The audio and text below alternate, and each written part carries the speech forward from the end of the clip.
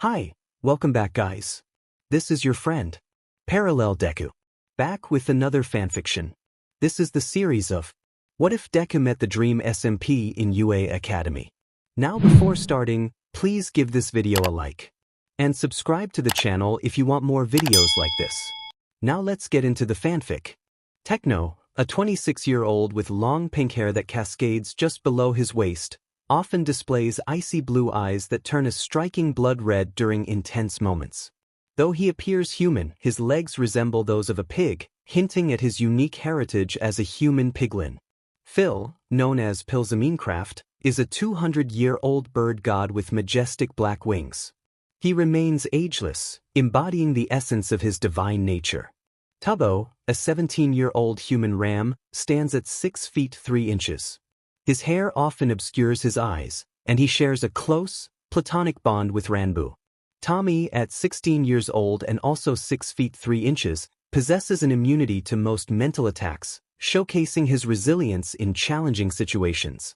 Ranbu, whose age remains uncertain but is possibly around 18, towers at 8 feet 5 inches. He has long black and white hair that falls just below his waist and has unique bent legs reminiscent of Techno's. His 3-foot-long tail adds to his distinctive appearance, and he is sensitive to water.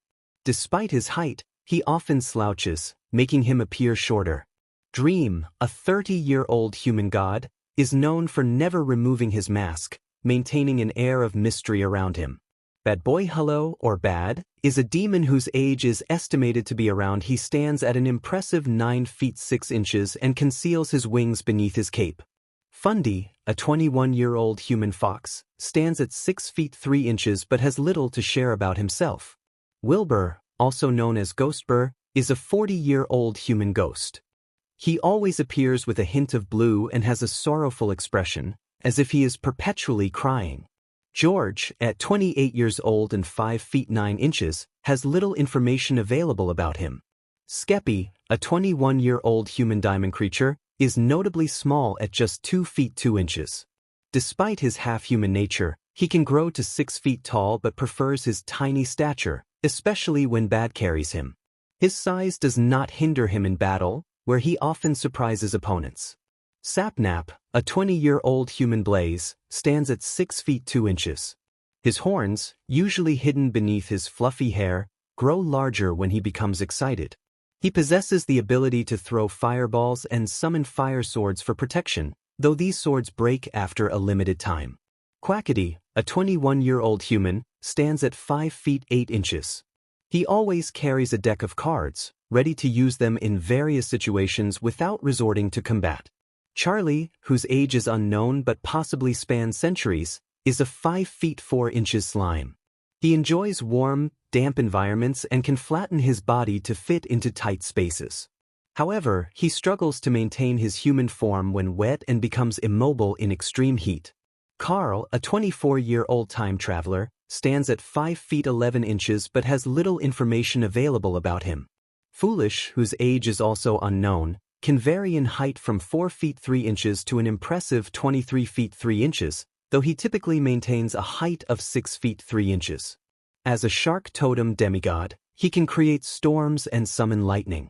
Antifrost, or Ant, is a 21-year-old cat shifter who can transition between the size of a normal cat and that of a 2-legged human-sized cat, standing at 5 feet 5 inches. Nikki, at 21 years old and 5 feet 8 inches, has little information available about her. Puffy, a 25-year-old human ram, stands at 5 feet 2 inches. She embodies the nurturing spirit of the group, often taking care of everyone around her. Eret, at 22 years old and 6 feet 3 inches, is a human evil spirit, Herobrine. When he removes his sunglasses, he gains the ability to sense things beyond the perception of ordinary humans. His eyes are sensitive, causing him to keep them closed when his sunglasses are damaged. Sam, a 26-year-old who stood at an impressive 7 feet 4 inches, was a unique blend of human and creeper. He breathed in air but released a semi-harmless gas, a necessity to prevent an unfortunate explosion that could harm himself and anyone within a 50-foot radius. As the day unfolded, Quackity called for a break, and everyone collapsed to the ground, exhausted from their streaming session. Bad lay on the ground, expressing relief at the end of their long effort. Skeppy crawled out from Bad's hoodie, playfully admonishing him for being careless. Filza and Techno made their way to the river, filling buckets and bottles to help cool everyone down, while Ranboo distributed bottles of healing and Puffy offered food and milk. Charlie approached Quackity, who was reviewing the footage of their recent battle. He asked if Quackity had captured his best angle, to which Quackity assured him he had. Charlie, with a grin, revealed a minor injury, indicating it would heal quickly. A chat message appeared, signaling that Dream had teleported to Ghostbur. This was a common occurrence after their streams, and the group continued their conversations without interruption. Eret, Nikki, Sam, Foolish, and Antifrost engaged in lighthearted discussions nearby, while Carl, Sapnap, and George joked with one another on the grass. Tommy and Tubbo discussed their plans for the next lore stream. As the atmosphere relaxed, Dream began constructing a sand tower to capture everyone's attention. He acknowledged the extended duration of their session and thanked everyone for their patience, mentioning that he and Ghostbur would soon work on the next lore script, allowing time for adjustments. Suddenly, dark clouds gathered overhead, causing Charlie, Ghostbur, and Ranboo to exchange worried glances. Ghostbur, in a panic, questioned Foolish about the rain clouds he was supposed to have dispelled. Foolish, confused, attempted to use his staff to clear the skies, but nothing happened. Realizing the impending rain, Ranboo hastily gathered cobblestone to build a shelter. Just then, the ground trembled, and Dream's sand tower collapsed as a black hole opened beneath them. Dream, Eret, Tommy, Tubbo, Nikki, Fundy, Sam, Puffy, Ranboo, Foolish, and Antifrost were the first to fall, followed closely by Bad and Skeppy. George, alarmed, leaped into the void, calling out for Dream. Carl and Sapnap attempted to escape but were also drawn into the hole. Quackity, holding onto Charlie's overalls, tried to anchor himself but lost his grip as the strap broke, sending him into the darkness. Ghostbur and Filza attempted to fly away but were caught in the pole, prompting Techno to let go of the riverbed and follow them into the unknown. Meanwhile, on the PE grounds of UA, the sun shone brightly as students prepared for a mock battle. Suddenly, the sky darkened, prompting Bakugo to express his annoyance at the potential rain. Aizawa, equally frustrated, was about to call the students inside when the black hole appeared above them. He shielded his eyes from the gust of wind that followed. Dream screamed as he plummeted to the ground, landing hard just before a pile of sand fell on top of him. George, Carl, and Sapnap quickly landed nearby, with George rushing to dig Dream out despite feeling dizzy. Aizawa, witnessing the chaos, activated the emergency alert on his phone to summon other pro-heroes. Eret, Tommy, Tubbo, Nikki, Fundy, Sam, Puffy, Ranboo, Foolish, and Ant soon landed in various spots, quickly sitting up and helping one another. Ranboo rushed to Tubbo, who appeared injured from the fall, urging him to stay conscious while administering healing. Bad landed on his back, remaining still. Charlie fell with a splat, causing green slime to splatter everywhere, leaving Class 1A in shock, wondering if they had just witnessed a tragedy.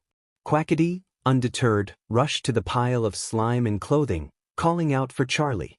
The slime wobbled before Charlie reformed, looking exhausted but alive.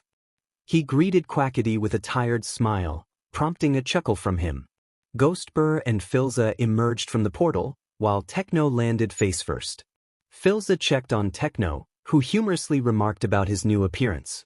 George's urgent cry for help broke through the moment as Dream began to struggle beneath the sand, prompting a frantic effort from Eret, Puffy, Techno, Filza, Tommy, Sam, and Foolish to dig him out.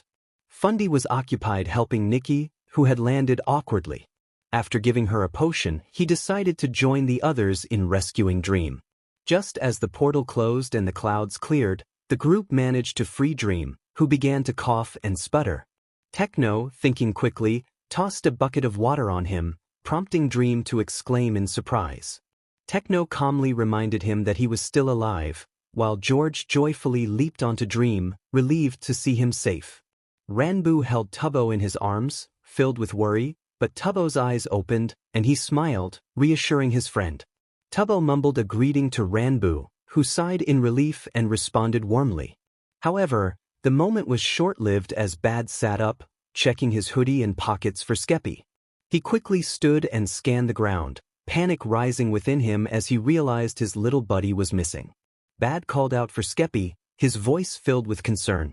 The others turned to him, and Sam asked what was wrong. Bad explained that he couldn't find Skeppy and feared he had fallen out. Fundy, Nikki, Ant, and Ghostbur began searching for the potentially injured Skeppy. As the search continued, more heroes arrived, including Yamada, Ken, Kayama, and All Might, who landed dramatically behind the group, though none of the kids seemed to notice him.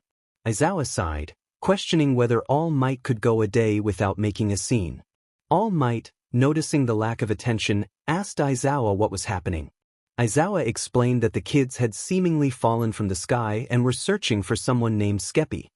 He mentioned that a boy in green with a mask was covered in a large pile of sand. Midnight expressed confusion over the mention of sand, while Aizawa remained suspicious. Meanwhile, All Might transformed into his weakened form to conserve energy. Deku was frantically writing in his notebook, eager to capture every detail. When he felt something brush against his ankle, he looked down to see a small, injured diamond figure. Carefully, he picked up Skeppy, who nodded in response to Deku's inquiry about his identity. The other students grew curious as they noticed Deku speaking to his hand. Ida questioned what kind of quirk this was, while Koda found Skeppy adorable. Siro pointed out that Skeppy looked hurt and suggested they take him to Recovery Girl. Jiro expressed concern that Skeppy might not survive the journey, while Azui insisted they should hand him over to Aizawa, who might know what to do. Deku spotted a clear path to Aizawa and took a deep breath before running across the field. Only Aizawa noticed him, scolding Deku for running past the enemy.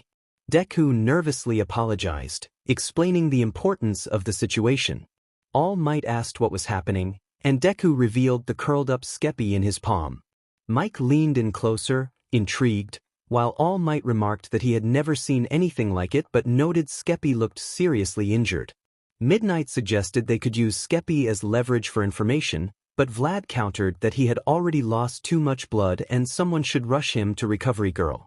Midnight, Aizawa, Mike, and Vlad engaged in a serious discussion about their next steps while All Might's attention shifted to Bad, who was starting to stumble and cough.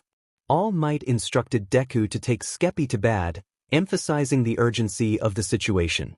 The other teachers stared at him in disbelief, but All Might explained that the kids seemed more concerned about treating their wounds than attacking. Deku nodded and turned towards the field, taking a deep breath as he approached Bad, who was still searching frantically. Feeling nervous, Deku timidly tried to get Bad's attention but initially failed. Gathering his courage, he called out louder, finally catching Bad's attention. Bad turned around, his eyes widening in horror as he saw Skeppy in Deku's hands. He rushed forward, scooping Skeppy up and pouring a healing potion over him. Within moments, Skeppy was back on Bad's shoulder, looking much better. Bad expressed his gratitude to Deku for finding his friend and introduced himself as Bad Boy Halo. Deku introduced himself as Izuku Midoriya, or Deku for short, and eagerly asked if he could ask Bad some questions about his quirk. Skeppy, confused, asked if Deku was inquiring about their quirks, to which Deku clarified he meant their powers.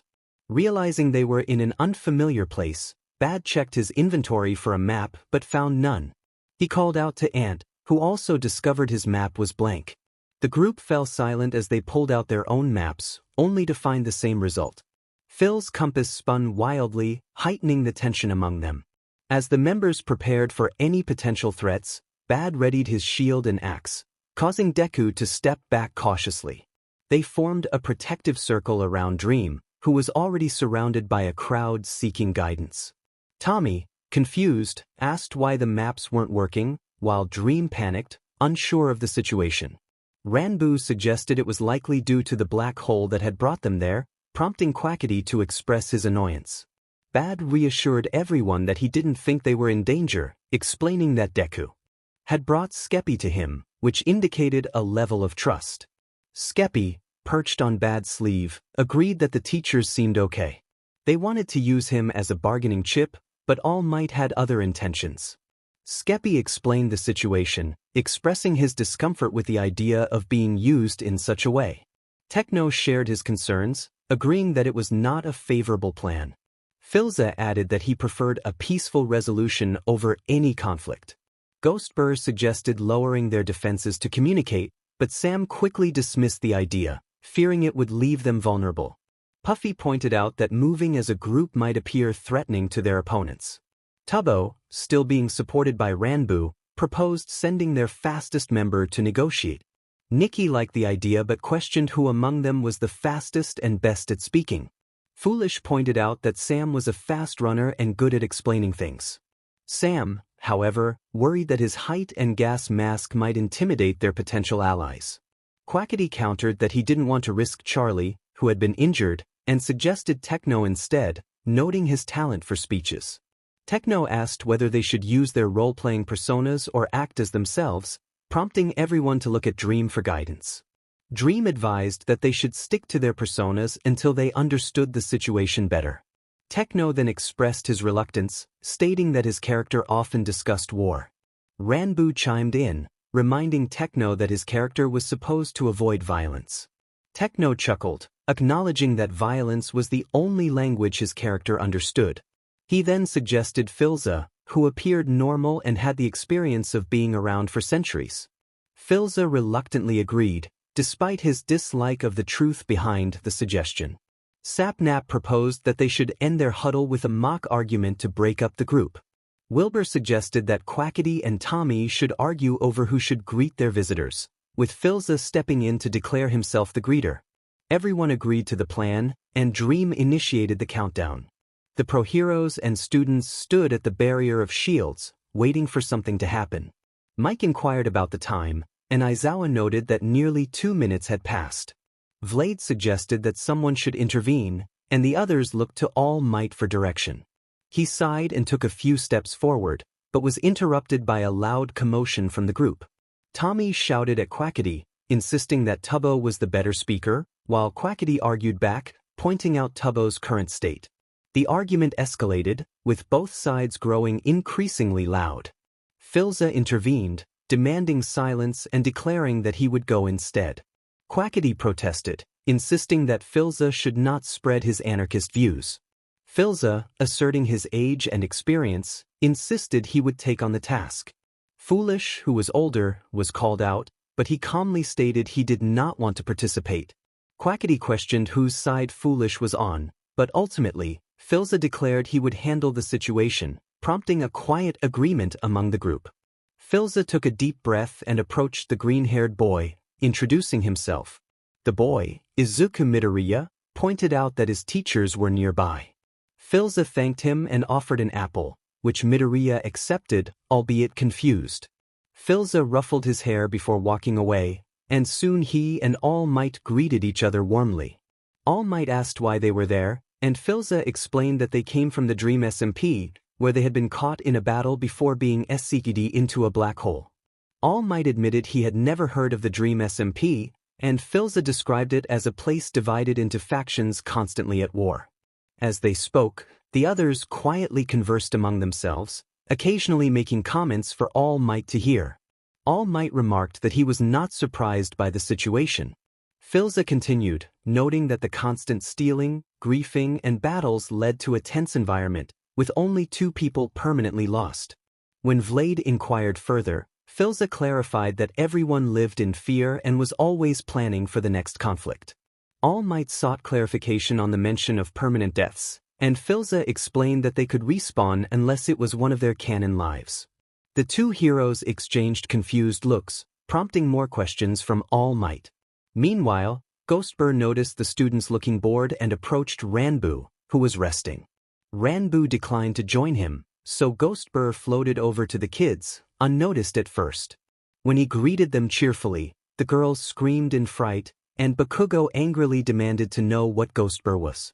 Ghostbur introduced himself and offered Bakugo some blue, but Bakugo swatted it away and tried to attack, only for his hand to pass right through Ghostbur. This startled the others, as they had never encountered someone with such a unique ability. Filza and the teachers noticed the commotion, and Philza reassured everyone that Ghostbur was harmless and meant no harm. Mike decided to investigate the commotion and quickly approached the group of students. As he arrived, he noticed Bakugo attempting to confront Ghostbur, but his efforts were in vain. Bakugo shouted in frustration, demanding Ghostbur to stop moving. Ghostbur, on the other hand, responded with a whine, insisting he wasn't moving at all. Mike chuckled to himself, observing the scene as the girls nervously gathered behind him. Ghostbur floated over cheerfully, introducing himself. Mike thought to himself about Ghostbur's peculiar nature, wondering if he had lost all his lives or if he was something entirely different. He greeted Ghostbur warmly, appreciating his innocent demeanor as Ghostbur handed Max some blue wool.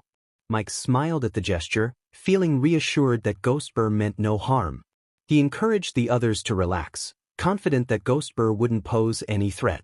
Mineta, however, was not convinced and clung to Ishido's leg in fear, prompting her to shake him off in annoyance. Ghostbur appeared next to Mineta, startling him and causing him to flee in fright. Ishido thanked Ghostbur for his presence, and Ghostbur expressed his desire to make people happy. Mike then suggested that Ghostbur and the others come inside to escape the heat. Ghostbur hesitated, recalling Philza's warning about following strangers. Mike offered to speak with Philza while Ishido engaged Ghostbur in conversation. Present Mike approached Philza, who was explaining the death system to the other heroes. Philza explained that they could die infinitely, but losing their special lives would mean they could never return.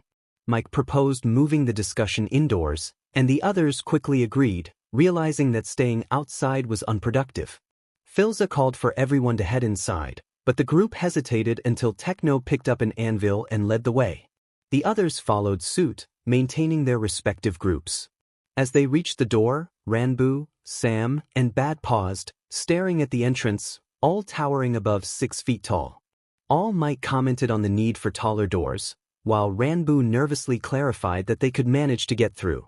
Techno joked about the absurdity of not fitting through a door as he walked in without issue. Ranbu carefully bent down to enter, accidentally knocking off his crown in the process. Sam quickly retrieved it for him. Bad followed but bumped his head against the low ceiling, exclaiming in surprise.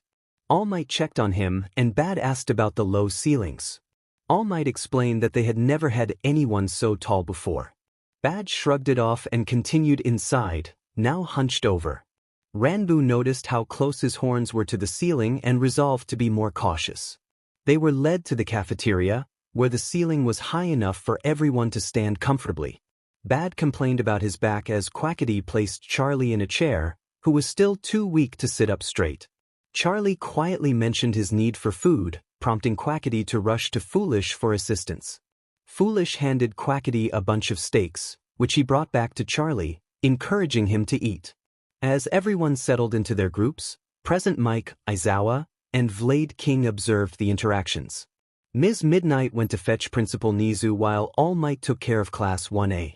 Technoblade casually sat across from Dream, greeting him cheerfully. Dream, however, was annoyed and reminded Techno that he wasn't supposed to be there.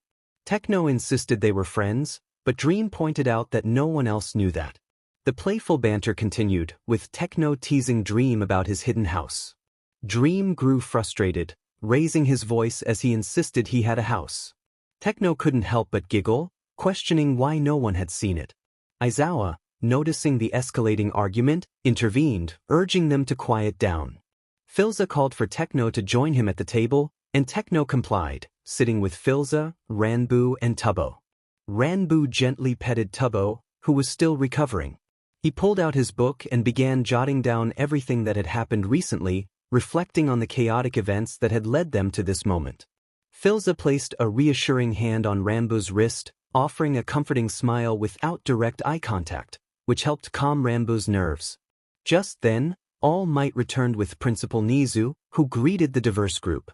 However, his introduction was interrupted by Tommy's loud laughter as he exclaimed in surprise at the sight of a baby polar bear. Aizawa, clearly annoyed, shouted for everyone to settle down, reminding them of the seriousness of their situation. Tommy continued to laugh intermittently, attempting to speak, but his words came out as gibberish. Dream stood up and walked over to him, placing a hand on the young teen's shoulder, which caused Tommy to go pale. Dream, in a friendly tone, suggested that Tommy join him for some company. Tommy looked at Dream, his playful demeanor replaced by pure fear as he stood up. Dream began to walk away, expecting the boy to follow. Tommy quietly expressed his intention to stay with Tubbo.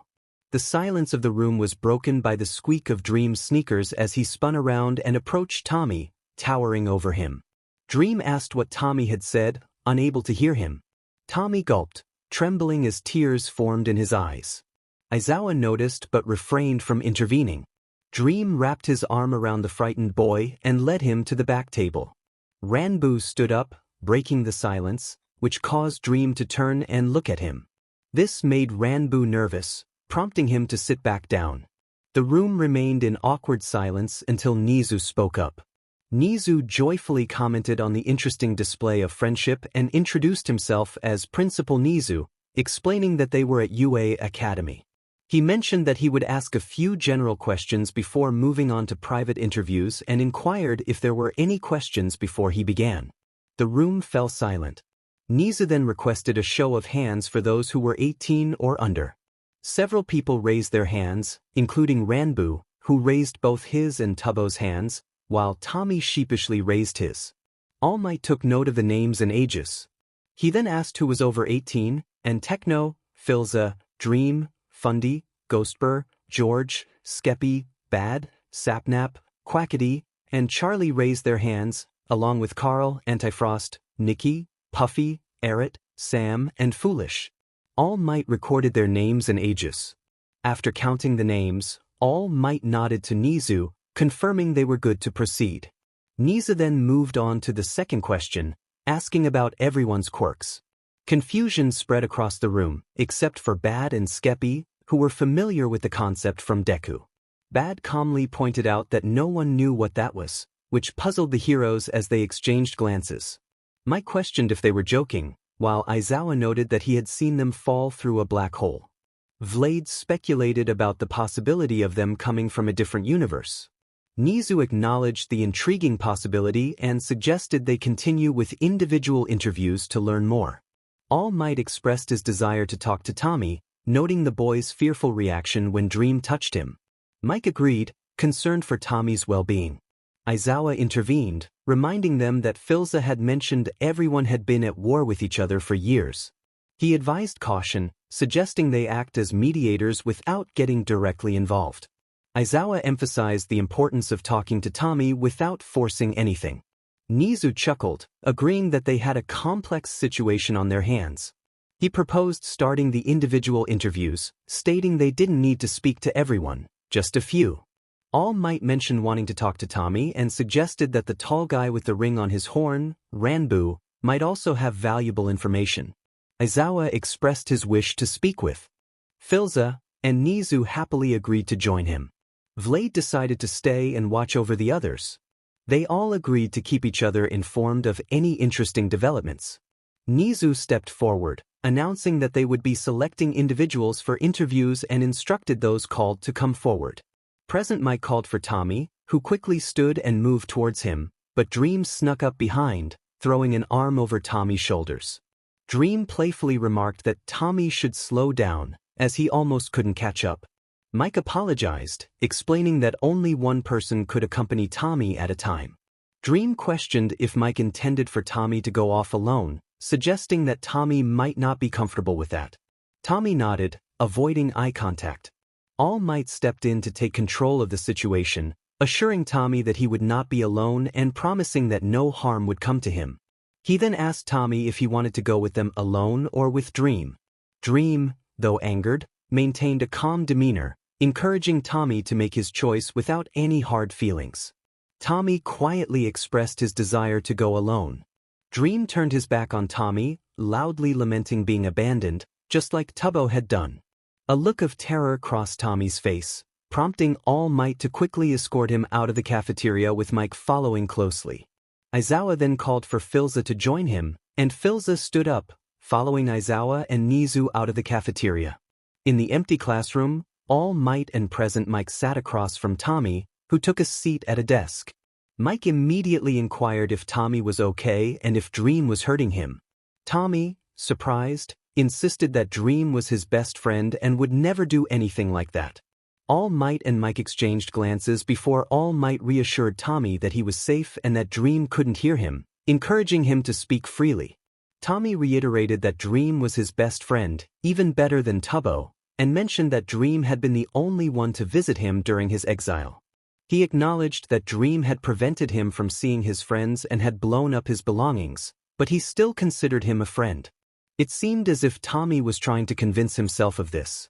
Mike pointed out that Tommy appeared scared every time Dream spoke, suggesting that such behavior was not typical for a friendship.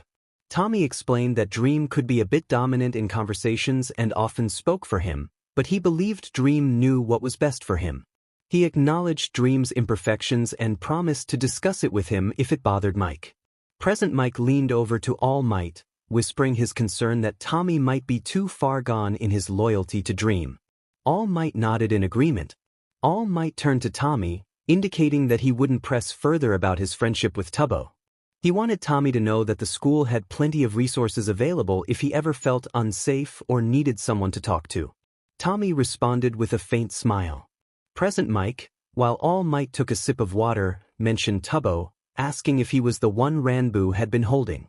Tommy slammed his hand against the table, expressing his frustration about Tubbo.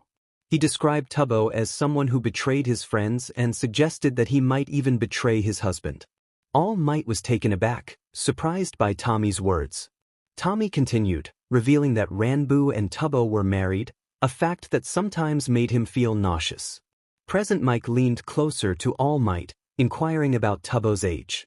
All Might confirmed that Tubbo was 17. Mike noted that Ranboo was only a year older, and they both agreed that marrying at such a young age seemed excessive. Tommy, annoyed by their whispers, shouted for them to stop.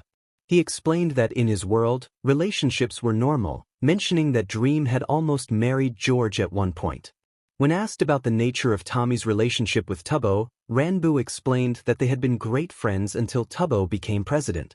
He recounted how Dream had pressured Tubbo to exile Tommy, threatening to destroy Manberg if he didn't comply. Tubbo had tried to find an alternative solution, but Tommy had dropped the bones of Dream's horse in front of him, leading to Tubbo kicking Tommy out. Both All Might and Mike exchanged glances, processing the information. Ranboo shrugged, suggesting that Tommy had done it to provoke Dream. After the interviews, Nizu, Aizawa, All Might, and Present Mike gathered around Nizu's desk to discuss the situation. Aizawa pointed out that Dream seemed to be a common issue among everyone. Mike noted that most people either felt neutral toward Dream or outright disliked him. Nizu mentioned that Techno and Tommy viewed Dream as a friend, while Mike suggested that Tommy and Dream had a dependent relationship. Aizawa emphasized the confusion surrounding the situation, noting that while they weren't from this world, they couldn't simply release them. It was best to keep them at the school until a solution was found. Mike raised concerns about where to house them, suggesting that Class 1A might not be pleased about sharing their space. All Might proposed the old dorm building at the back of the school, which Nizu agreed was a good idea.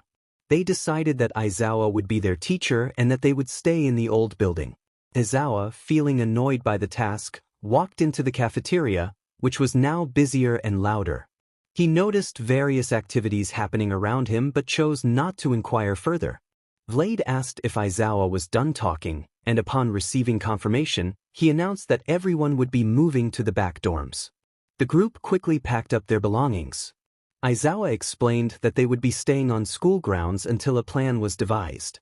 He offered to teach them and invited them to join his lessons. He led them outside to the large, brick dorm building, which had some cracked windows. Ranboo, Bad, and Sam stared at the small door, already feeling the dread of having to bend down to enter. Aizawa informed them that the place was a bit dusty and that he would bring cleaning supplies. He encouraged them to ask for anything they needed. Filza thanked him, and Aizawa walked away, leaving them to settle into their new home. "Okay, he's gone," Bad said, turning towards the others. Everyone let out a sigh of relief, finally able to relax again. Quackity asked if this was where they would be living. Foolish, ever the optimist, remarked that it might look rough, but nothing little landscaping couldn't fix, Techno, however, pointed out that they couldn't landscape the inside of a house. Irk chimed in, suggesting that the inside couldn't be that bad. George then pointed to the house and declared Irk the first king, but Irk looked at the house with apprehension. "No, I'm good. Fundy, you live in a messy house. Why don't you go?" Irk suggested. Fundy, annoyed, shot back, questioning why Tubbo shouldn't go instead. Tubbo protested, insisting that Dream, as their leader, should go first. Dream firmly stated he wasn't going in there. Nikki, feeling frustrated, declared she would go instead. She threw open the door and walked in without hesitation. Everyone looked at each other, still hesitant. Just as Carl stepped forward, Nikki came running out, panicking. Foolish asked her what was wrong, and she revealed she was covered in cobwebs and dust. Dream then proposed sleeping outside, and everyone quickly agreed. Bad, Skeppy, Fundy, Foolish, George, and Dream built a shelter from random blocks they had. Foolish tried to make it look nice, while Fundy focused on getting it built. Meanwhile, Sapnap, Carl, and Irk planted a few trees for future wood needs. Techno, Filza, Ranboo, Tubbo, Nikki, and Puffy started planting wheat and potatoes for solid food sources. Filza remarked that they had enough potatoes, but Techno insisted on planting just one more row. Tommy, Sam, Ghostbur, Quackity, and Ant began mining for more materials, while Charlie wandered off to explore the school grounds. Ghostbur suggested they go deeper since there wasn't any iron nearby. Tommy, however, wanted to collect more cobblestone, dismissing Ghostbur's suggestion. Ghostbur teased Tommy about his cobblestone towers, to which Tommy defensively claimed he would not build another one. Quackity chimed in, naming 2 of Tommy's towers, which led to Tommy excitedly shouting about his vape tower. Ghostbur firmly stated that Tommy was not building another cobblestone tower, ending the discussion. As this went on, Aizawa returned with clean supplies, staring at everything in amazement. George noticed the teacher and discreetly informed Dream. Dream approached Aizawa, thanking him for the supplies and explaining they were building a temporary house. Aizawa expressed annoyance at their choice to tear down the dorm building, but Dream reassured him it was only temporary. After Aizawa left, that night, Ghostbur strummed his guitar while everyone sat around the campfire. Carl was fast asleep on Sapnap's lap, and Quackity wished to join but knew it was pointless. Instead, he looked at Charlie, who was using his coat as a pillow, while Fundy curled up on the other side. Bad was about to eat a piece of steak when he noticed Skeppy staring at it. Bad complained that Skeppy had already eaten 3 steaks, but Skeppy, with his big blue eyes, begged for it. Bad sighed and gave him the steak, which Skeppy took a few bites of before returning it and lying on the ground. Bad looked at Skeppy, annoyed but decided to let it go for now. Foolish lay on the ground about to fall asleep, when Ant transformed into his cat form and settled on top of him, and no one complained. Nikki, Puffy, and Irk lay next to each other, using Irk's cap as a blanket. Sam slept alone, making quiet hissing sounds, while George used Dream's shoulder as a pillow. Tommy, Tubbo, and Ranboo leaned against each other as they slept. Techno walked over, tossing his red cap onto Tommy to keep him warm before sitting back down next to Filza, who was leaning against a tree. Techno glanced around, noticing he, Filza, Quackity, Bad, Dream, and Wilbur were the only ones still awake. He chuckled, feeling the peace of the moment. Filza asked if everything was okay, wondering if the voices in Techno's head were bothering him. Techno replied that they were fine but noted he couldn't remember the last time things felt so peaceful. He missed the stars, he admitted. Filza agreed, mentioning it had been a while since they didn't have to worry about making videos. Ghostbur reminded them they still needed to perform for the students and teachers, so it wasn't a vacation. Dream listed who would be going to school the next day, while Techno joked about Dream letting others build the house without helping. Dream sighed heavily before lying down with George in his arms, wishing everyone good night. Techno stood up to put out the fire, leaning back against the tree and attempting to fall asleep. Suddenly, the voices in his head erupted in excitement, and he sighed, staring at the ground, waiting for the noise to settle. The next morning, Aizawa turned the corner and noticed that the building had been demolished. In its place stood 7 large chests. He saw Techno walking over and placing wood into one of the chests. Aizawa greeted him, noticing the tiredness in Techno's eyes. Techno acknowledged him, still looking weary. Techno explained that they had torn down the building to make more room for their house. Aizawa inquired about the others, and Techno pointed to the group still asleep nearby. He offered to wake them up, and Aizawa nodded in agreement. Techno pulled out a bell and began ringing it. Tommy sprang up, excitedly joining in the ringing, shouting about it being prime time, which roused everyone else. Ghostbur complained about the noise, and the others joined in, asking Tommy to stop, but he continued ringing the bell energetically. Finally, Filza approached and took the bell from Tommy, demanding silence. The group stretched and woke up, with Carl asking how long they had been asleep.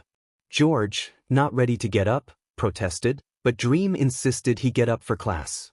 Suddenly, Tubbo shouted about the missing building, prompting everyone to look at the empty space.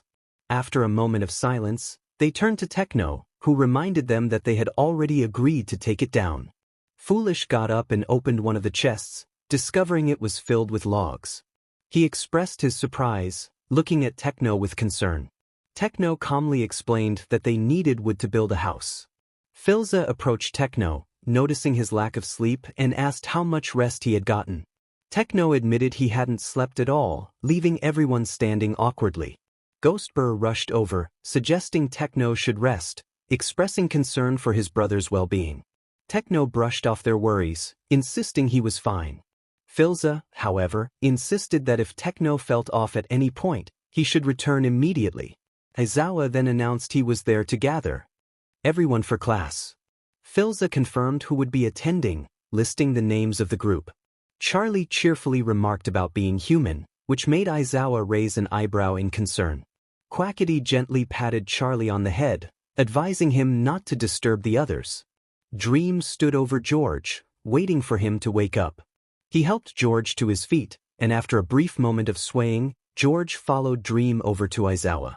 The rest of the group joined them, eager to start their first day of school. Aizawa motioned for everyone to follow him into the building and stopped in front of his classroom. He instructed them to enter the classroom however they liked and introduce themselves, reminding them to wait for his signal. Dream turned to the group, pondering how they should enter. Nikki suggested they could either enter as a group or separately, while Ghostbur explained the dynamics of each option. Quackity pointed out that entering separately might not work well since there were so few of them. Nikki proposed entering as a syndicate, but Ranbu countered that it wouldn't make sense since others weren't supposed to know about it. Ultimately, Ghostbur suggested they enter as a group, and everyone agreed. Class 1A gathered, chatting about the previous day's events. Uraraka expressed concern for a green-haired boy who had fallen, while Kaminari made a squishing motion, humorously mimicking the impact. Momo defended the boy, reminding them he had looked hurt, while Sato added that he could have been injured. Deku sat at his desk, reviewing his notes from the day before. Bakugo interrupted him with a loud clap, startling Deku. He asked what Deku was mumbling about, and Deku explained he was studying the quirks of their new classmates. Tokoyami inquired about what he had discovered, and Deku shared his observations about the quirks, noting that many appeared to be mutations. Bakugo dismissed Deku's efforts, calling him useless, but Deku returned to his notes, unfazed. Aizawa entered the classroom, looking tired as usual, and the class greeted him with smiles. He reassured them that there was no need for excessive concern about the previous day's events. Ida questioned Aizawa about the significance of 21 people falling from the sky, while Toru wondered if they were villains. Aizawa assured them that the newcomers were no more dangerous than they were and suggested they ask the newcomers themselves. As he opened the door, the members of the SMP realized they had missed their cue to enter. Dream walked in confidently, followed by an energetic Tommy and a tired-looking George. Tubbo trotted in, his hooves clicking on the wooden floor, while Ranbu followed, accidentally bumping his head on the door frame. Charlie bounced in with a bright smile, ready for the day ahead. Quackity entered the room, grabbing hold of Charlie's shirt as if to prevent him from running around like a child in a store. Techno stood nearby, his feet dragging, clearly showing signs of exhaustion. Nikki walked in with a bright smile, while Mineta stared at her with an overly goofy expression. Ghostbur floated in last, wearing a childlike grin. Both groups remained silent, unsure of who should speak first. Aizawa was the one to break the tension, advising them to ask each other questions but not to disturb his rest as he settled into his yellow sleeping bag. Ida stood up, introducing himself as class president. He expressed his pleasure in having the newcomers in their class with a respectful bow. Dream was about to respond when Charlie rushed up to Ida, introducing himself with enthusiasm. He asked for a specific greeting, prompting confusion from Ida. Quackity quickly intervened, suggesting that a simple slap on the back would suffice to satisfy Charlie's request. Ida, however, refused to engage in such behavior, stating that as class president, he could not condone it. Quackity sighed, deciding to lead Charlie back to the others, who were waiting. Charlie expressed his disappointment, feeling he had done something wrong. Quackity reassured him that it was simply a different style of greeting in this place. As they stood together, Charlie gazed out the window, sadness evident on his face. Quackity offered an apology for the misunderstanding. Dream acknowledged Quackity's words, introducing himself and mentioning the others who were back at their setup. He invited the class to visit them after school, promising to answer any questions they might have. Several students from 1A raised their hands, eager to ask questions. Dream called on one student with a lightning bolt in his hair, who introduced himself as Denki Kaminari and asked Ghostbur about his status. Ghostbur joyfully confirmed that he was indeed dead, showing a scar he claimed was from an incident with his father. The class fell silent, unsure how to react. Dream then asked Kaminari to explain what a quirk was. Kaminari hesitated, prompting Momo to step in and explain that a quirk is an ability or mutation a person is born with, typically tested for at the age of 4. Tubbo expressed excitement, noting that they had superpowers. Momo questioned if Tubbo had a quirk, to which he explained that in his world, quirks didn't exist, causing gasps from the class. Momo pointed out that Tubbo was a goat, which was unusual. Nikki chimed in, mentioning her own unique situation, showing off her diamond ring. Mineta, overwhelmed by the conversation, fell to the floor, lamenting the situation. Nikki asked if Mineta was okay, while the other girls dismissed his behavior. Tommy, appearing annoyed, interrupted the discussion, asking which of the girls would date him. The girls rolled their eyes at his bravado. Dream bluntly told Tommy that no one was interested in him. Tommy retorted, questioning Dream's own appeal. Dream, glancing at George, implied he was already taken.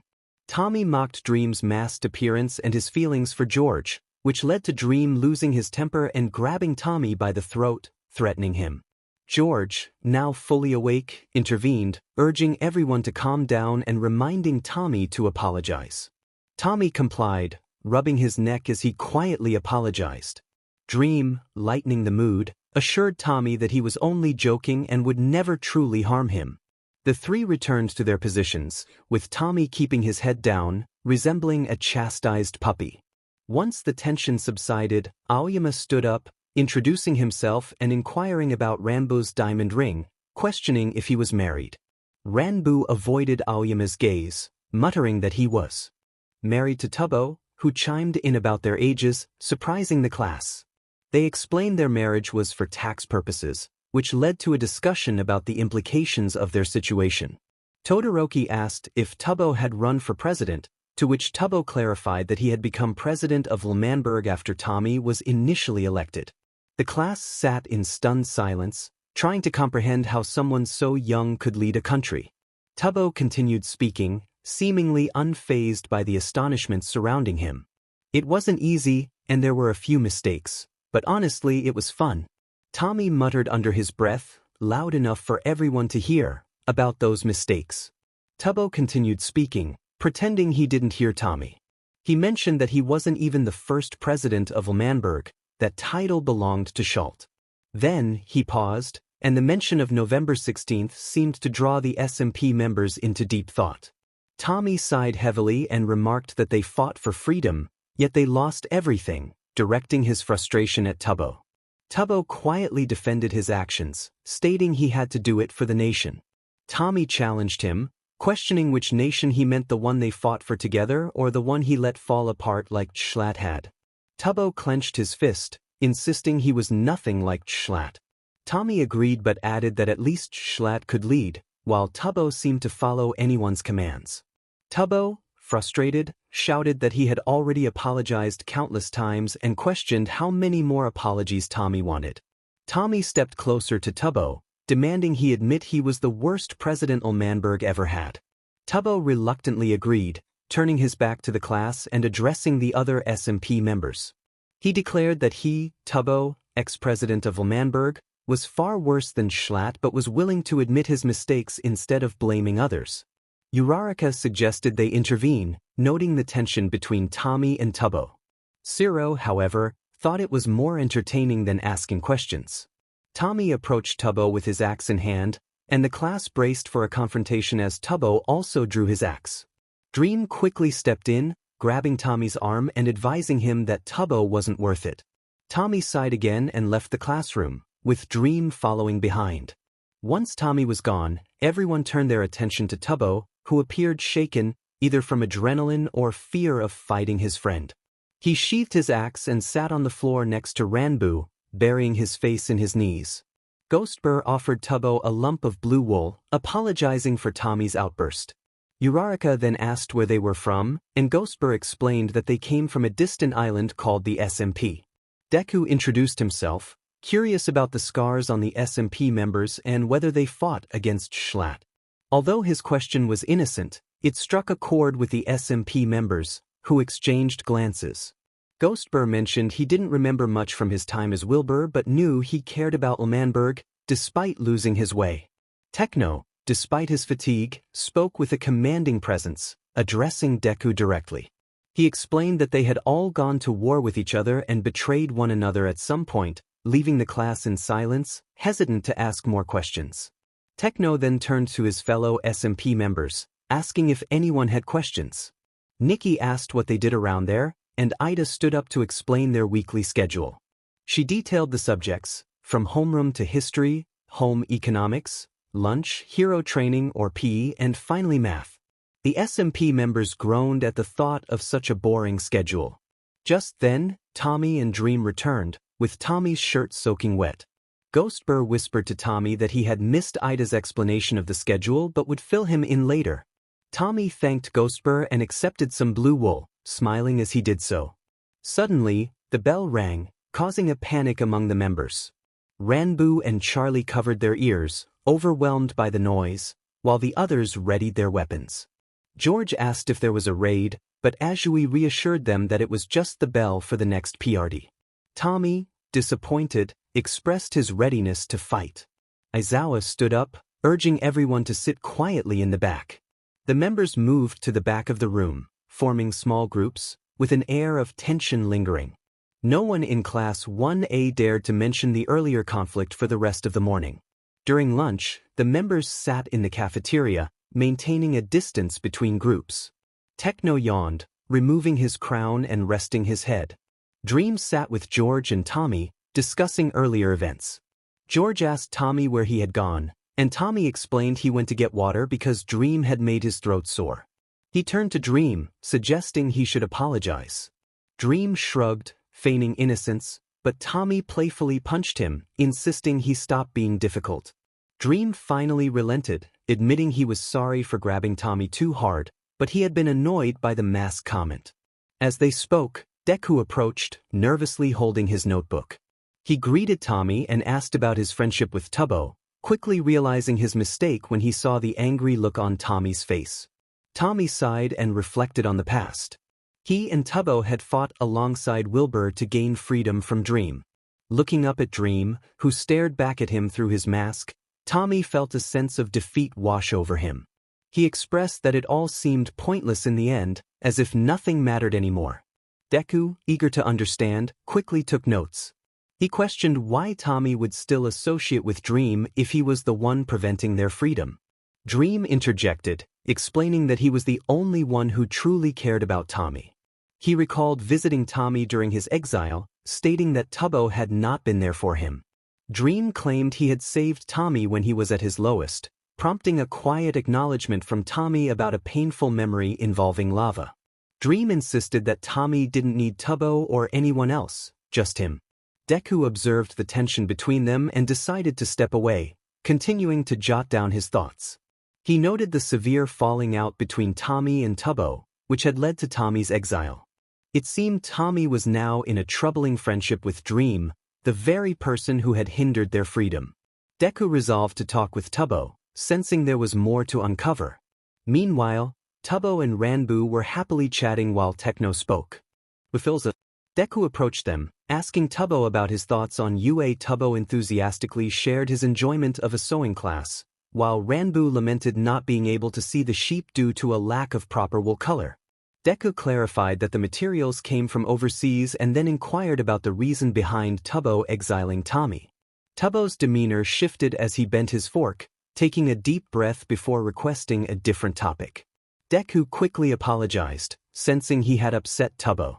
He then asked about the injury on the left side of Tubbo's face. Ranbu reacted dramatically, realizing Deku had made a misstep. Tubbo calmly explained that Technoblade had shot him with fireworks during the Red Festival. When Deku asked why, Technoblade, who had been resting, startled Deku with his sudden movement. He explained how he had been pressured into the situation, emphasizing that it had not been intended to end in harm.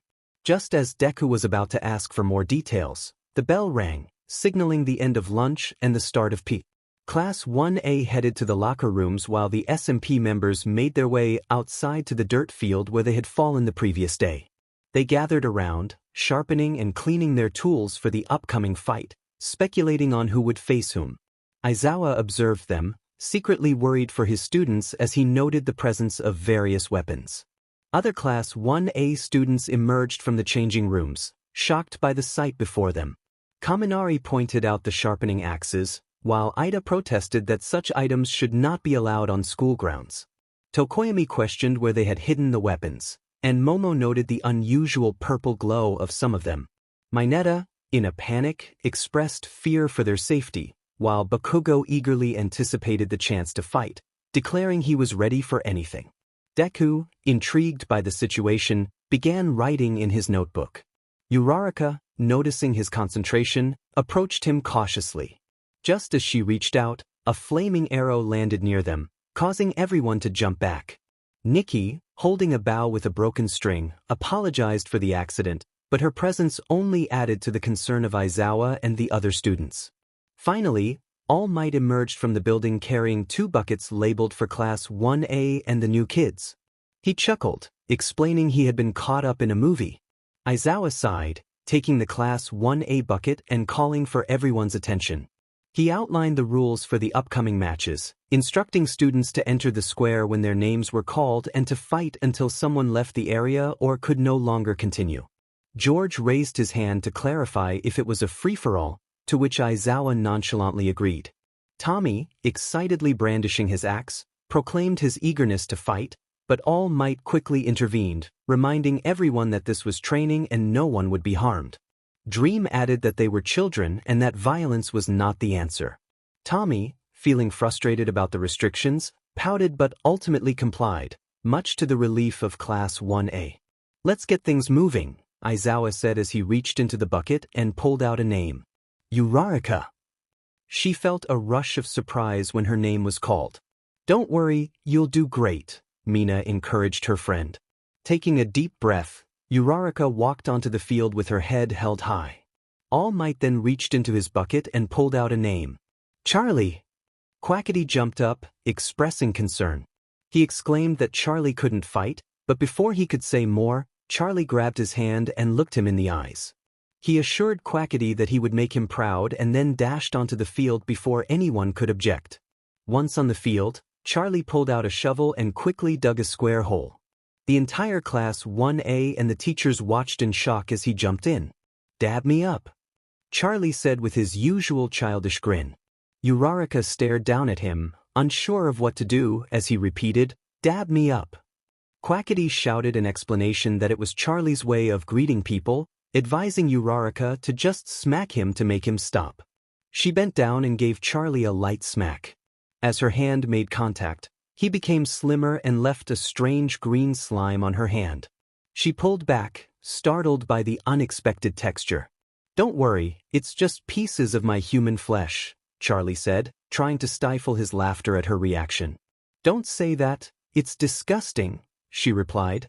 Mr. Aizawa, that can't be allowed, you haven't even started the fight, Ida interjected. Ida, you can't be insensitive like that. It's his way of greeting people and we need to respect that, All Might responded. Okay, but does he have to be so gross? Jiro asked. I'll allow it, Aizawa said, causing Class 1A to groan in response. Charlie climbed out of the hole, filled it back in, and then stared at Uraraka excitedly. Okay, Charlie, you can do this. You've trained for years for this very moment, he whispered just for her to hear. All right, begin. Aizawa shouted. Uraraka got into a ready stance. Charlie approached her, pulling out a diamond. You look like you want to gamble, he said, and Uraraka stared at the diamond in amazement. She thought to herself that she had never seen such a large diamond in her life, nearly drooling over it. Charlie began to walk backwards slowly, teasing her about how much she would win by playing a few games. Suddenly, he tossed the diamond behind him, and Uraraka dashed after it, inadvertently stepping out of bounds. Winner Charlie, Aizawa announced, snapping Uraraka out of her daze. She watched as Charlie ran past her and into Quackity's arms, asking if he had done well. You did great, Charlie, Quackity exclaimed, lifting him up and spinning him around. Uraraka approached them, holding out the diamond, her eyes reflecting her disappointment. She offered it back, saying it was too valuable for her to keep. Huh? Quackity replied, confused. Keep it? Uraraka looked at him in disbelief, unable to comprehend why he would want her to have it. I couldn't. It's so big it must be worth millions. I wouldn't say a single diamond is worth millions, but it will get you a game at the tables, Quackity explained. Besides, I have plenty of diamond blocks, so losing one won't hurt. Uraraka's mind raced as she processed his words. She thought about how happy her family would be with the money. Hold on, Momo, her brain needs to reset, Jiro said. Tommy sat next to Dream, observing the scene. He questioned why everyone was so obsessed with the diamond, suggesting that it was just a diamond, not something extraordinary. Maybe diamonds are rare here? George proposed. Well, that's a silly idea, Tommy replied, leaning back in his seat. Aizawa called for everyone's attention again, announcing that the next round would feature Ida. Tommy! All Might called out. Yes. Tommy shouted, jumping up with excitement. Tommy ran onto the field, eager to participate. He donned his armor and pulled out his axe, while Ida, dressed in his gym uniform, looked nervous. Sir, I don't think this is fair, Ida said anxiously. Good point, no armor for you, Tommy. Aizawa declared. What? Come on, you agreed. Tommy protested, feeling frustrated. Okay, what does free for all mean to you guys?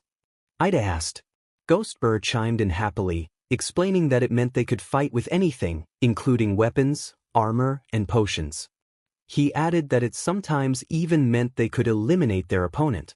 Yeah, what Ghostbur said, Tommy said proudly. Potions? Bakugo scoffed. What kind of fantasy world are you from? Where we come from, things like that are normal in battle, Dream replied. Okay, no potions or armor, and I'll only allow one weapon, Aizawa said. Tommy stomped his feet in frustration before walking off the field to put his armor and potions away. As he rummaged through his inventory, he discovered he had a bed. He placed the bed down and touched it, setting a new spawn point before returning to choose his weapon.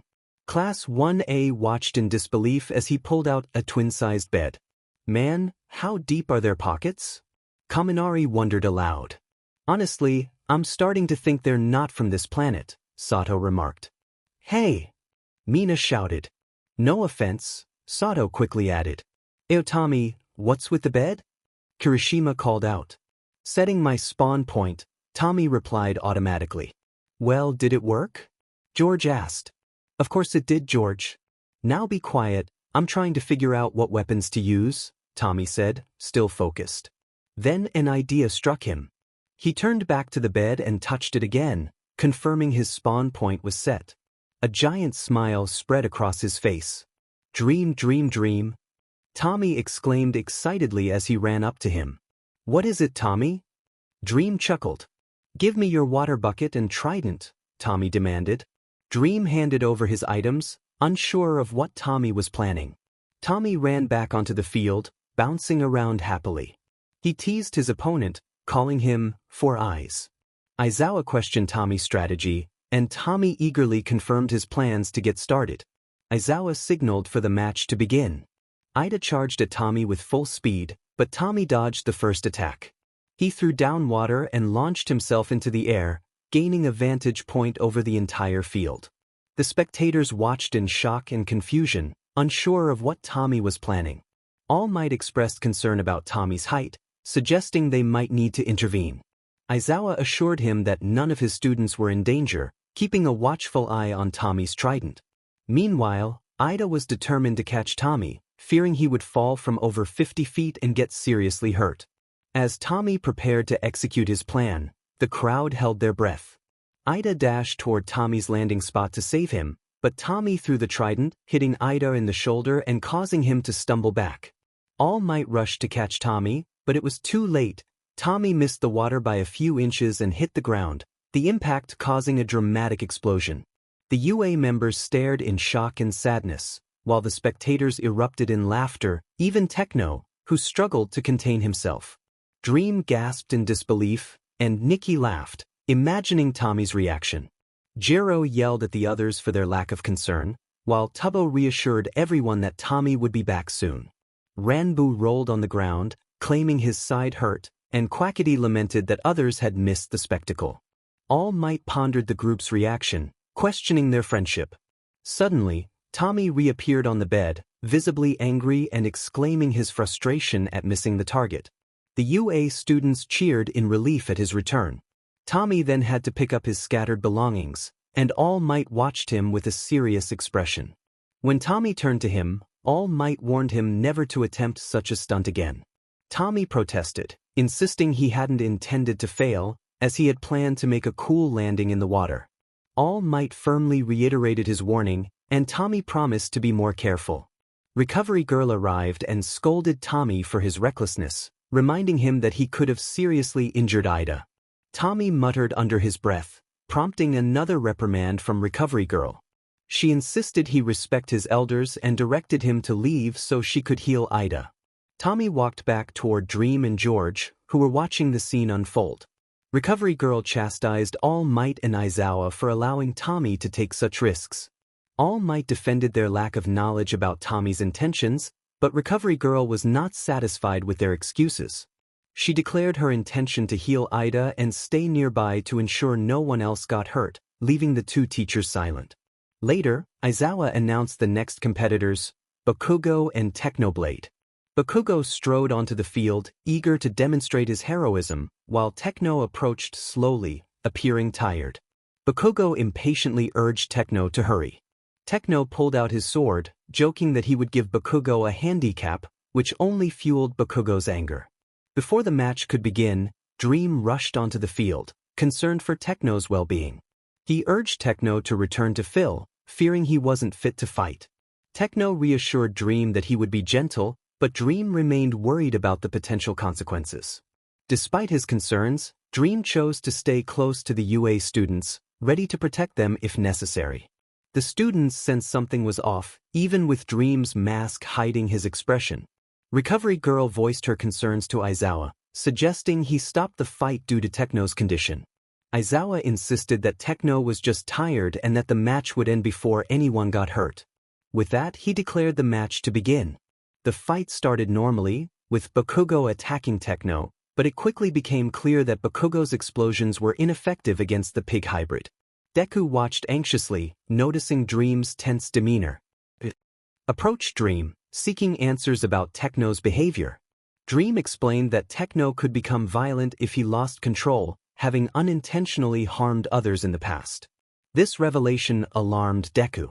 As Deku urged Dream to take action, Dream interrupted, insisting they didn't need to intervene. He reassured Deku that as long as Techno didn't smell blood, everything would be fine. Just then, Bakugo shouted in anger, drawing their attention to the fight. They saw Bakugo standing a few feet away from Techno, a significant cut on his arm. Techno lifted his sword, a grim expression on his face as he wiped the blood from it, causing discomfort among the onlookers. Dream's eyes widened as he observed Techno switch to an axe. A noticeable change came over Techno. He straightened his posture, his breathing becoming slow and steady, giving him an eerie, lifeless appearance. The atmosphere shifted, thickening in a way that made it hard to breathe. Aizawa shouted for Techno to use only one weapon before he could officially end the fight. Techno launched himself at Bakugo, who was prepared to retaliate. However, Dream intervened, tackling Bakugo out of the way. Techno halted, his gaze fixed on the furious boy. Dream quickly helped Bakugo to his feet, urging him to move. Techno closed in on them, and Dream raised his shield to block the incoming attack. Bakugo shouted in frustration, demanding Dream to let him fight. Dream insisted on silence while defending against Techno's strikes, instructing Tommy to fetch Filza and inform him of Techno's unstable condition. Tommy nodded and dashed toward their house. Dream noticed his shield cracking under Techno's relentless assault and called out for Quackity to engage Techno. Quackity protested, questioning why he should be the one to fight. Dream explained his lack of weapons, and they both realized the urgency of the situation. Quackity reluctantly picked up a rock and threw it at Techno, hitting him in the back of the head, which caused Techno to turn around. Quackity challenged him to continue their fight, brandishing a pickaxe. Techno charged at Quackity, who barely managed to evade the attack. All Might and Aizawa exchanged glances, uncertain of how to intervene, when Deku rushed to them, pleading for assistance. He explained that Dream had mentioned Techno was suffering from something that made him uncontrollably violent. Recovery Girl reacted with a mix of anger and surprise, demanding to know how they planned to handle the unstable boy. All Might and Aizawa shared a serious look, and Aizawa sighed, giving a nod. All Might powered up, assuring Quackity that he would save him as he sprinted toward Techno. Quackity shouted a warning, but it was too late. Techno suddenly turned and struck All Might in the stomach, sending him crashing into a building, breaking through the wall. Deku screamed in horror as Aizawa and Recovery Girl watched in shock. Techno then swung his axe, landing a blow on Quackity's shoulder, causing him to stagger back. Techno reached into his pocket and activated an alarm on his phone, triggering sirens that blared through the air. Recovery Girl, unable to watch any longer, rushed off to help All Might. Quackity yelled for the sirens to be silenced as Techno intensified his assault. The other teachers arrived quickly, but were taken aback by the chaos. Present Mike, Vlade King, and Midnight paused, confused about the situation. Aizawa explained that Techno was on a rampage and had already thrown All Might through a wall. Mike prepared to use his quirk, believing a quick blast would be enough to stop Techno. Nikki intervened, urging them to reconsider, explaining that Filza was the only one who could truly stop Techno and that fighting him would only make them targets. Vlade questioned whether they should just wait, and Nikki reassured him that Quackity had experience fighting Techno. Suddenly, everyone turned as Techno stabbed Quackity, who fell to the ground with a heavy thud. Vlad shouted for Tokoyami to get Recovery Girl, and he dashed into the building. Midnight declared her intention to intervene, brandishing her whip.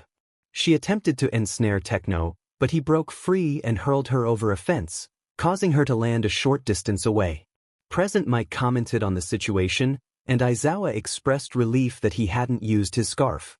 Techno then advanced toward Dream and Bakugo. Quackity, despite his injuries, called out to Techno, asserting that he was still alive. Blood dripped from his wounds as Techno turned to him, pulling out a rocket launcher and firing, hitting Quackity in the legs. Quackity screamed in pain as Techno stepped on his chest, preparing to use his pickaxe. Quackity closed his eyes, resigned to his fate. Just as Techno swung the pickaxe, it was halted inches from Quackity's face by Filza, who had arrived just in time. Filza demanded Techno to relinquish the axe. Techno attempted to strike him, but Filza skillfully dodged the blow. Recovery Girl emerged from the building, horrified to see Quackity lying on the ground, gravely injured. Despite the danger, she knew she had to save him. As she moved closer, Charlie rushed past her to his friend's side, pleading for Quackity to respond. Charlie placed his head on Quackity's chest, relieved to hear a faint heartbeat. He quickly opened his inventory and retrieved a healing potion. Recovery Girl watched in disbelief as Charlie forced the potion down Quackity's throat. To her astonishment, Quackity's wounds began to heal, leaving only small scars. He sat up, dazed, just as Foolish rounded the corner, panicking at the sight of his friend. Charlie mentioned that he had used the healing potion. They observed Quackity as his breathing gradually returned to normal when suddenly, a loud voice shouted, declaring it a foolish move. Filza attempted to wrest the rocket launcher from Techno. Foolish quickly grabbed Quackity, while Charlie took hold of Recovery Girl, and they both sprinted away just in time to evade the explosion of fireworks. Recovery Girl expressed her annoyance, questioning the hero's abilities to protect the kids. Charlie continued to hold Recovery Girl, prepared to run again if necessary. Foolish explained that it wasn't a good idea to confront Techno in his current state, comparing him to a creeper in a dirt house. Recovery Girl, confused, sought clarification. Foolish elaborated that when Techno was like this, he became a threat to everything around him. Sensing Foolish's discomfort, Recovery Girl refrained from asking further questions and instead focused on the ongoing battle. Techno and Filza engaged in a back and forth of dodging and attacking until Techno's foot slipped, allowing Filza to finally intervene. Filza approached Techno, gently rubbing the back of his neck and ear, trying to reach him. He reassured Techno that he was safe. Techno, overwhelmed, collapsed into Filza's embrace as they both knelt on the ground. Filza comforted him, assuring him that nothing would harm him. Techno, struggling to speak, asked if he had caused any harm. Filza quickly reassured him that no one was dead, only a few were injured, and suggested they go rest. Techno quietly agreed, and Filza helped him to his feet. As they walked away, Techno kept his head down, feeling ashamed for losing control. The others in the SMP averted their gazes to spare him further guilt, while the UA students watched him closely, aware of his potential volatility. Once they had left, a collective sigh of relief swept through the group. Foolish decided to take Quackity back to the house to rest. Recovery Girl suggested bringing him to her office for examination upon waking. Foolish hesitated, knowing Quackity disliked being left alone in unfamiliar places, but Recovery Girl reminded him that reporting severe injuries was a school requirement. Reluctantly, Foolish agreed, and Charlie released Quackity to follow them. Mineta expressed his fear of Techno attacking them, while Mina questioned why such a dangerous individual was allowed in the school. Kaminari agreed, likening Techno to a ticking time bomb. Suddenly, a loud explosion interrupted their conversation, followed by Dream's frustrated shout about the fight being ruined. Bakugo retorted that he had saved Dream's life, emphasizing his own strength compared to others. The argument escalated until Bakugo punched Dream, causing a small explosion that damaged part of Dream's mask. Dream, furious but recognizing the precarious situation, decided to leave and called for George to follow him. Ranboo, Tubbo, Nikki, Charlie, and Ghostbur stood in a small circle, contemplating their next move. Tubbo suggested they should leave to avoid unnecessary questions. Charlie agreed, and Ranboo seconded the motion. Ghostbur, however, intended to stay and engage with the others. Nikki, distracted, decided to return to the house with Charlie and Ranboo. Ghostbur reassured Nikki that it was best not to confront Techno in his current state and suggested he was likely just overwhelmed. He then floated off toward the UA students. Tubbo playfully requested Ranboo to carry him like a baby, claiming it was due to the fireworks scaring him. Ranboo, bemused, complied, lifting Tubbo into his arms. Tubbo nestled against Ranboo, pretending to be frightened. Nikki began walking back to the house, with Ranboo following closely behind. The UA students noticed and made comments about Tubbo's appearance, speculating about the fireworks' impact on him. Bakugo finally rejoined the group, still visibly angry. Kaminari inquired about his well-being, but Bakugo snapped back, asserting his strength. Kaminari muttered a quiet concern for Bakugo's state. Ghostbur soon made his way to the students, greeting them with a cheerful demeanor. He handed out blue wool, explaining that the color represented sadness and encouraged them to channel their feelings into it and let go. Todoroki, curious, asked what it was meant to do, and Ghostbur elaborated on its purpose, suggesting that it could help them cope with their emotions. As Todoroki observed the wool changing to a deeper shade of blue, he felt a sense of calm wash over him, prompting a small smile. When Ghostbur turned to Bakugo, he was met with a sharp retort about not trying anything. Ghostbur inquired if Bakugo was still upset with Dream, to which Bakugo expressed his frustration about feeling weak. Ghostbur reminded him that even if he had fought, it wouldn't have been fair since Big Bro Techno was unaware of the situation. Deku, overhearing their conversation, was surprised to learn that they were brothers. Ghostbur shared his fragmented memories of Wilbur, mentioning Techno, Tommy, and Tubbo, and added that Tubbo was adopted. When Deku asked who Ghostbur's father was, he proudly replied, Philza. Deku's expression shifted as he recalled Ghostbur mentioning that his father had killed him. Ghostbur confirmed this, explaining that it was due to an incident involving Wilbur. He reassured Deku that Phil was very nice and that he shouldn't hold it against him. With a wave, Ghostbur departed toward the house, leaving the UA students to ponder the revelations. Aizawa, feeling exasperated, called for everyone to head inside, and the class complied without argument. Inside the house, Ghostbur was amazed to see the construction progressing rapidly. He complimented the team on their speed, and Puffy informed him that while the outside was nearly complete, the interior still needed work.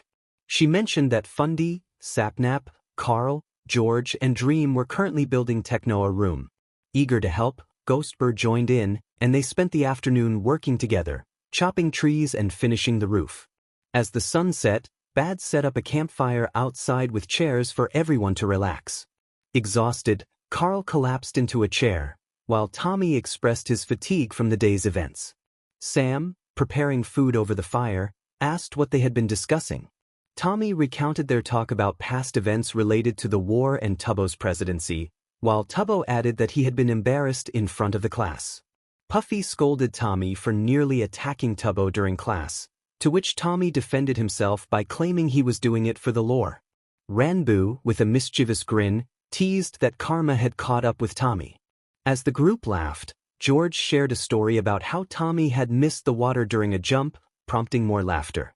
Tommy, flustered, protested against the teasing, while Philza stepped outside to remind everyone to keep it down. Dream inquired about Techno's condition, and Phil reassured them that he would be fine, having simply fallen asleep during a fight. Sam pointed out that Techno and Phil would be out for a few days, and Aizawa would likely have questions about Techno's situation. Tommy proposed that they remain silent about it the next day, pretending they had lost a significant battle. Sapnap dismissed the idea, but Tommy insisted they could pull it off. As they discussed Quackity, who was still asleep in the nurse's office, Tubbo suggested it would be entertaining if he stormed in the next morning. The group agreed it would be a fun twist if Quackity was up for it. Dream asked Tommy if he could really stay quiet for a day, to which Tommy confidently replied that he could. Fundy and Carl expressed their interest in joining the plan, while Puffy confirmed she would go if Nikki was attending. The others, however, opted to stay behind for various reasons. Dream tallied the attendees, and despite George's reluctance to join, he playfully reassured Dream that they would have their time together after school. As the day came to a close, Puffy suggested they all get some rest after a long day.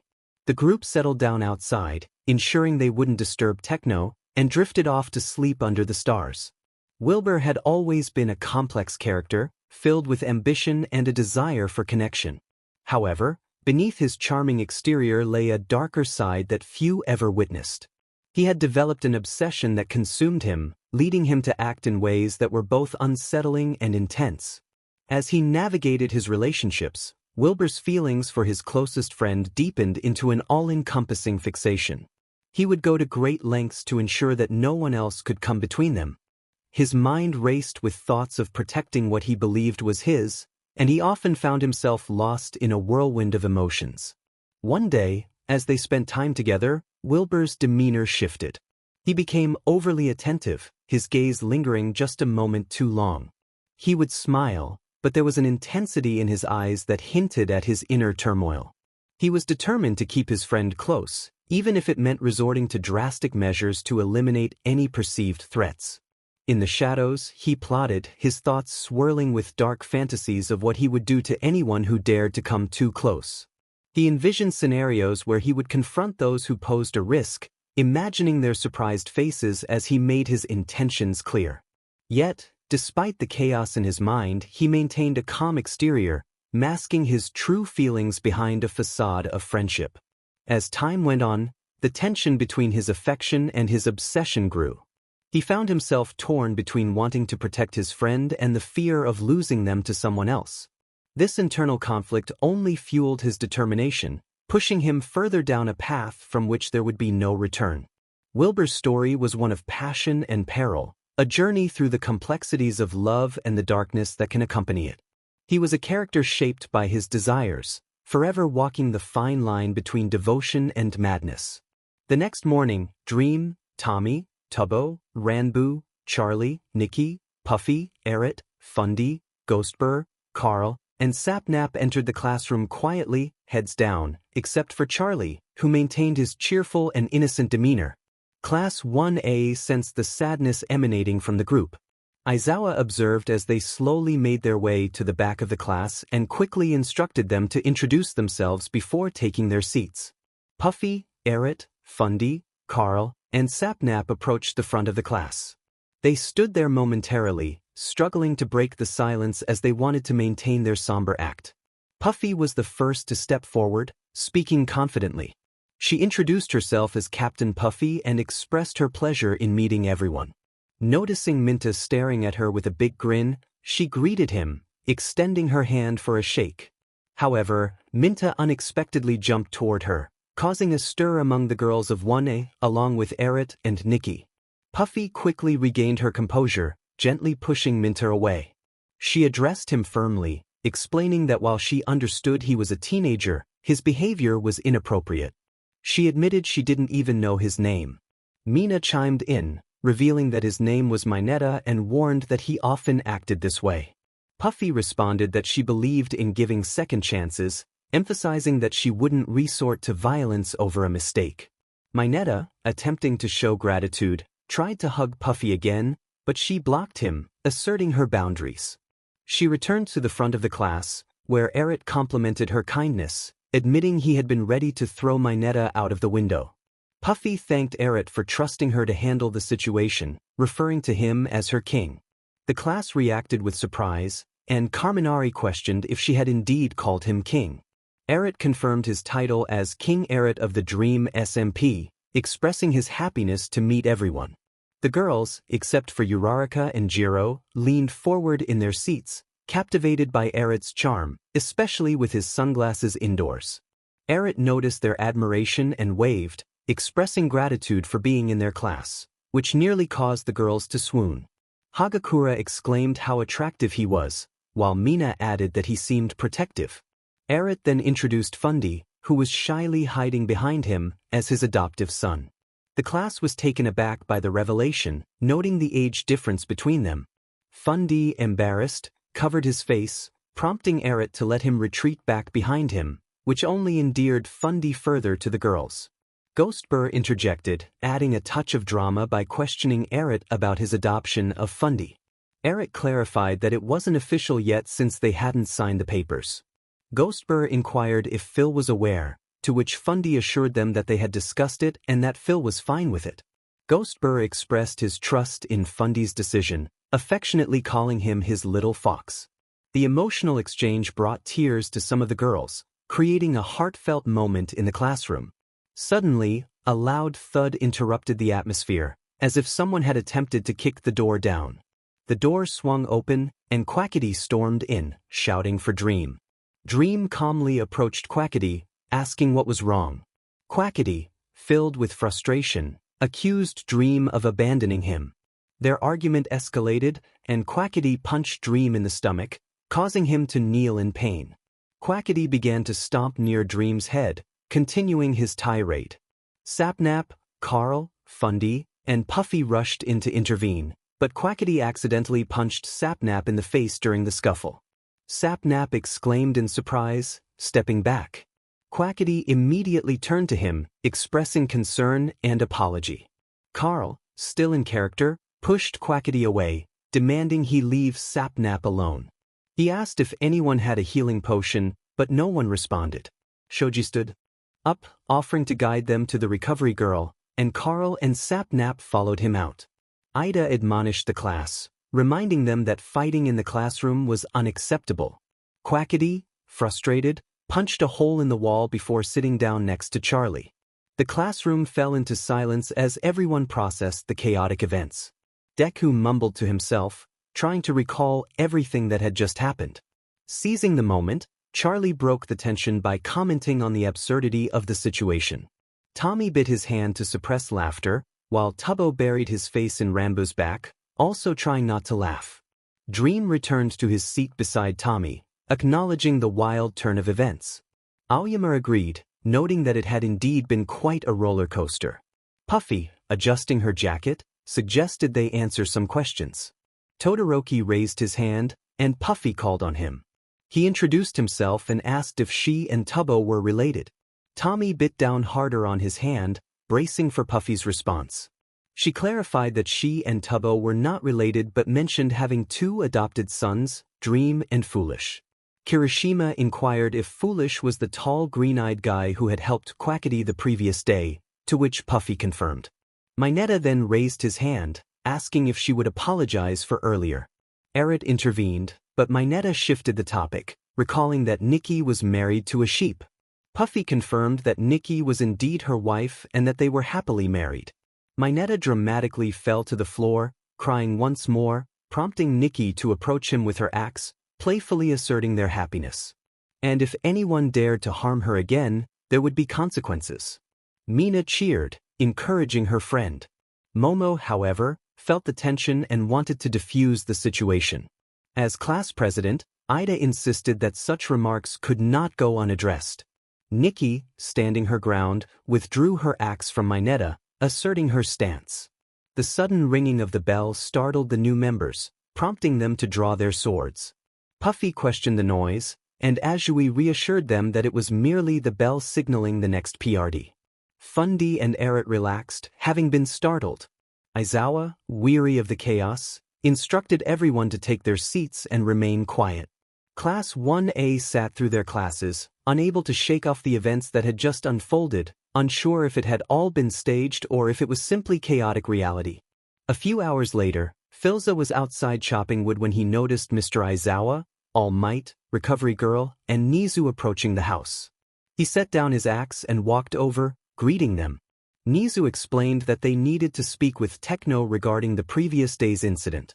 Philza, protective of his friend, insisted that Techno was unwell and unable to meet with them.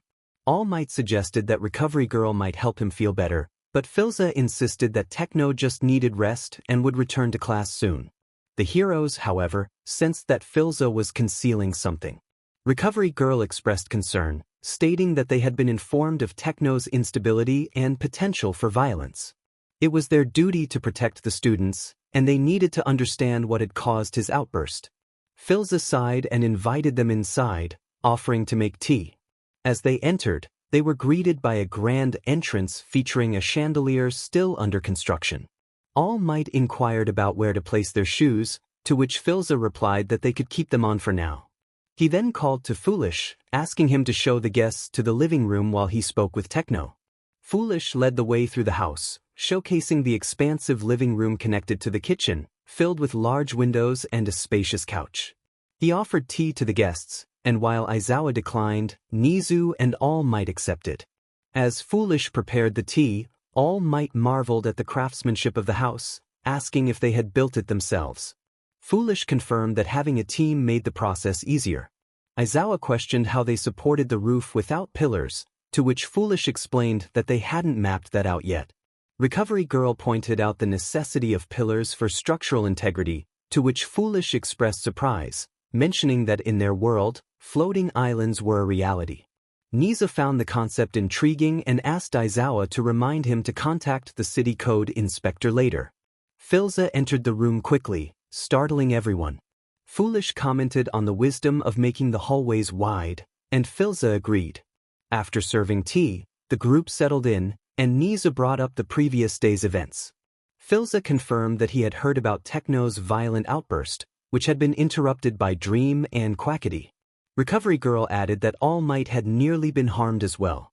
Philza explained that Techno often heard voices, which could become overwhelming and aggressive, especially when he was stressed and sleep-deprived. Recovery Girl asked what the voices said, and Philza described how they varied, often mocking or expressing anger, but primarily desiring chaos. He noted that Techno had not shared everything with him. Aizawa remarked that this information would have been beneficial to know earlier. Philza acknowledged that Techno was reluctant to discuss his struggles unless absolutely necessary. All Might inquired if they had sought help for Techno, to which Philza responded that there was a therapy office opened by Puffy, but Techno had never shown interest in attending. Recovery Girl assured them that there were many options available to assist Techno, including medication and therapy, and even the possibility of a psychiatric hospital if needed. She presented pamphlets outlining the options, and Philza examined them, surprised by the resources available. The sound of footsteps on the hardwood floor drew their attention, and they turned to see Techno entering the room. He walked in looking disheveled, his long hair obscuring most of his face and barely revealing his eyes. His shirt was unbuttoned, with only 2 buttons fastened, and he was bandaged, with noticeable stains on his forearms. The room fell silent until All Might called out, causing Techno to flinch at the volume. All Might cheerfully invited Techno to join them for a moment. Philza quickly interjected, suggesting that Techno should return to bed for his own well-being.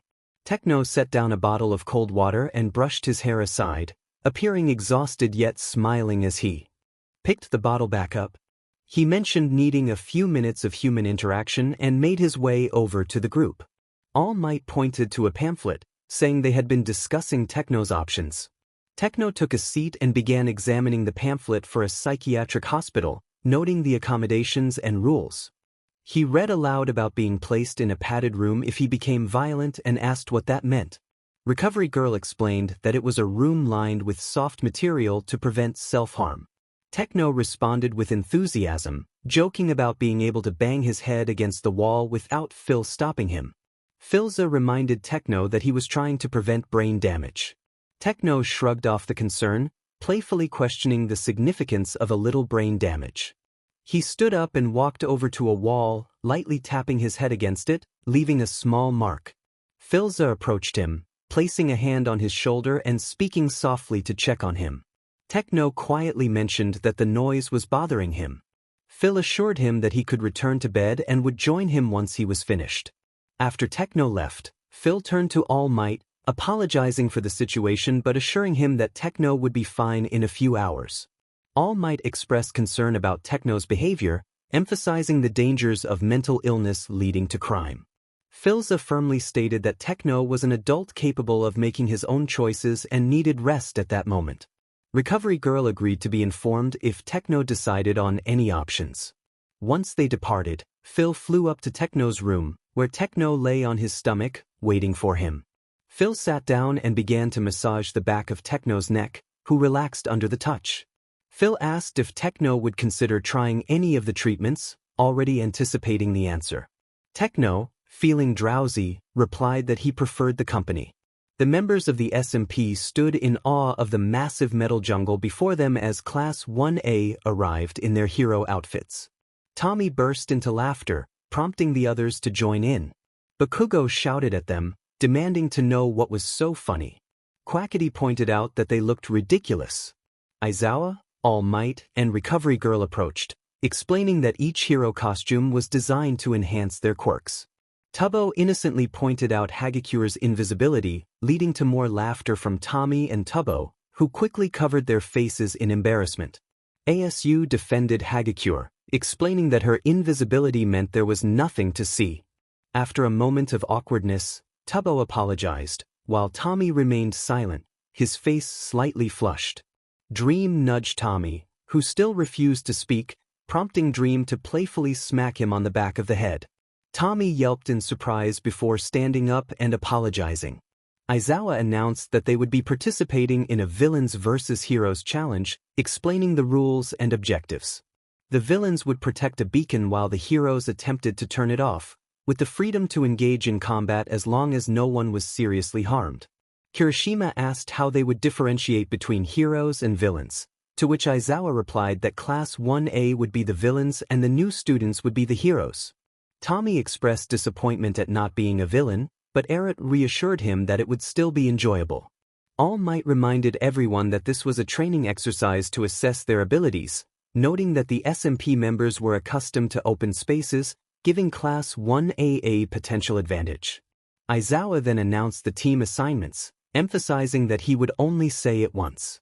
The teams were as follows: Team 1, Tommy, Tubbo, Charlie, and Fundy vs. Jiro, Sato, Ioma, and Siro. Team 2, Ghostbur, Nikki, Carl, and Quackity vs. Ojiro, Ida, Mina, and Koda. Team 3, Puffy, Eret, and Sapnap vs. Mineta, Yurakaka, and Todoroki. Team 4, Ranbu and Dream vs. Deku and Bakugo. Tommy threw a fit about being paired with Tubbo, but Aizawa silenced him with a stern look. Tommy huffed, knowing that if not for his character's anger, he would have been thrilled to team up with Tubbo, who matched his energy perfectly. Aizawa informed them they had 10 minutes to prepare before heading to the location. Immediately, they set up beds, anvils, crafting tables, and brewing stands to create potions for speed, health, strength, and jumping, while also repairing their tools and armor. When the time was up, Aizawa announced that robots would transport them to their drop-off points, instructing Team 1 to go first. Tubbo excitedly proclaimed his readiness to take on the challenge. Everyone fell silent, either in shock or trying to suppress laughter. Bakugo chuckled and encouraged Tubbo to try again. Tubbo's mind raced as he attempted to speak, but his words tumbled out in a jumbled mess, leading him to exclaim for help. Ghostbur urged Tubbo to just go, struggling to contain his laughter. Later, Tommy, Tubbo, Charlie, and Fundy followed the robot to the drop-off location, clad in heavily enchanted armor. Thanks to Charlie's tinkering, they had discovered they could use Discord to set up a private chat room. Charlie quickly explained his observations about their opponents. Jiro had the ability to use her headphone jacks to connect to anything, allowing her to send her heartbeat as a signal and granting her super hearing. Sato possessed super strength, but only after consuming sweets. Ioma could shoot a powerful light beam from his belly button, while Siro had tape in his elbows, which he used to swing around and tie people up. Fundy asked for the plan, and Charlie outlined it before they jumped out of Discord and into the fray. As Sato, Ioma, Siro, and Jiro surrounded the button, it began to tick down.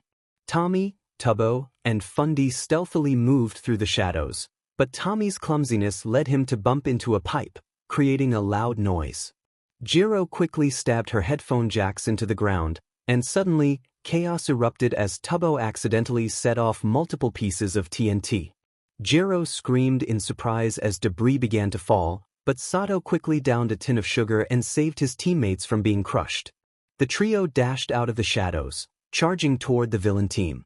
Ioma reacted swiftly, firing a laser at them, but Tommy and Tubbo raised diamond-coated shields, reflecting the laser back at him. He cried out as Siro sprang into action, using his tape to try to ensnare them. Fundy drew his fire aspect sword and sliced through the tape, freeing his friends. Jiro then used her stereo boots to create a shockwave with her heartbeat, causing their opponents to stop and cover their ears in discomfort. Everyone turned to see Charlie, breathless and with his hand over the button, before he collapsed. Fundy rushed to his side, lifting him and carrying him off the field to the viewing box where everyone else was. Puffy praised their performance, and Tommy expressed his gratitude. Quackity helped place Charlie onto a bed, and Recovery Girl approached, attempting to heal him but realizing he wasn't injured, just exhausted. She noted that he needed rest and suggested hooking him up to a heart monitor to check for any damage. Fundy carried Charlie to the nurse's office. Aizawa announced that it was Team 2's turn. Team 2 followed the robot to their location, chatting away in Discord. Ghostbur shared a great idea that made everyone laugh. Upon reaching the location, they jumped out of Discord, all understanding their roles. Koda, Ojiro, Ida, and Mia surrounded the button, determined not to repeat the mistakes of the previous team. The SMP members hid behind large metal pipes. Carl began banging a stick, prompting Nikki to shoot a firework into the air, creating tension among the students. Ida warned everyone not to let their guard down. Quackity threw a snowball at Mina, hitting her in the face, which elicited an angry response. He had to stifle his laughter. Carl anxiously built an iron golem before retreating into the shadows, but the golem merely wandered around aimlessly. In the viewing box, All Might expressed confusion over the situation, while Tubbo explained that the iron golem was harmless unless provoked. Back on the field, Mina stepped forward and unleashed her acid shot, provoking the golem. It retaliated by picking her up and tossing her into the air, but she managed to finish the job by spreading more acid on it. Confidently, she remarked on their efforts. Ojiro cautioned her not to underestimate their opponents, as Mina suddenly swayed and collapsed, revealing an arrow lodged in her back. Quackity, still in the shadows, held the crossbow. Carl expressed his concern, but Quackity reassured him that it was just a weakness-tipped arrow and she would be fine in a couple of minutes. A message from Ghostbur came through, announcing his intention to enter the fray. Ghostbur emerged from the shadows and approached the group. Ida attempted to punch him, but her hand passed right through him. Ojiro tried to strike him with his tail, only to achieve the same result. Ghostbur reached the button and pressed it with a big smile. The announcement rang out, declaring a hero's victory. Quackity, Nikki, and Carl rushed out, cheering and laughing, while the students stood in stunned silence, defeated. The SMP members were met with cheers and applause in the viewing room. In a moment of joy, Sapnap grabbed Carl and celebrated, which left Quackity feeling heartbroken. Puffy mirrored the actions of the others, unintentionally breaking Minetta's spirit in the process. Mina was taken to the nurse's office to have the arrow removed. Bakugo, filled with frustration, shouted angrily about the situation.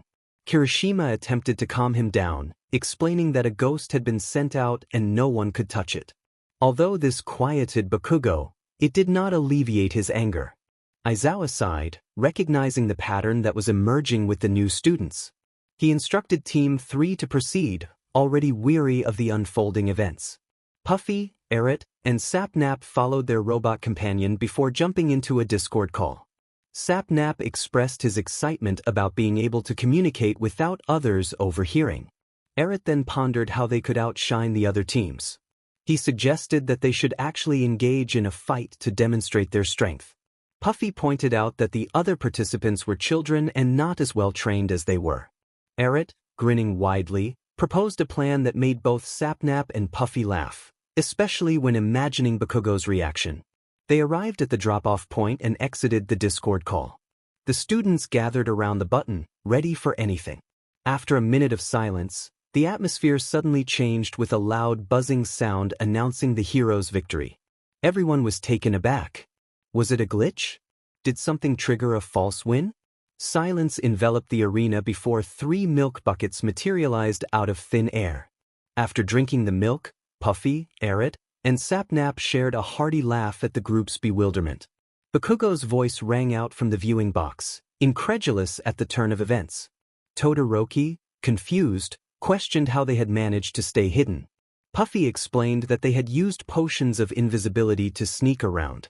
Uraraka, extending her hand, acknowledged it had been a good match and apologized for playing a little dirty, emphasizing they didn't want to hurt anyone. Eric clarified that they were not implying the others were weak, but rather that they were accustomed to fighting, making it unfair to compete against high school students. Upon their return, Aizawa appeared thoroughly annoyed, while All Might looked puzzled. He instructed Team 4 to step forward.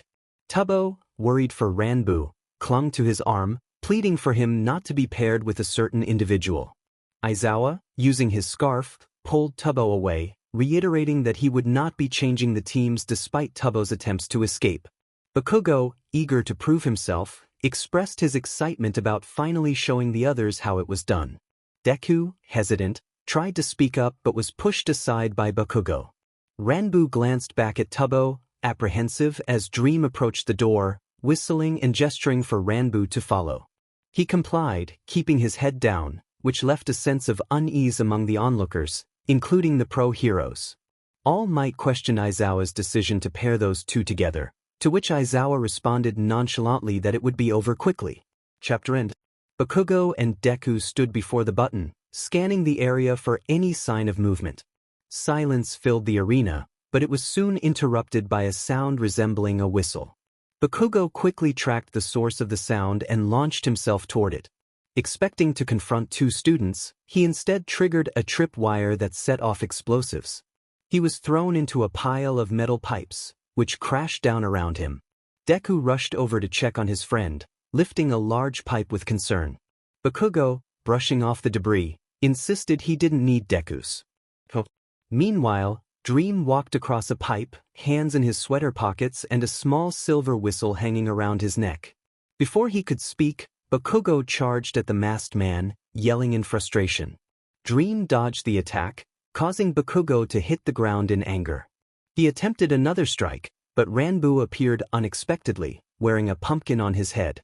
He grabbed Bakugo's shirt and threw him to the ground with surprising strength.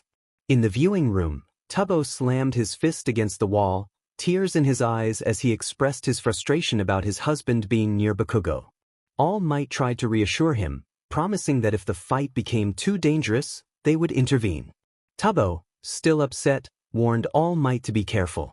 Back on the battlefield, Ranbu jumped down gracefully, but his posture was unsettling. Deku noticed that Ranbu's movements were stiff and unnatural. Bakugo, growing impatient, charged at Ranbu, who responded by pulling out a sword and swinging it toward Bakugo. He barely dodged, but the blade tore through his shirt. Bakugo shouted at Deku to take action, urging him to do something. Deku charged up a punch and aimed for Ranbu, but the latter evaded by leaning back, further confirming Deku's suspicion that something was off. Bakugo, still focused on the fight, kept an eye on Dream, who was observing the battle intently. Deku urged Bakugo to wait, explaining that Ranbu's movements were strange. Bakugo dismissed him, insisting he wanted to smash Ranbu's mask. Dream, standing near the button, commented on its appeal. Bakugo launched himself at Dream, but only managed to push him away from the button. Dream skillfully dodged Bakugo's attacks, leading Bakugo to chase him into a half-built building. Dream used his sword to sever pipes, causing them to fall and slow Bakugo down. However, Bakugo simply blasted through the obstacles, taunting Dream about his inability to escape. Dream realized he had cornered himself against a concrete wall and quickly pulled out his shield just in time to block Bakugo's explosive attack. He thought about how to manipulate the situation to his advantage. Bakugo demanded that Dream fight him, and Dream decided to play along, pretending to struggle while complimenting Bakugo's fighting skills. Bakugo, irritated by the nickname Kachan, declared his ambition to become the #1 hero. Dream, feigning surprise, asked for the name of this future hero, and Bakugo proudly revealed his name. As Bakugo prepared to unleash his power, Dream realized he needed to be cautious. He made a comment about Bakugo's strength, which only fueled Bakugo's anger. Bakugo launched himself toward Deku and Ranbu, while Dream took a moment to recover, grateful that Bakugo had taken the bait. Meanwhile, Deku engaged Ranbu, landing a punch that sent him sliding back. However, Ranbu quickly teleported behind Deku, swinging his sword dangerously close to his neck. Deku pleaded with Ranbu to listen, insisting he was being controlled, but his words went unheard as Ranbu attacked again. In the viewing room, Eret expressed surprise at Ranbu's fighting skills, while Tubbo's frustration boiled over. He punched a hole in the wall, shouting in anger about Dream's actions. Puffy tried to calm him down, but Tubbo was determined to confront Dream. Tommy intervened, reminding Tubbo of their shared history with Dream and urging him not to act out of anger. Tubbo, feeling betrayed, questioned Tommy's loyalty to someone who had caused them so much pain. Tommy questioned whether he was still considered a friend. The room fell silent as everyone exchanged glances, unsure of how to respond. Tubbo, tears streaming down his face, pulled away from Tommy, who sighed heavily, unable to answer. Tubbo looked down, expressing his regret, but before he could finish, Tommy walked out of the room. An awkward silence enveloped the space as everyone returned their attention to the screen. On the battlefield, Bakugo unexpectedly appeared and struck Deku, sending him crashing through a concrete wall. In the viewing room, Aizawa expressed his surprise at the sudden turn of events, while All Might questioned Bakugo's motives for attacking Deku, noting that it was unusual for him to target anyone other than Ranbu or Dream. Back on the battlefield, Dream teleported next to Ranbu, signaling him to remove the pumpkin he was wearing. Ranbu swayed slightly, pretending to be dazed for the cameras before joining Dream in a private chat. He asked whether they should intervene, but Dream suggested they let the fight continue a bit longer, handing Ranbu a healing potion. After Ranbu drank it, he noticed the timer was about to expire and asked if they should hit the button. Dream agreed and quickly activated it. The loud buzzer announced, "Heroes win." Bakugo turned to Dream and Ranbu, realizing he had been tricked. He shouted in frustration and lunged at Dream, who managed to escape using an Ender Pearl. Dream calmly reminded Bakugo that he had acted on his own and should return to the viewing box while Deku was taken to the nurse's office. When Dream and Ranbu entered the viewing box, they were met with silence instead of the cheers they expected. Dream asked where Tommy was, and Fundy informed him that Tommy had left. Concerned, Tubbo asked Ranbu if he was okay. Ranbu assured him that he was fine, though he had been worried about getting hurt. He mentioned practicing with Techno. Shortly after, Tommy returned, looking downcast with swollen eyes, as if he had been crying. Dream playfully ruffled Tommy's hair before he could speak. Aizawa then announced that it was time to return to class for math, prompting groans from Class 1A. Later that afternoon, Tommy groaned in frustration over his math homework. Sam encouraged him to keep trying, but Tommy complained about the assignment. As he stared at a particularly challenging question, he expressed a preference for battling a horde of zombies instead. Ghostbur, while washing potatoes, reminded him about the order of operations, but Tommy threw himself to the floor in exasperation. Filza urged him to get back to work, pointing out that Tubbo was nearly finished with his history homework. Just then, Tubbo began to cry, lamenting that he couldn't read the difficult words. Tommy quickly took the book from Tubbo and offered to swap homework with him. Tubbo happily agreed, wiping his tears away. Ranbu, who was sewing, commented on Tubbo's reading struggles, prompting Tommy to retort playfully. The room fell into a quiet focus until a loud crash interrupted them. Foolish entered the living room, frustrated after dropping a piece of glass while working on a chandelier. Puffy inquired about his progress, and Foolish admitted he might need more materials. Ant suggested asking Dream for help, but Foolish hesitated, not wanting to disturb him. Tommy then proposed going on an adventure to find sand, which excited Tubbo. Skeppy chimed in, expressing his interest in the adventure, but Sam cautioned against leaving without permission. Filza agreed, emphasizing the need to be careful in their unfamiliar surroundings. Tommy argued that they could be back before anyone noticed, and Bad supported his point, noting that no one usually checked on them. Puffy suggested taking a vote on the matter. Ranbu quickly left to gather more friends to participate. Once everyone was present, Puffy conducted the vote on whether to explore outside the school grounds. The results were close, with 7 in favor and 9 against. Tommy and Tubbo groaned at the outcome. Ranbu then suggested asking Aizawa for permission. Excited by the idea, Tommy grabbed Ranbu's arm and rushed out of the house, followed by Tubbo, Ghostbur, Sapnap, Carl, Bad, and Skeppy, eager to avoid any trouble. As Aizawa walked down the hallway, reviewing some classwork with present Mike, he noticed Shoto staring intently at a paper, prompting him to inquire about it. Mike leaned over Aizawa's shoulder, inquiring if he needed assistance. Aizawa was trying to decipher Tubbo's writing, which was difficult due to the poor spelling. He handed the paper to Mike, who read it and became increasingly puzzled with each word. He remarked on the atrocious spelling, noting it was a new level of bad, and suggested that Aizawa should ask Hound Dog if he was available to assess Tubbo's needs for extra help. Aizawa pointed out that Mike was acting as if Tubbo and his friends would be staying for long. He reminded Mike that once they figured out how the newcomers arrived, they would send them back. Mike countered that even if they were only there temporarily, they still deserved a proper education.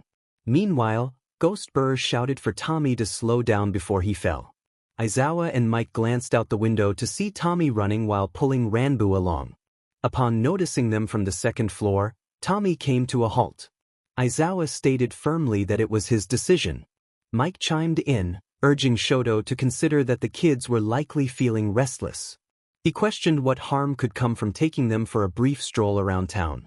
Aizawa countered, emphasizing that the children were not from their world and possessed extraordinary abilities that were unfamiliar to them. He recalled witnessing Tommy's miraculous return from death as if it were an everyday occurrence. Aizawa expressed concern about the potential dangers if villains, or, even worse, the media discovered the existence of these children. Aizawa observed the group outside and noticed Tubbo. He called for him, wanting to discuss his classwork. Tubbo responded enthusiastically and turned to Ranbu with a smile. Ranbu sighed and moved closer to the building, positioning himself just under the window. As Tubbo ran toward him at full speed, Aizawa expressed concern about the potential danger of the situation. Mike questioned whether they should intervene, but Aizawa decided against it. Tubbo stepped onto Ranbu's hands, and with a swift motion, Ranbu launched him into the air. Present Mike watched in disbelief as Tubbo barely managed to grasp the windowsill with his fingertips. Quickly, Mike reached out and pulled him inside, exclaiming in shock at Tubbo's reckless behavior. Aizawa remained calm, observing the exchange. Tubbo explained that he and Ranbu often performed such stunts, claiming it was easier than climbing. Mike was left puzzled by Tubbo's nonchalance regarding the risks involved. Aizawa then shifted the conversation back to academics, noting that Tubbo's spelling was not up to par with his peers. Tubbo admitted that reading was challenging for him, prompting Aizawa to inquire if it was just spelling that posed a problem. Tubbo acknowledged that he struggled significantly with both reading and spelling. Mike quickly responded, asking if Tubbo would be willing to take a reading and writing test to determine if he had dyslexia. Tubbo, confused by the term, learned that it was a learning disability that made it difficult for someone to distinguish between words and letters, like cat and cot. He mentioned needing to talk to Phil first but promised to let Mike know. As Tubbo turned to jump out the window, Mike glanced outside just in time to see him land on Ranbu. Concerned, Mike asked if they were all right. Tubbo enthusiastically confirmed he was fine, while Ranbu groaned in response. Aizawa then suggested they leave, closing the window behind him. Tubbo got off Ranbu and noticed the others had already departed. When he inquired about their whereabouts, Ranbu informed him they had returned to the house. Tubbo explained that Mike wanted to test him for dyslexia, and although he found it amusing, he assured Ranbu he would consult Phil first. Ranbu, holding back laughter, urged Tubbo to hurry back before Tommy could start trouble. When Tubbo asked what was so funny, Ranbu playfully mentioned his own dyslexia, which made Tubbo pause in confusion. After a moment, Tubbo corrected himself, admitting he was dyslexic, which sent Ranbu into another fit of laughter. Eventually, they made their way back to the mansion. As they entered, they heard Tommy's loud shout. Rushing into the living room, they found Phil sitting on top of Tommy. Ranbu, bewildered, questioned what was happening. Ghostbear explained that Phil had told Tommy he needed to do his homework, but Tommy had refused and threatened to throw the book at Phil, who had responded by sitting on him. Ranbu sighed, wondering why Tommy was always like this. Tubbo approached and laughed at Tommy's predicament. Tommy, not amused, attempted to push Phil off, complaining about being crushed. Phil asked if Tommy would do his homework, to which Tommy defiantly replied he would never do it. Phil, not budging, turned to Tubbo and mentioned that Aizawa wanted to talk to him. Tubbo explained that Aizawa was interested in testing him for dyslexia, describing it as a learning disability that affected reading and writing. Phil, already aware of Tubbo's struggles, confirmed that he had known all along. Tubbo was surprised to learn this, questioning why Phil hadn't told him sooner. Phil apologized, explaining he thought he had mentioned it. Tommy chimed in, teasing Phil about his age and memory. Phil playfully bounced, adding to Tommy's discomfort. Tubbo reflected on how this revelation explained many things and hoped that testing might help him read without difficulty in the future. Phil expressed doubt about a cure but encouraged Tubbo to proceed with the testing if he wished. Excited, Tubbo announced he would inform Aizawa. Foolish, pouring himself a cup of tea, asked why Aizawa had been there earlier, to which Phil replied they were discussing the incident with Techno from the previous day. They wanted to put him in a mental health facility. Everyone quickly turned to Phil, eager to hear more. Tubbo asked what that was. Philza explained that it was a place for people like Techno to receive help, being intentionally vague. Ranbu chimed in, noting how he hadn't realized they had an issue with a competitive, self-righteous, sarcastic anarchist, which drew a few chuckles for its accuracy. Filza chuckled in response. Sam then asked if Techno was an overly egotistical man-child. Filza shook his head. Ghostbur, while helping Puffy cut potatoes, remarked that Techno was a man who thrived on chaos. Filza clarified that the real issue was that Techno heard voices, which wasn't normal. All Might had even warned that it could lead him down a troubling path if not addressed. Ghostbur quipped that it was a bit late for that, earning more laughter. Filza admitted that he had tried to explain it to Techno, but he had refused. Nikki added that it was no surprise since Techno loved his voices. Tubbo then asked where Quackity was. Sapnap suggested he was still with Charlie in the nurse's office. Ranbu wondered why love made Tubbo think of Quackity, and Tubbo simply shrugged. In the nurse's office, Recovery Girl informed Charlie that he could leave if he was feeling better. Charlie thanked her and put his shirt back on. Quackity, eager to return home for dinner, opened the door. Just as Charlie stepped out, Recovery Girl called out to Quackity, asking to speak with him about something from the previous day. Quackity, though confused, agreed and told Charlie to wait while he spoke with her.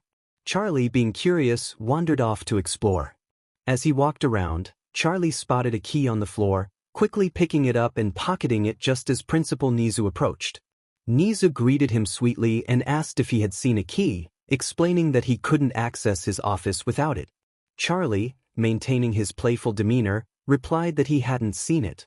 Nizu instructed him to return it to the main office if he found it and walked away. Quackity, who was about to run past Nizu, stopped to ask if he had seen Charlie. Nizu assured him that Charlie was just around the corner and inquired about the key. Quackity replied that he hadn't seen it and hurried off. Turning the corner, he found Charlie walking down the hallway and scolded him for wandering off, pulling him close and reminding him that the school was vast. Charlie agreed and they made their way back home. At dinner, everyone gathered around the table to enjoy potato soup and bread. Sapnap complained to Dream about the lack of variety in their meal and asked him to spawn some animals. Dream offered to do so outside or downstairs. Sam explained that the downstairs area wouldn't be ready for another 2 weeks, making outside the better option. Bad pointed out that Nizu might not appreciate seeing farm animals at the school, and Puffy agreed, noting she wouldn't be happy either. Tubbo suggested building a small barn to keep the animals until they could move them. Ranbu raised a concern about what they would say if asked where the animals came from. Tubbo confidently replied that they could just say they found them. Filza reminded everyone that they were in the middle of a city with no animals for miles, and admitting to leaving the school grounds would be a problem. Tubbo realized he was right. Techno interjected, suggesting they could simply deny having any animals. Dream countered that they shouldn't gaslight people. Techno argued that a little gaslighting wouldn't hurt, sipping his potato soup. Skeppy supported Techno's argument, but Bad quickly reprimanded him, playfully hitting him with a spoon. Charlie began to chuckle, drawing everyone's attention. Quackity asked what was so funny, and Charlie stood up, slamming the key down on the table. Fundy questioned what it was, and Techno explained it was a key, a piece of shaped metal designed to fit a specific lock. Quackity sighed in exasperation at Techno's explanation. Charlie excitedly proclaimed that the key could grant them ultimate power. Wilbur asked what it opened, and Charlie revealed it was the principal's office. Puffy cautioned that they needed to return it to avoid getting in trouble. Tommy urged everyone to consider the possibilities of what they could do with it. Dream suggested they might access information on Class 1A, and Techno was intrigued by the idea of manipulating them. Charlie shared his plan, which brought smiles to everyone as they imagined the teachers' reactions. Dream expressed his enthusiasm, and after their Wednesday dinner, the SMP members continued their usual antics at school, perhaps causing a bit more chaos as Dream and Tommy began to argue more. On Sunday morning, Aizawa entered Principal Nizu's office with some paperwork. Nizu greeted him cheerfully, and Aizawa explained he was there to file some papers for Class 1A. However, he was surprised to find the file missing. Nizu noticed Aizawa searching through the drawers and asked if something was wrong. Aizawa explained that he couldn't locate the file for his class. Nizu offered to help look for it, suggesting it might have been misplaced.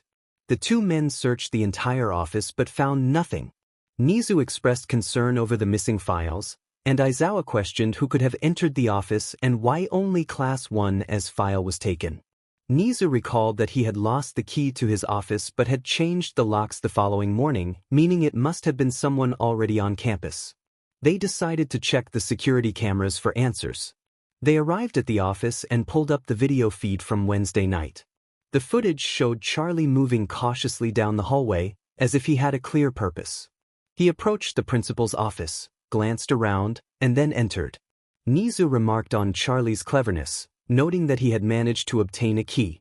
Aizawa questioned Charlie's intentions, suggesting that he seemed childlike, merely repeating what he had learned. Nizu proposed that Charlie might be more complex than he appeared, taking a sip of his tea.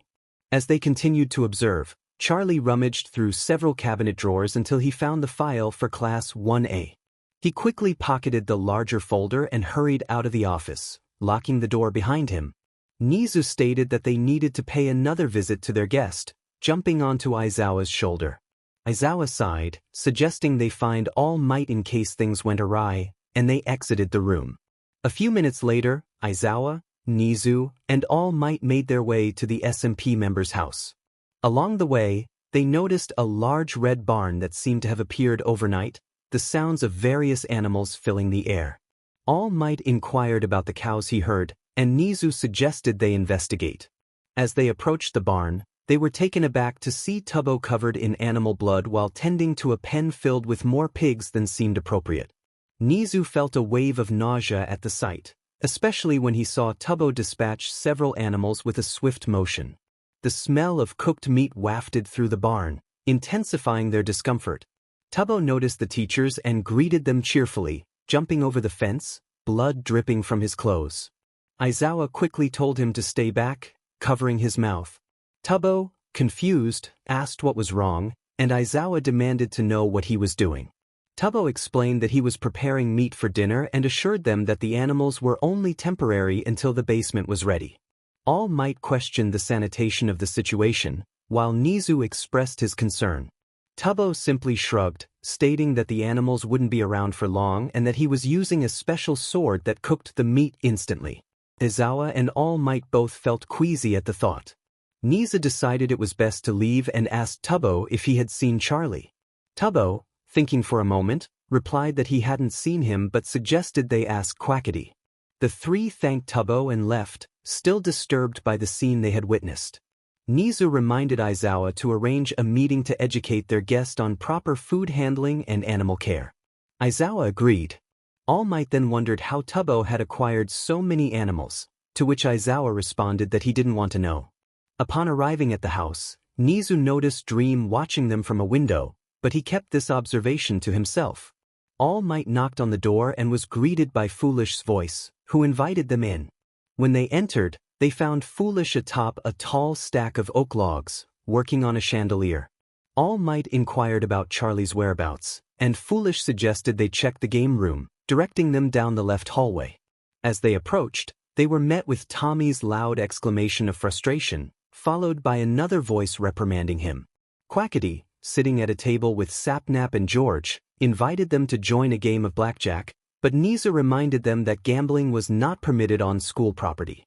Quackity argued that they were all adults, but Nizu pointed out that they had just taken money from a child. Quackity then reluctantly closed the table, causing his friends to groan in disappointment. When Aizawa asked about Charlie, Quackity feigned ignorance, demanding to know their intentions. Aizawa insisted that it was none of his business, but Quackity confronted him, asserting that Charlie's affairs were his concern. All Might intervened, explaining that Charlie had taken important documents from Nizu's office, and they needed to retrieve them. Quackity asked what time this had occurred, and Nizu confirmed it was around 11 p.m., using a key from his office. Quackity dismissed their concerns, claiming Charlie wouldn't be interested in such documents. All Might reiterated their desire to ask some questions, prompting Quackity to roll his eyes and agree to show them where Charlie was, leading them back to the main entrance. Quackity called out to Foolish, who was still working on the chandelier, and inquired about the staircase's readiness. A male voice responded that it was not yet complete. Sam suggested using the ladder. Quackity inquired if Charlie was down below, to which Sam replied that he believed Charlie was in the mines, though he wasn't entirely sure. Quackity sighed and led the group to a trapdoor, revealing a ladder attached to the wall. He encouraged everyone to follow him down. The descent was challenging due to the ladder's flat position against the wall. Upon reaching the bottom, they were astonished by the size of the hole that had been dug.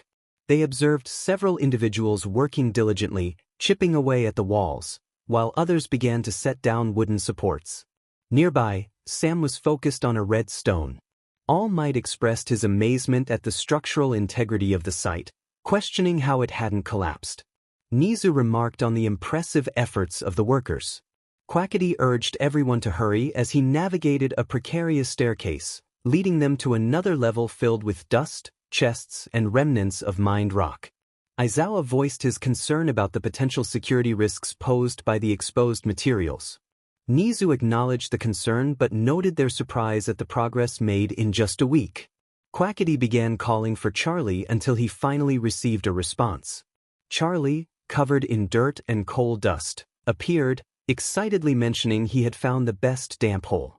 Quackity, however, insisted he needed Charlie's attention immediately.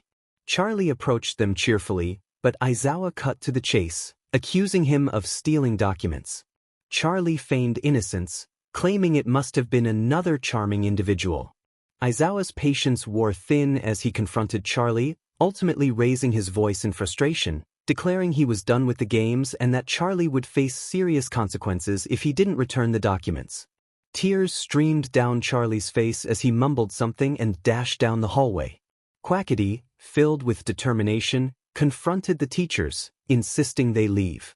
Nizu attempted to explain Aizawa's outburst, but Quackity interrupted, firmly stating they should exit before things escalated further. Aizawa questioned if that was a threat, to which Quackity simply replied that it was a warning. He brandished his pickaxe, staring down the three men. All Might quickly intervened, guiding Aizawa and Nizu out. As they departed, Nizu caught a glimpse of Dream closing the curtains, and Aizawa expressed his frustration over the situation. Nizu acknowledged Quackity's protective nature toward Charlie, and All Might suggested they inform the students about the incident. Nizu agreed, planning to gather everyone in his office while contemplating what tea to prepare. Later, Class 1A assembled in the principal's office, anxious about the unexpected meeting on their day off.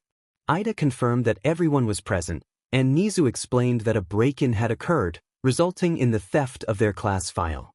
Concerns spread among the students as they feared the involvement of villains. Deku speculated that if the League of Villains had their information, it could lead to a threat against their families. Azui urged him to calm down, while Uraraka pleaded for reassurance that it wasn't true. Nizu confirmed that it was indeed the League of Villains, prompting a collective sigh of relief, though confusion lingered. Momo questioned who was responsible if it wasn't the villains. Aizawa looked to Nizu, who nodded before revealing that security footage indicated Charlie's involvement. The students were taken aback, struggling to reconcile Charlie's sweet demeanor with such actions. Mina expressed disbelief, suggesting that someone might have coerced Charlie into stealing. Denki recalled Deku's mention of mind control abilities, prompting everyone to turn their attention to him. Deku explained his hypothesis regarding Rambo's odd behavior and the whistle, speculating on the possibility of a mind-controlling quirk. He questioned why Dream would need a whistle if he had such a power, leading to uncertainty about the situation. The group turned to Bakugo, awaiting his response. He sat silently, simmering with anger before finally stating that it wasn't mind control. Nizu requested clarification, and Bakugo repeated himself more forcefully. When Shoto inquired about what had happened if it wasn't a quirk, Bakugo revealed that it was manipulation, as Dream had exploited his insecurities. The room fell silent as everyone processed Bakugo's admission, his eyes glistening with unshed tears. Aoyama broke the silence, asking if they could leave. Aizawa granted permission but cautioned them to avoid Charlie's house and to keep quiet about the situation until they understood the true motives behind the theft. The students stood and exited together, returning to their dorms to discuss the unfolding events. "This isn't good," Kirishima remarked while getting a drink from the fridge. Bakugo, seated on one of the couches, responded with a hint of sarcasm, acknowledging the obviousness of the situation. Denki wondered what their next move should be. Ida insisted they follow Aizawa's instructions to stay out of it. Azui agreed, emphasizing that they should not interfere. Siro expressed his frustration about having to act oblivious when they returned on Monday, especially with the unsettling thought of Charlie being involved in the planning. Mina shared her concerns, questioning whether Charlie might have been coerced into stealing the documents. Tokyami added a thoughtful perspective, suggesting that both Charlie and Ranbu might not have been strong enough to resist mental manipulation, especially given Dream's previous actions. Shoji asked if that meant Dream had used Charlie to take their documents. Denki quickly jumped in, agreeing that it made sense, suggesting that Charlie could not have done it on his own due to his lack of awareness. Meanwhile, Charlie, Dream, and a few others were in the open living room, preparing dinner.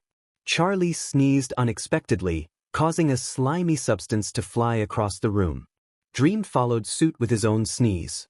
Ranbu checked on Charlie, who humorously remarked about the oddity of his sneeze. Ghostbur joked about the superstition that sneezing meant someone was talking about them, and Dream acknowledged their recent antics might have drawn attention.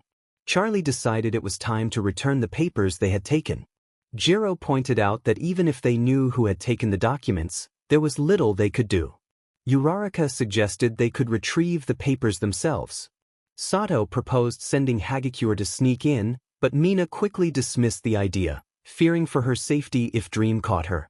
Denki insisted they needed the documents back before Dream could execute his plans. Hagakure volunteered to go that night after everyone had gone to bed. Mina questioned how she would find Dream's room, but Kirishima suggested they could ask Tubbo or Ghostbur for a tour to locate it.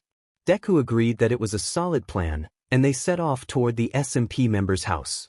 As they approached, Kirishima noticed a barn and the enticing smell of cooked meat. He wondered about the barn, but Uraraka suggested they focus on their mission first.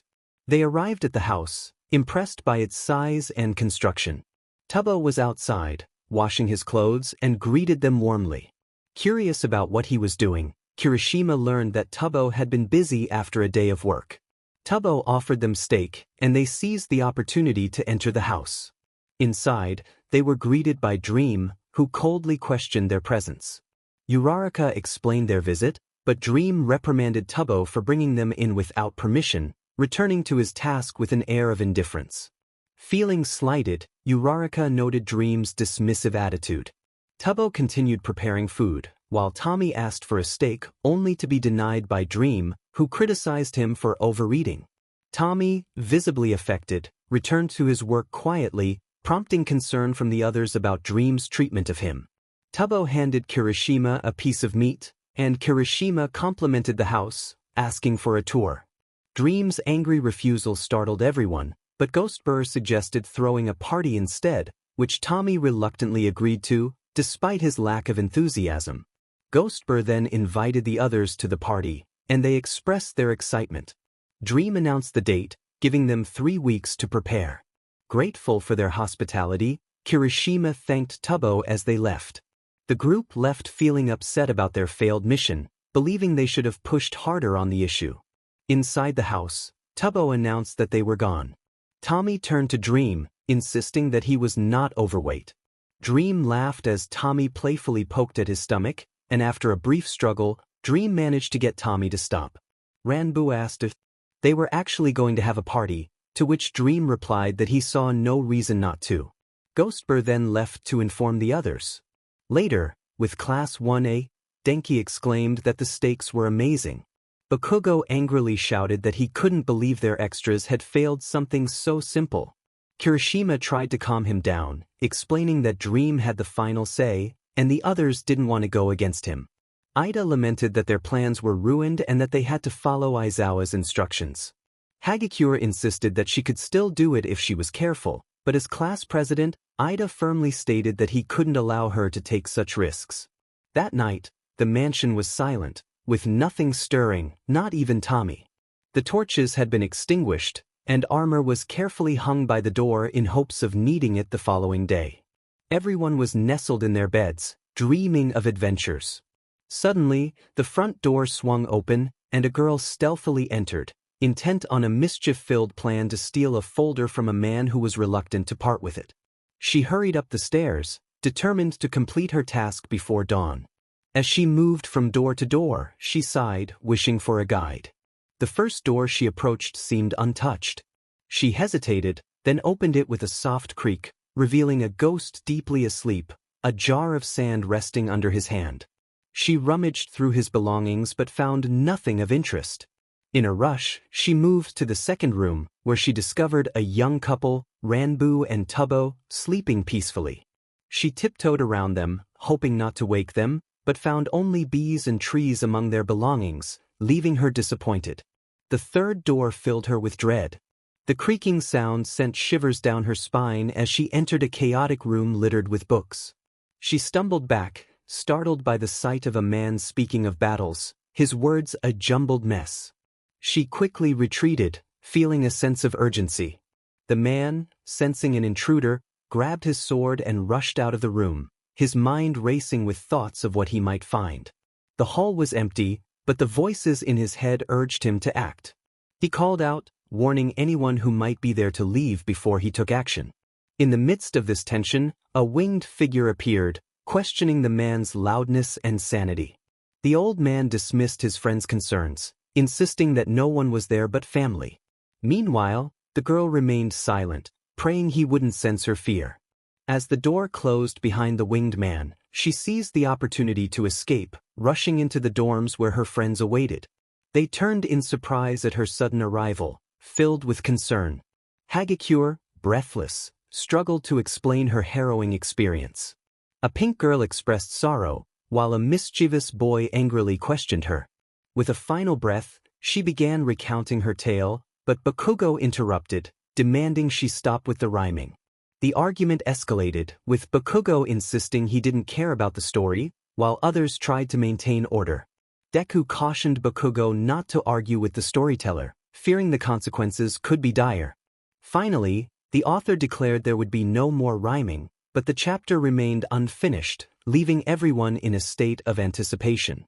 The next morning, Ghostbur entered the living room, noticing the disarray. He wondered if someone had been in his room the night before. Ranbu, brushing his hair, mentioned that his and Tubbo's room was also a mess. Techno, glancing at Phil, speculated that someone might have entered their home while they slept, but he dismissed it, claiming he was going a bit crazy the night before. Philza, with a hint of mischief, suggested that he had sensed their presence and had tried to give them a chance to leave, which they apparently did. Sam questioned who would want to rob them, and Puffy suggested it might have been a student from Class 1A trying to retrieve their documents. Dream assured everyone that the items would be returned that evening and turned to Ranbu for confirmation, which he received. Ghostbur then asked about Tommy's whereabouts. Phil called out for Tommy, warning him that he would be late. Tommy responded as he rushed down the hallway, struggling to put on his shirt. Phil returned to the living room, satisfied with Tommy's response. However, as Tommy descended the stairs, he tripped and collided with the post at the bottom, letting out a cry of pain that drew everyone's attention. Phil knelt beside Tommy, asking if he was all right. Tommy admitted he had fallen into the post. Sam offered him a potion, but Tommy declined, moving his hand away from his eye. Techno, in disbelief, remarked that no one would believe Tommy's story. Confused, Tommy asked why. Eret handed him a mirror, and upon seeing his black eye, Tommy screamed in horror, lamenting the state of his face. Puffy reassured him that the swelling would subside in a few weeks and brought him a cold, wet rag. She inquired about his eyesight and if it hurt. Tommy admitted it was a little blurry as he pressed the rag against his eyes. Dream handed him a healing potion, which Tommy drank, alleviating some pain but not the bruising. Upset, Tommy expressed his frustration about going to class in that condition. Phil insisted he would attend school, but Tommy defiantly declared he wouldn't. As they arrived at the classroom, the girls immediately noticed Tommy's injury. Mina expressed concern, while Dream quickly explained that Tommy had simply fallen down the stairs. Tommy nodded in agreement, maintaining his sad demeanor as they moved to the back of the room. Ioma teased about someone's pants being on fire, and Ciro accused Dream of giving Tommy the black eye. Tokoyami, engrossed in his book, remarked that it was unlikely to get such an injury from a simple fall. Deku began to elaborate on the staircase's design and the possibility of Tommy getting hurt from falling, but Bakugo interrupted him with a loud clap, causing a small explosion that startled Deku. Shoto then approached Tommy and Dream, asking if he could speak with Tommy in the hallway. Dream agreed but insisted on a 5-minute limit, warning that he would come to check on them if they took too long. Tommy followed Shoto into the hallway. Shoto asked Tommy to blink twice if he was in danger, which confused Tommy. When he expressed his annoyance, Shoto reassured him that it was okay to ask for help. Tommy, frustrated, insisted that he didn't need help and could leave Dream whenever he wanted. Shoto quietly questioned why he hadn't done so yet. Tears began to fall from Tommy's eyes as he declared he would leave Dream if that's what Shoto wanted. In a burst of emotion, Tommy stormed back into the classroom, shouting at Dream and expressing his anger. Dream calmly grabbed Tommy's arm and led him out into the hallway as Tommy kicked and yelled. The door closed behind them, followed by a moment of silence, then Tommy's voice raised in distress. After a brief pause, Dream returned, followed by Tommy, who was limping and looking downcast. Shoto, concerned, asked if Tommy was okay. Tommy replied that he had fallen down the stairs again. Dream then offered Tommy a sip of the healing potion, pouring a little into his mouth. Dream asked if he felt better, to which Tommy quietly responded affirmatively. Dream affectionately patted Tommy's head, reminding him that he was a good friend and that no one else would have given him a potion. Tommy followed Dream back to their seats, resting his head down, while the others remained silent, not wanting to intervene. Aizawa walked in about 30 minutes later, apologizing for his tardiness. He hoped everyone was ready for the test, prompting groans from the class.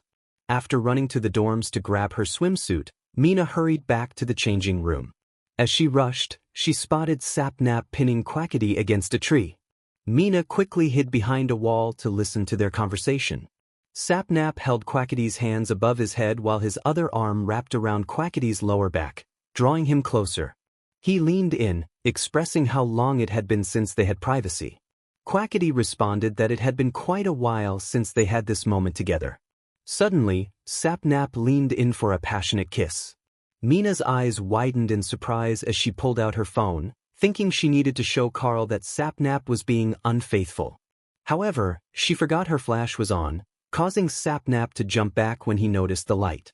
Quackity asked if something was wrong, and Sapnap mentioned that someone had taken a picture. Once Mina regained her composure, she dashed back to the changing room to share the news with the girls. Quackity, trying to dismiss the incident, pulled Sapnap back in for another kiss. Meanwhile, Carl jokingly asked where his love was, sitting behind the tree and attempting to fix a hole in his shirt. Sapnap and Quackity exchanged glances before playfully launching themselves at Carl, showering him with affection. The girls soon gathered, and Uraraka asked what they should do. Hagakure angrily insisted they needed to tell Carl about the cheating. Sui expressed her uncertainty, suggesting they didn't know enough about the situation and questioned if it could be a polyamorous relationship. Hagakure sarcastically remarked about the one-sided nature of such a relationship. Momo felt sympathy for Carl, believing he was unaware of the situation. Jiro insisted they had to tell him that night, a sentiment Mina loudly agreed with. As they turned to Puffy for her opinion, she stated that while she didn't know much about their relationship, Sapnap was a caring person, making it hard for her to believe he would cheat. However, she also acknowledged it wasn't their place to intervene.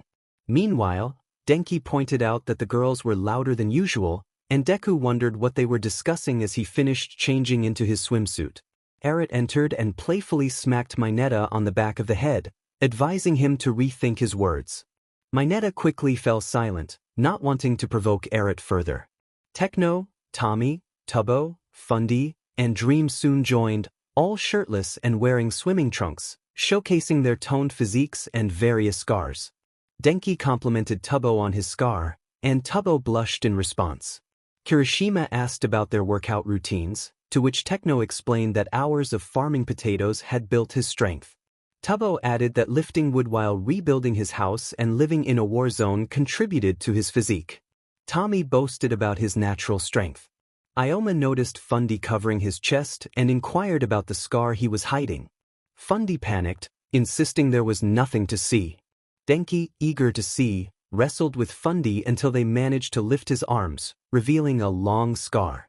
Everyone gasped in surprise as Fundy collapsed to the ground, knowing he had to maintain the act despite the scar being from a sword accident, not a surgery.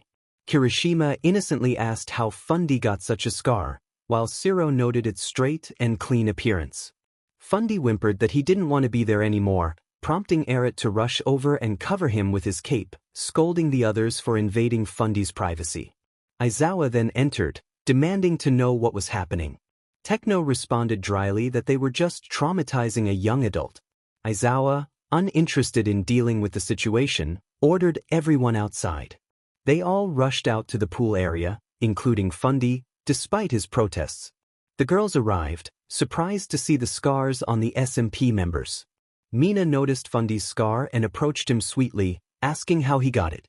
Fundy shyly turned away as Ghostbur suddenly appeared, innocently stating it was from Fundy's top surgery.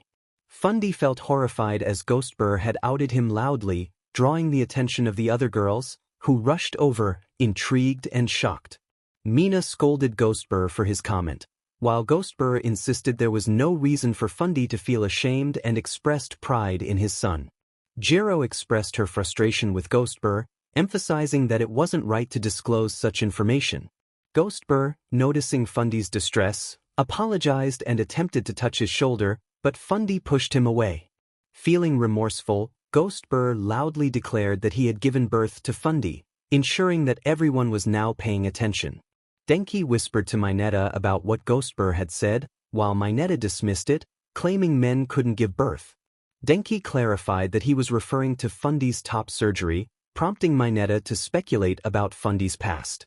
Puffy overheard this and kicked Mineta in the stomach, causing him to cough and slam against a nearby wall, reminding him that speaking behind others' backs was unkind. Shiro watched the commotion, noting Denki's fearful retreat from Puffy, and then noticed Ranbu sitting alone, deciding to approach him.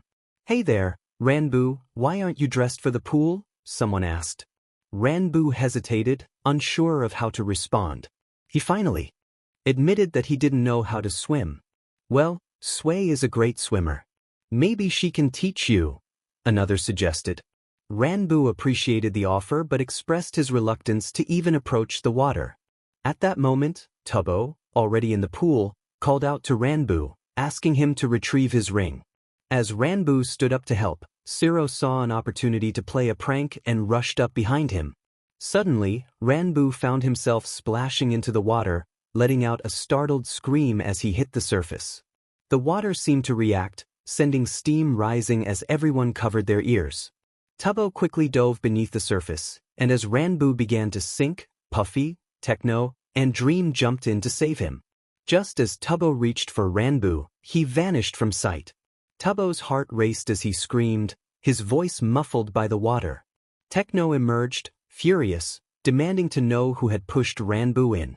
Silence filled the air until Shoto pointed out that it was Shiro. Shiro was taken aback, upset that he had been blamed. Techno confronted him, incredulous that he thought it was acceptable to push someone who couldn't swim. Shiro defended himself, claiming he didn't know Ranbu couldn't swim, but Techno was not convinced.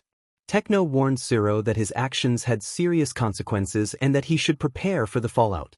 Meanwhile, Tubbo rushed into the house, heading straight for his bedroom. The faint smell of burnt skin lingered as he approached the bed where Ranbu lay, unconscious but breathing heavily. Tubbo took a deep breath, carefully removing Ranbu's wet clothes to dry his skin and wrap bandages around the most affected areas. Once he had dressed Ranbu in dry pajamas, he changed himself and lay beside his husband. Watching Ranbu's chest rise and fall with each labored breath, Tubbo felt a sense of helplessness. Any injuries sustained before death would carry over when Ranbu respawned. Time passed, and Tommy entered, carrying Tubbo's clothes. He placed them on the desk, which was cluttered with books and papers, and turned back to Tubbo, who was visibly distressed. Phil was making spaghetti for dinner, which happened to be Ranbu's favorite food. This realization brought tears to Tubbo's eyes, prompting Tommy to offer a comforting hug. He reassured Tubbo that Ranbu would be fine, reminding him that this wasn't the first time something like this had happened. Despite Tommy's words, Tubbo's fears surfaced as he worried about Ranboo not returning. He expressed his longing for home and his pet, Michael, his sobs growing louder. A knock on the door interrupted them, and in walked All Might and Recovery Girl. The elderly woman approached Ranboo, noticing his rapid breathing and fever. Tubbo gently pushed Tommy away, signaling him to leave. Recovery Girl examined Ranboo's bandages and expressed concern about the exposed skin, which could worsen his condition. She attempted to heal him but quickly realized her powers were ineffective. All Might inquired about the situation, and Recovery Girl explained that it felt like healing a lifeless body. Tubbo, overwhelmed with guilt, blamed himself for not preventing the accident. Techno entered, revealing that Ranboo had been pushed, identifying Zero as the culprit. Tubbo's expression hardened as he retrieved a glowing netherite sword from a chest, demanding to know Zero's location. Techno informed him that Zero was in the classroom with Aizawa, aware that chaos was about to ensue. All Might urged Tubbo to reconsider his approach, suggesting a non-violent solution. Ignoring the advice, Tubbo stormed out of the room and headed to the classroom, bursting through the door. The students turned in confusion, as the members of the SMP rarely visited during class. Before Aizawa could speak, Tubbo approached Zero, who attempted to apologize. Without hesitation, Tubbo swung his sword, cutting through the desk and leaving a mark on Zero's shoulder. Zero fell to the ground, pain etched on his face as he looked up at Tubbo, whose eyes were filled with determination. One looked to be blue with a clouded tint over it, while the other had a horrifying yellow glow with a radiation symbol in it. Blood dripped down Tubbo's sword as he slowly approached Zero. The other students yelled and begged for Tubbo to stop. At one point, Kirishima grabbed Tubbo's arm, attempting to talk sense into him, but Tubbo simply threw him aside, causing him to slam against the wall. Zero begged for Tubbo's forgiveness, but his pleas went unheard. Just as Tubbo was about to attack again, Aizawa intervened. He demanded that Tubbo drop the sword. Tubbo's cold tone sent shivers down everyone's spine as he spoke to Zero, asking if he knew what water felt like on the skin of an Enderman. Zero shook his head. Tubbo explained that water felt like lava because it burned Enderman. The scream they heard was one of severe pain as Ranboo suffered from burns. Now, he lay in their bed, barely breathing, with a high fever and severe injuries because of Zero. Zero tried to speak, but Tubbo interrupted angrily, stating that it would take days, maybe weeks, for Ranboo to recover. He warned Zero not to go near Ranboo once he was better, threatening to harm him if he did. Zero, in tears, acknowledged Tubbo's words. Tubbo put his sword away, and Aizawa released him. As Tubbo walked out of the classroom, he glanced back at the frightened faces of his classmates before heading home. That night, Momo begged Mina not to leave, insisting it was too dangerous. Mina watched as the shared printer produced a picture of Quackity and Sapnap together. She felt she had to act, unwilling to watch Carl waste his life with someone untrustworthy. Taking a fresh photo, she headed toward the front door. Sway stepped in front of her, reminding her of Puffy's warning about not knowing enough about the situation. Mina insisted that Carl was a nice person and that if she was wrong, he would tell her. The boys emerged from their rooms, curious about the commotion. Kirishima asked what was happening, while Mineta made a joke about makeup, only to be silenced by Jiro's shock. Mina expressed her intention to inform Carl about Sapnap's betrayal. Aoyama and Sato encouraged her to tell him, but Momo explained their concerns about how Sapnap or Quackity might react, referencing Tubbo's intense response to Zero's actions. The boys nodded in agreement, recognizing the potential danger. Mina argued that she was saving Carl from wasting his time with someone unworthy. Kirishima cautioned her about the risks involved, but Mina, determined to become a hero, stated that if she couldn't save Carl, she might as well drop out of UA. Kirishima decided to support her decision, and while Zero expressed some reservations, he agreed to back her up. Shoto promised to protect her if anyone tried to harm her. Uraraka, initially worried, changed her mind and offered to accompany Mina, as did the other girls, leaving Mineta feeling left out. Mina chose to take Momo and Azui with her. As they headed toward the door, Ida blocked their path, declaring that he couldn't allow them to leave. Suddenly, Bakugo intervened, sending Ida flying away from the door and expressing his annoyance. Azui thanked Bakugo, and Mina praised him, while he reminded them to return before Aizawa found out. Meanwhile, Quackity, Carl, and Sapnap were settling in for the night when a knock interrupted them. Quackity, irritated, responded loudly. Foolish opened the door, informing them that 3 girls were looking for Carl. Quackity complained about the timing as Carl got out of bed. He assured them he would be right back, thinking the girls might need something trivial. As he opened the door, Mina quickly grabbed him and pulled him away from the house. She looked him in the eyes, apologizing and stating she needed to tell him something about Sapnap. When Carl asked what it was, Mina revealed that she had caught Sapnap cheating. She handed him the picture, and Carl was momentarily distracted by how good Sapnap and Quackity looked in it, not fully processing Mina's words. When he finally asked her to repeat herself, Mina offered her support, stating that the class would be there for him. Carl, trying to maintain his composure, expressed his disbelief over Sapnap's actions. Momo asked if he needed help confronting Sapnap, but Carl insisted he could handle it on his own. After thanking the girls, he returned inside, leaving them to wait for the fallout. Carl burst into the room, yelling at Sapnap about the betrayal. Sapnap and Quackity sat up in shock, while Techno rushed in, curious about the commotion. When he learned it was a joke about cheating, he walked away disappointed. Sapnap asked to see the picture, and Carl handed it over, with Quackity leaning in to see it as well, commenting on how good they looked together. "Who took the picture?" Sapnap asked, his frustration evident. "Mina was the one who caught you guys," Carl replied. In a fit of anger, Sapnap burned the picture, his horns and tail manifesting. Quackity noticed how upset he was and tried to intervene. He urged Sapnap to take a breath, attempting to calm him down. "No. Quackity, it's not all right. She invaded our privacy." Sapnap snapped. "Who does she think she is, taking a picture of us during an NTMT moment?" "Fair enough, but you need to relax before you burn the house down." "Again," Carl said, trying to reason with him. "I'm going to go over there and teach those wannabe superheroes a lesson about respect," Sapnap declared. "Sapnap, you can't go while you're all worked up, you're going to hurt someone," Carl said, chasing him down the stairs. "Well, let's hope little old grandma is still awake to heal them once I'm done with them," Sapnap said before slamming the door. Quackity expressed concern about the trouble they were in. "Should we go warn them?" Quackity suggested. "Nah, I think one of them can use ice, so let's prepare to bandage Sap when he gets back," Quackity decided, returning to their room. As Sapnap stormed into their dorm, he left scorched footprints on the floor. Kirishima, Deku, Shoto, and Denki quickly got up, ready to protect their friend. "All right, man, calm down, and we can all talk this out," Kirishima said. In a moment of rage, Sapnap grabbed Kirishima and tossed him toward the window, causing it to creak ominously. Deku and Denki stepped back as Shoto attempted to trap Sapnap in a block of ice. "Yeah, you did it, Shoto," Denki cheered, celebrating too soon.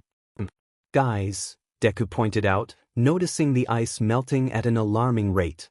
Shoto tried to freeze Sapnap again, but it was futile. The new ice melted away instantly.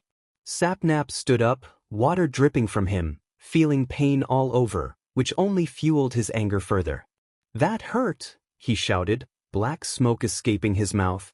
His flames intensified, making the room feel like it was on fire. Shoto was forced to back down, realizing even Endeavor's fire and anger couldn't match Sapnap's fury. Momo quickly created a fireproof shield to protect everyone, but Sapnap burned through it effortlessly. Blinded by rage, he charged toward Mina, pushing anyone who tried to stop him aside, not caring about the burns he might cause. Mina attempted to use her acid, but it evaporated before it could reach him. As Sapnap approached, she felt her life flash before her eyes. Just then, Ida arrived with Aizawa, who used his scarf in an attempt to restrain Sapnap. "That's enough. I'm not letting you hurt my student," Aizawa declared, trying to stop Sapnap's flames. He wondered why his quirk wasn't working.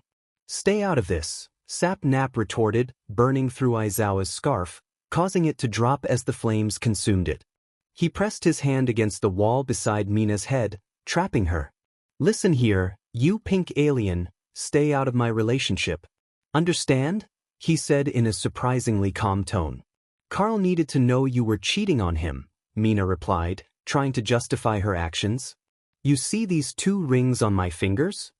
Sapnap said, showing her his hands. Yes. One is for Quackity, and one is for Carl. We are in a polyamorous relationship. Did you know that? No, Mina said, tears streaming down her face. Of course not, because you didn't come and talk to Quackity or me. No, you went to Carl and accused me of cheating when you had no business doing so. Why didn't Carl? Because Carl has memory issues and I've been trying to help him. But now all the work I've done has gone down the drain because you got involved in something that didn't concern you. The next words out of your mouth better be, I promise to never stick my head where it doesn't belong. I promise, Mina said, too scared to say anything more. Sapnap took a deep breath, which extinguished his flames, but he still felt the heat radiating from his body. He turned to everyone and warned, if I find out any of you sticking your head in my relationship again, this whole school is going up, before walking out the door, stopping only to address Aizawa. Teach your students some respect if you want them to live another day, he said, leaving the Aizawa turned back to his class in shock and horror, questioning what had just happened. After a lengthy explanation and a phone call, Aizawa knocked on the door to the mansion, feeling exhausted and overwhelmed. Philza answered, looking equally tired. Hey mate, what's brought you here so late? Philza asked. I called Nizu, and he wants to talk to you, Tubbo, and Sapnap tomorrow morning about the recent incidents, Aizawa explained. I heard about Tubbo, but honestly, I think he got off easy for attempted murder. I haven't heard anything about Sapnap, Philza replied. Well, he went after a student and burned part of the common area in the dorms. I'm so sorry. I'll make sure Sapnap and Tubbo are there tomorrow morning. Thank you. Have a good. Aizawa was interrupted by Tubbo's voice screaming for help. Philza quickly shut the door and rushed to find out what was wrong. The next morning, Siro, Mina, Aizawa, and Nizu waited quietly in the mouse bear's office for the others to arrive. The door opened, and Philza walked in alone, his head down. Good morning, Philza. Will the others be arriving soon? Nizu asked cheerfully. Yeah, about the others, Philza said, fiddling with his ring. Sapnap suffered burns from being frozen and then melting the ice. A blaze hybrid in its blaze form can be easily stopped by water, so that's something to remember next time the students get involved in something they're not supposed to. And Tubbo? Aizawa inquired. Yes, Tubbo, well, Philza turned to the students. Can you two wait outside for a moment? What happened to Tubbo? Siro asked. Please, this is between adults, Philza replied. The two students exchanged glances with Aizawa and Nizu, who nodded for them to leave. Once outside, Nizu asked, So, what's going on with Tubbo? Philza looked down, fiddling with the small golden ring on his finger for a moment before responding, Tubbo is fine. Kind of, but this is about Ranbu. Did he wake up and start singing a cheerful song? B. Start floating in an eerie manner? C. Walk into the pool and face a tragic fate? D. None of the above. Philza looked at the ground, fiddling with the small golden ring on his finger for a moment before responding. He expressed concern for Tubbo but emphasized that the situation was about Ranbu. With a heavy heart he revealed that Ranbu's heart had stopped. Aizawa and Nizu exchanged worried glances, their expressions filled with dread. Aizawa inquired if Ranbu was improving. Philza shook his head, explaining that Ranbu's condition had worsened. His fever had risen, and he had stopped breathing at one point, now gasping for air. Philza grimly stated that he doubted Ranbu would make it through the day. Nizu urged Aizawa to accompany Recovery Girl to the mansion and to call him with updates on the next steps. He also instructed Aizawa to send the others away, allowing him to speak with Philza privately. Philza nodded and left the room, heading back to the mansion. As Aizawa exited, Ser and Mina approached him quickly, asking if it was true that Ranbu was dying. Aizawa confirmed their fears. Siro pointed out that Ranbu was supposed to have 3 lives, suggesting that he wouldn't actually die. Mina, however, worriedly speculated that Ranbu might be on his last life, considering the water incident and the heart issue. Siro's heart sank at the thought that he might have inadvertently caused harm, and he became anxious about Tubbo's potential reaction if Ranbu were to die. Mina snapped Siro out of his thoughts with a light smack. Siro, still shaken, expressed his concerns about a funeral, but Mina insisted that Ranbu would be fine. Siro then nervously joked about his own funeral, imagining Tubbo standing over him with an intimidating expression.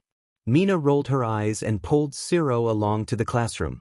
Filza guided Aizawa and Recovery Girl up the stairs and into the room where Tubbo rested his head on Ranbu's chest, struggling to keep his eyes open. Ranbu lay on his back, struggling to breathe. Recovery Girl, visibly upset by Ranbu's condition, took out her stethoscope and instructed Tubbo to help sit Ranbu up so she could examine him. After checking Ranbu's heart and lungs, he began to cough violently, prompting Tubbo to quickly wipe his mouth. Ranbu's eyes opened, revealing a clouded gaze. Tubbo, filled with concern, asked if Ranbu was okay, but received no response. Instead, Ranbu leaned sideways, nearly falling off the bed, but Tubbo and Aizawa caught him. Recovery Girl listened intently to his lungs, noting concerning sounds. She decisively stated that Ranbu needed to go to the hospital. Aizawa questioned her certainty, and Recovery Girl took him and Filza aside to speak privately. She explained that Ranbu had water in his lungs, essentially drowning within himself, but it wasn't too late for treatment. If he reached the hospital, his chances of survival could improve. Filza agreed that saving Ranbu's life was the priority, but Aizawa expressed concern about the potential risks if the League or the press found out about Ranbu's condition.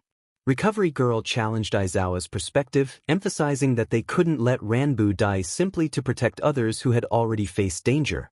Filza reassured Aizawa that they could handle the situation, insisting that they had faced worse challenges before. With a sigh, Aizawa relented and agreed to call an ambulance. Recovery Girl went to inform Nizu about the situation while Aizawa followed her outside, leaving Filza in the house. Filza returned to Tubbo, who was filled with hope. He shared the news that Ranbu would be taken to the hospital, which could increase his chances of survival. Tubbo's spirits lifted as he joyfully began packing a bag with items to keep himself occupied while waiting for Ranbu to wake up. A few minutes later, Tubbo and Sam carried Ranbu toward the front gate, where Aizawa and All Might awaited them. Aizawa noticed the size of Tubbo's backpack and asked what was inside. Tubbo cheerfully explained that he had packed books and other items to keep himself entertained while waiting for Ranbu to wake up. However, All Might informed Tubbo that he would be accompanying Ranbu to the hospital. Tubbo's heart sank at the news, and he softly protested that Ranbu was his husband. Aizawa explained that it was best for someone experienced with hospitals to go along, especially to prevent any leaks of sensitive information. Though Tubbo understood their reasoning, he couldn't help but feel devastated at the thought of being separated from Ranbu.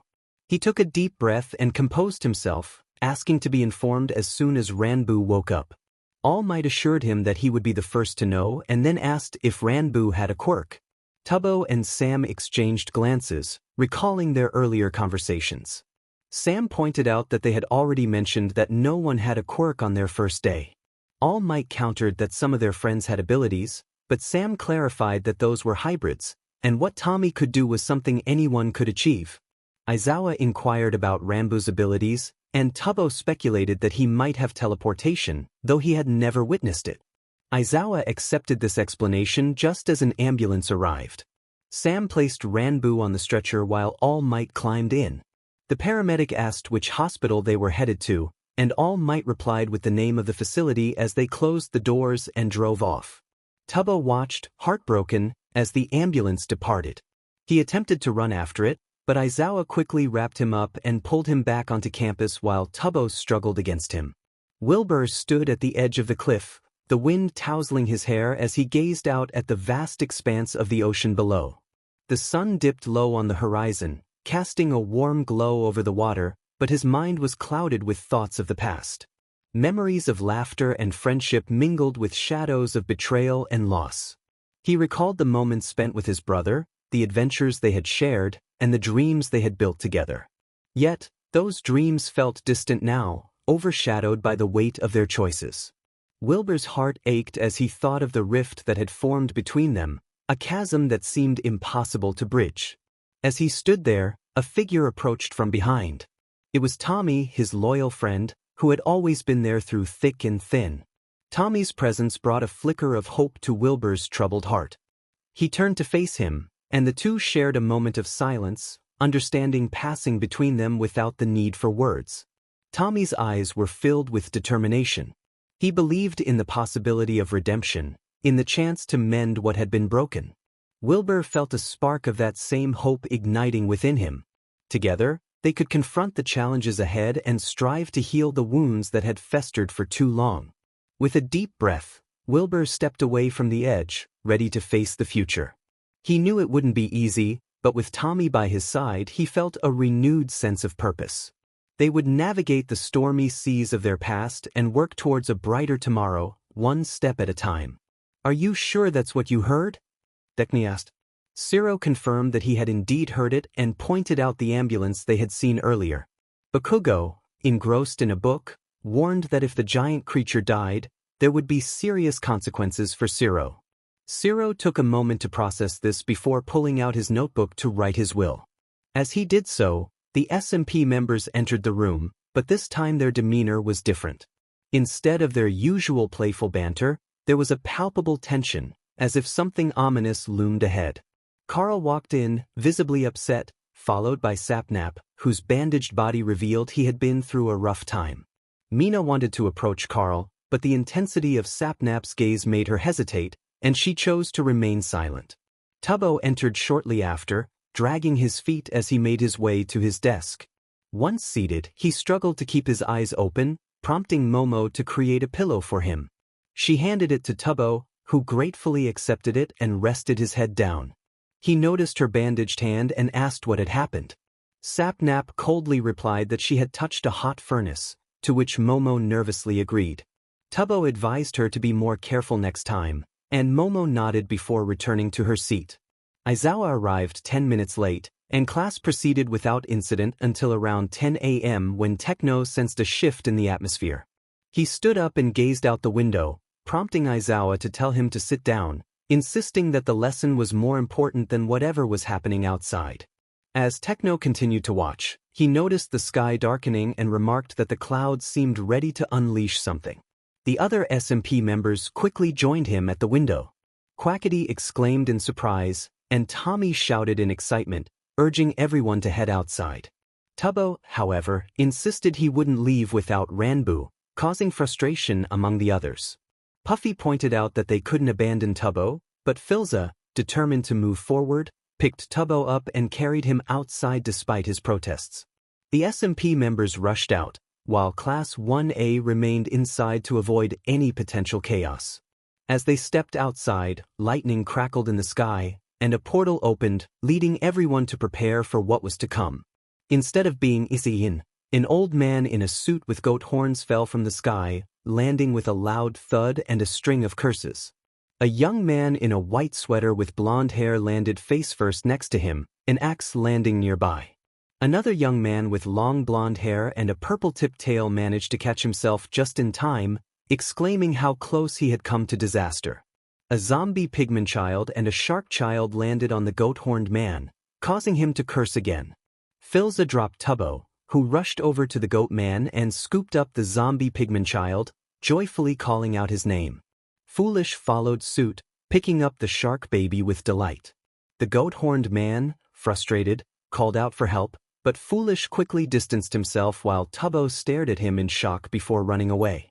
Quackity approached the man, feigning annoyance, and the goat-horned man recognized the situation when he noticed Class 1A watching from the window. He put on a friendly facade as Quackity helped him up, complimenting him on his new style. Quackity retorted with mock anger, and Charlie joined them, excited to share news with the alien boy. The young man in the white sweater got to his feet just as Dream approached to assist him. Dream greeted him warmly, and the young man asked where they were. Dream promised to explain back at the house, urging Tommy to follow. Filza pointed out that the portal was still open, and everyone turned to see why it hadn't closed yet. Tubbo asked if anyone else heard the strange music, and Techno remarked that it sounded like something ominous. Suddenly, thousands of crows erupted from the portal, and among them was a girl with long blonde hair, a white mask, and a green sweater. Dream's expression turned grave as he recognized her, pleading for help. When she landed, she quickly grabbed Tommy and spun him around joyfully, causing him to collapse to the ground, dizzy. She asked where they were, and Tommy explained that they were at UA, the school for superheroes, which made her laugh at the comparison to comic book heroes. Aizawa face-bombed as he observed the SMP members heading toward their mansion. He decided he needed to inform Nizu about the situation and instructed Class 1A to finish the questions on pages 108 and 109 before leaving the classroom. Mineta commented on the girl, but Mina quickly silenced him with a slap to the back of his head. Denki pointed out the large mass of crows moving with Filza, joking about their size. Tokoyami expressed curiosity about how such large birds could exist. Shoji noted that this was beneficial for Koda's quirk, as there would always be crows around for him to control. Uraraka chimed in, excited about the children, but Momo pointed out that no one had mentioned kids before. Azui suggested it was likely for privacy reasons, and Mina proposed visiting their house to meet the newcomers. Azui quickly shot down the idea, realizing the potential complications it could bring. The group realized they needed to come up with a plan. They exchanged glances, understanding the urgency of the situation. It was time to take action and move forward together. Schlatt, a 45-year-old man standing at 6 feet 3 inches, was a unique blend of goat and human. Known for his brash demeanor and struggles with alcohol, he often found himself at odds with those around him. Despite his rough exterior, there were moments when his vulnerability shone through, revealing the complexities of his character. As he navigated the challenges of life, his journey was marked by both conflict and growth, shaping him into a figure that was both relatable and intriguing. Everyone was gathered in the living room, sitting in silence as Drista, Schlatt, Puns, and Purple tried to understand the situation. Meanwhile, Michael and Foolish Jr. were munching on bread. Puns asked if they were trapped there, to which Ghostbur confirmed that they were. Schlatt expressed his frustration about the kids in Class 1A, mentioning how they had pushed Ranbu into a pool and meddled in the relationships of Carl, Quackity, and Sapnap. Quackity agreed, and Drista pointed out that they had been toying with the kids' perceptions, making them think Dream was mistreating Tommy and that everyone was on shaky ground. Dream acknowledged the situation, and Drista, with a mischievous grin, declared her intention to cause some chaos. Sapnap cautioned her to wait until the kids did something first, so it wouldn't seem like she was the instigator. Nikki chimed in, mentioning a boy named Mineta who had a reputation for inappropriate behavior, which led to a discussion about his unusual appearance and actions. As the conversation continued, a knock at the door interrupted them. Dream urged everyone to get into character, but Drista was unsure of what to do. Dream suggested she act like a god of chaos, unaware of the implications of his words. Quackity grabbed a bottle of colored water and some strong alcohol, pretending to drink it to create a certain atmosphere, while the others adopted serious or cheerful expressions.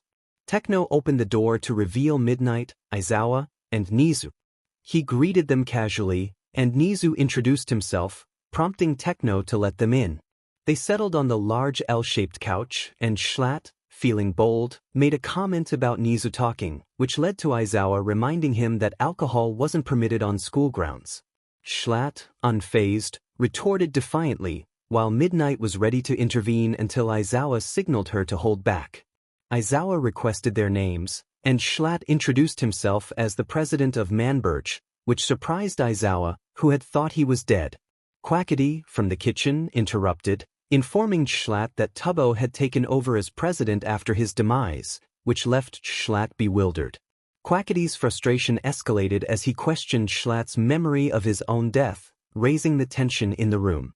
Suddenly, Michael and Foolish Jr. began to cry, prompting Tubbo and Foolish to rush to comfort them. Quackity blamed Schlatt for the commotion, and Midnight intervened, suggesting they take their argument elsewhere.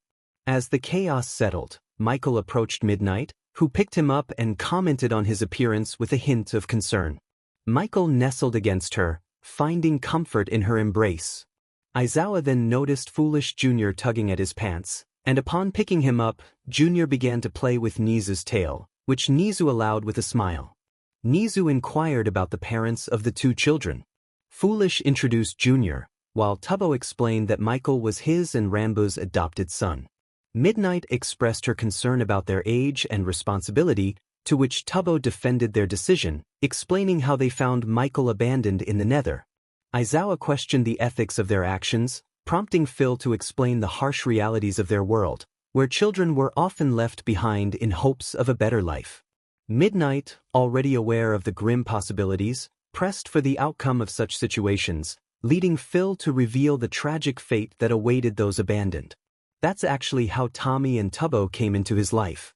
Nizu expressed curiosity, and the response was that they had been found on the side of the road in a box at the ages of 2 and 1.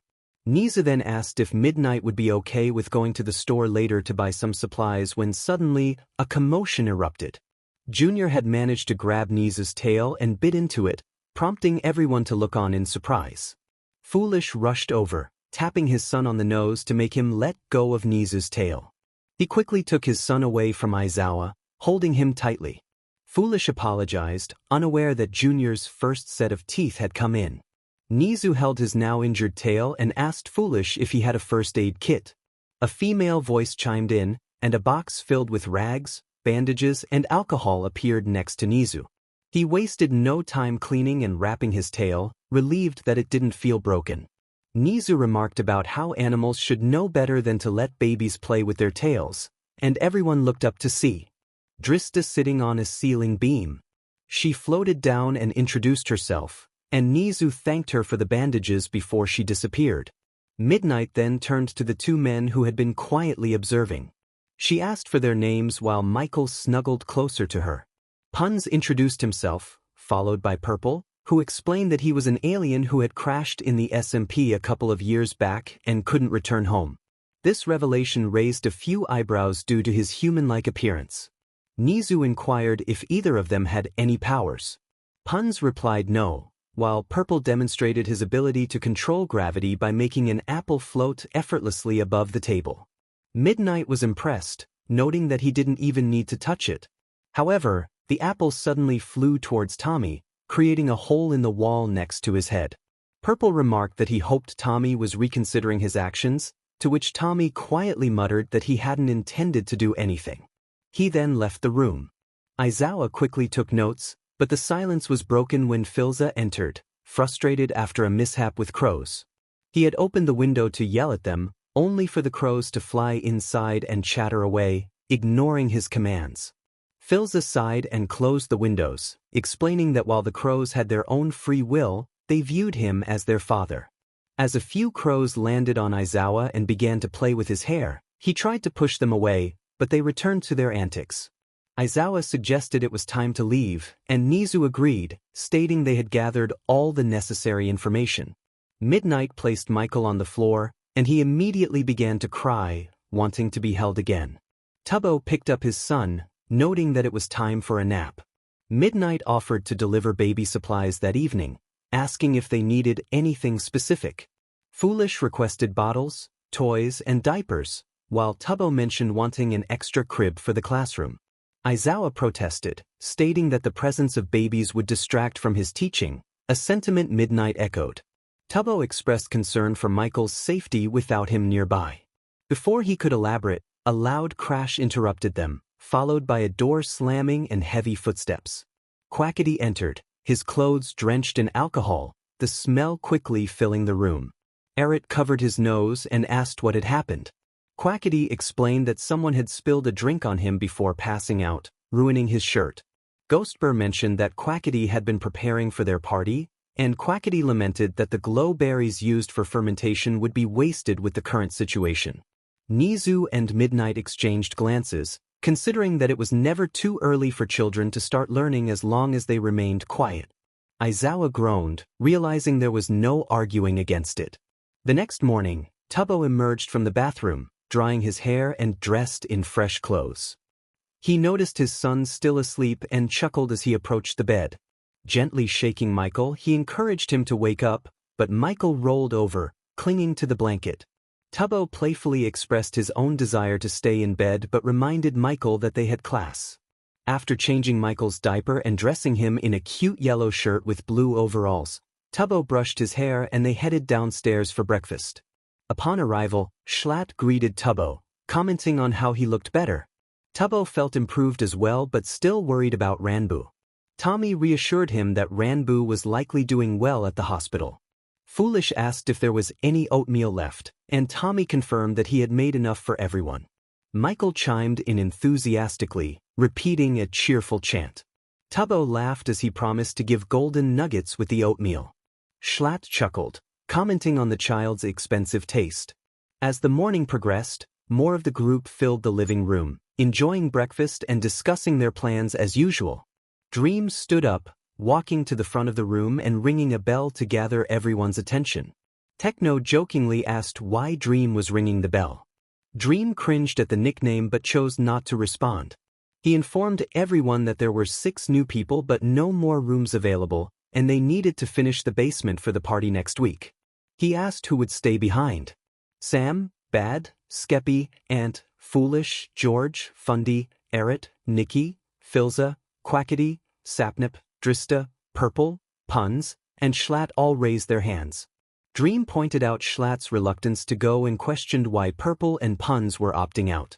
Puns explained that they didn't want to sit in a classroom full of kids doing nothing, while Purple agreed they would show up later. Dream confirmed that Tommy, Tubbo, himself, Techno, Drista, Charlie, Ghostbur, Carl, Puffy, and the kids would be going. Drista protested, reminding Dream that she had raised her hand. Dream insisted she was still going to class, leading to a back and forth where Drista expressed her discontent. Dream, growing annoyed, reminded her that she was a child and had to attend. Drista huffed but ceased her argument. He concluded the meeting, noting that class would start in an hour. Tubbo began preparing snacks and bottles for the kids, filling a baby bag and placing it into the stroller along with both children, who protested loudly about being put in the stroller instead of being carried.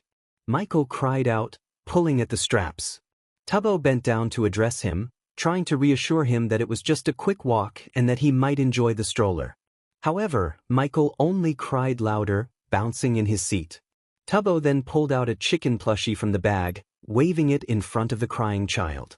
Michael's attention shifted to the plushie, and he happily grabbed it, chuckling as he did so. Junior calmed down as well when Foolish offered him a pacifier. As the members entered the classroom, Drista and Tubbo walked in first. Ida immediately jumped up, scolding them. He reminded Tubbo that this was a classroom, not a daycare, and insisted that Drista, who had just arrived, needed to wear pants. Drista leaned over to Tubbo, confused about why Ida was yelling at them. Tubbo explained that Ida just liked being annoying. When Ida demanded Mr. Aizawa take action, Aizawa, still in his sleeping bag, sighed and stated that Nizu had given permission for the kids to be there, but pants were still required. Drista showed Aizawa her outfit, lifting her green sweater to reveal her shorts, to which Aizawa deemed it good enough and laid back down, leaving Ida frustrated. Michael and Foolish Jr. began to make noise, tired of being in the stroller.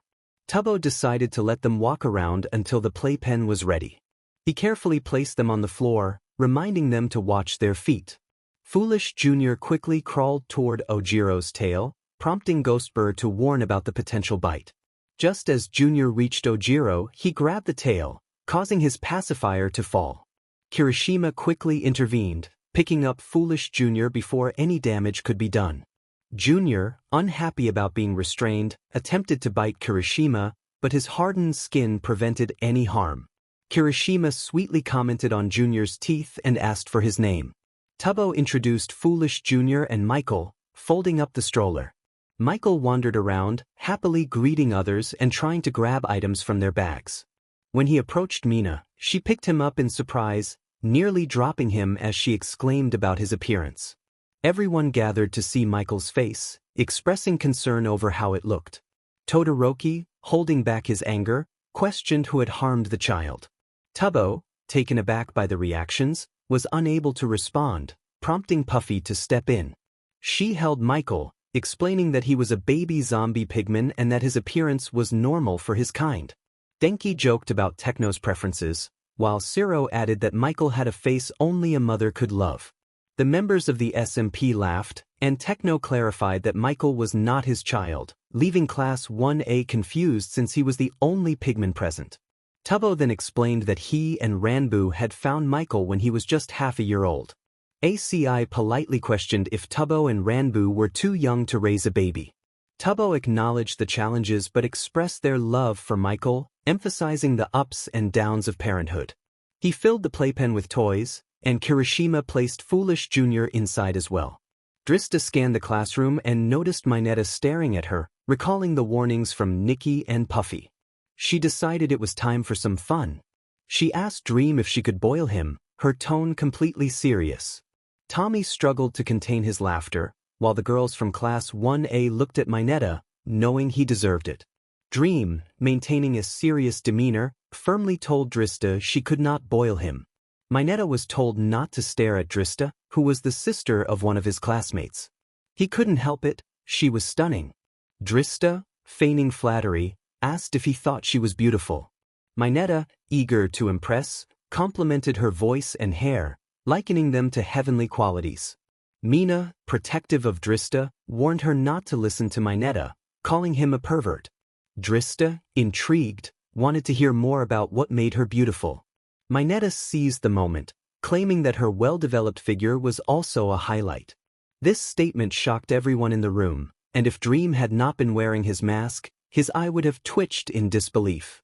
Just as he prepared to retaliate against Mineta, Drista interrupted with gratitude, thanking him for the compliment and asking for a hug. Mineta leaped at the chance, feeling elated that someone appreciated him. However, Drista then revealed her age, which caught Mineta off guard. In a swift motion, she smacked him with a metal bat, sending him flying through the window. The classroom fell silent, stunned by the sudden turn of events. Drista dismissed Mineta's behavior as inappropriate, and Aizawa, witnessing the chaos, acknowledged that while Mineta deserved the punishment, Drista should refrain from such actions in the future. Drista offered to fix the broken window, clapping her hands to restore it as if nothing had happened. Aizawa instructed her to sit down, and just then, his phone rang. Present Mike informed him that Mineta was outside, injured from the fall. Aizawa, already aware of the situation, confirmed that Mineta had been harassing a new student and deserved the consequence. With that, he signaled the class to begin. Hours later, Mineta returned to class, bandaged and battered. Aizawa was in the middle of a history lesson when he called for Tubbo to visit the counselor. Tubbo complied, leaving his son, Michael, in the care of Techno. As Tubbo exited, Michael began to cry, prompting Techno to check on him. After a brief struggle, Techno offered Michael a snack, which the child threw at him, causing a minor injury. Frustrated, Techno handed the child off to Momo, who managed to soothe him. Mineta watched the scene unfold, feeling a pang of jealousy at Momo's success with Michael. Junior, another child, noticed Momo holding Michael and wanted attention too. Bakugo, initially annoyed, picked up Junior and sat back down, allowing him to snuggle close. The classroom resumed its usual activities without further incident. During lunch, Tubbo happily fed Michael while Techno fed Junior. Drista inquired about why they stayed at school for lunch instead of going home. Techno explained that the food was exceptional. Just then, a blonde-haired student approached, commenting on the rumors surrounding Drista. Drista, confused, asked Tubbo about the newcomer, who introduced himself as Monoma. When Michael reached out to Monoma, the boy recoiled in disgust, making a rude remark about the baby. Tubbo's expression shifted as Michael began to cry, drawing attention from the cafeteria. Monoma continued to mock the situation, but Techno had had enough. In an instant, Monoma was sent flying through the window, crashing into a nearby tree. Tubbo, fueled by anger, stepped through the broken window, and the other students watched in shock as he confronted Monoma with fierce determination. "What happened?" Puffy asked. Drista explained that they were at their table, minding their own business and feeding the kids when Monoma, the blonde kid, approached them covered in what looked like blood. He had called Michael diseased. Dream expressed his disgust, commenting on how messed up it was to call a baby diseased. Tommy remarked that it sounded like Monoma was getting what he deserved while sipping his soda. Ghostbur wondered if they should intervene before someone got hurt. Techno replied that he thought someone had called for Aizawa, who would handle the situation. Just then, Aizawa, Vlade King, Midnight, and Hound Dog rushed in due to the commotion. King shouted angrily at Monoma. Aizawa quickly used his scarf to trap Tubbo, giving Monoma a chance to escape. However, Tubbo broke free with the help of his fire aspect sword, slicing through the scarf and tackling Monoma to the ground. He pulled out his pickaxe, ready to confront him, but had to back off when he saw Midnight's whip coming at him. Unfortunately, the whip caught Tubbo's leg, causing a painful injury, but he didn't let that stop him. He pulled out his crossbow and shot Monoma in the back of his leg, causing him to fall and cry out in pain. Carl asked if they should help them. Charlie cheerfully replied that they were fine. King attempted to use his blood quirk to restrain Tubbo's legs, but Tubbo broke through, injuring himself further before getting on top of Monoma, who was trying to crawl away. Tubbo shouted angrily that he was going to make Monoma pay for calling his son diseased.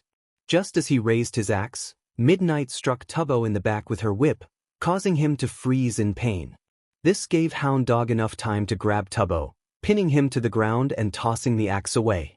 Tubbo protested, insisting that no one could insult his child and get away with it. Hound Dog urged Tubbo to stop, explaining that violence wouldn't solve anything and suggesting he could have talked to a teacher about it. Tubbo insisted that talking was no longer an option after Monoma's comment. Just then, Michael came running down the yard, his tiny legs moving as fast as they could. When he reached them, he began hitting Hound Dog with his tiny wooden sword, trying to get him to let go of his father. Tubbo spoke to Michael in a soothing tone, telling him to return to Drista while he handled the situation. Hound Dog released Tubbo, allowing him to comfort his son. Tubbo reassured Michael, calming him down as Drista teleported over, startling the teachers. She handed Tubbo a healing potion, but he noticed the other students watching and decided against drinking it. He suggested they take a hot bath instead, carrying Michael back to the mansion as if nothing had happened. Hound Dog was about to speak, but Aizawa stopped him, stating they would deal with Tubbo later and needed to focus on saving Monoma. After lunch, Tubbo returned with Michael in his arms, followed by Puns and Purple. He set Michael down next to Foolish Jr. and pointed to Class 1A, which was gathered around talking. Tubbo pulled out 20 diamonds and handed them to Puns, instructing him to punch the kid with the sling, pointing at Zero. Puns nodded and walked over to them. The others noticed the hooded man approaching. Kirishima greeted him, but Puns ignored him and went straight to Zero. Just as Zero was about to speak, he received a punch to the stomach, causing him to fall to the ground, gasping for breath. Puns turned and walked away without saying a word. The other boys rushed to Zero's side to check on him. Denki yelled in confusion, questioning why Zero was attacked. Tubbo shouted that it was for sending Ranbu to the hospital. Someone asked Tubbo why he attacked again since he had already gotten his revenge. Tubbo explained that the first time was for hurting Ranbu, but this time he intended to send Zero to the grave. Puns saw an opportunity to make more money and approached Denki. Denki asked if Puns was there to punch him too. Puns replied that he could punch Tubbo if Denki wanted. Denki was surprised and asked if he was serious. Puns confirmed but said it would cost him. Zero, still catching his breath, asked how much. Puns explained the prices: 20 diamonds for a minor injury, 80 for a fight, and 200 to kill him. The boys were shocked at the rates. Tokyami reminded them that diamonds were their currency. Denki then pulled out $20, attempting to hand it to Puns and asked him to kick Tubbo in the ball. Puns held up his hands, stating he only accepted diamonds and that kicking someone in the ball would cost extra. Denki suggested an IOU, but Puns declined. Denki protested that it wasn't fair Tubbo could get Puns to do things while they couldn't. Puns clarified that Tubbo paid him, and he only did things for payment, nothing more. Aizawa and Recovery Girl arrived to set up one-on-one battles, starting with Puns versus Jiro. They both took their positions on the field. Puns carefully analyzed Jiro, noting her earphone jacks and speaker shoes. Dream messaged Puns with information about her quirk, which allowed her to use her heartbeat to create powerful sound waves.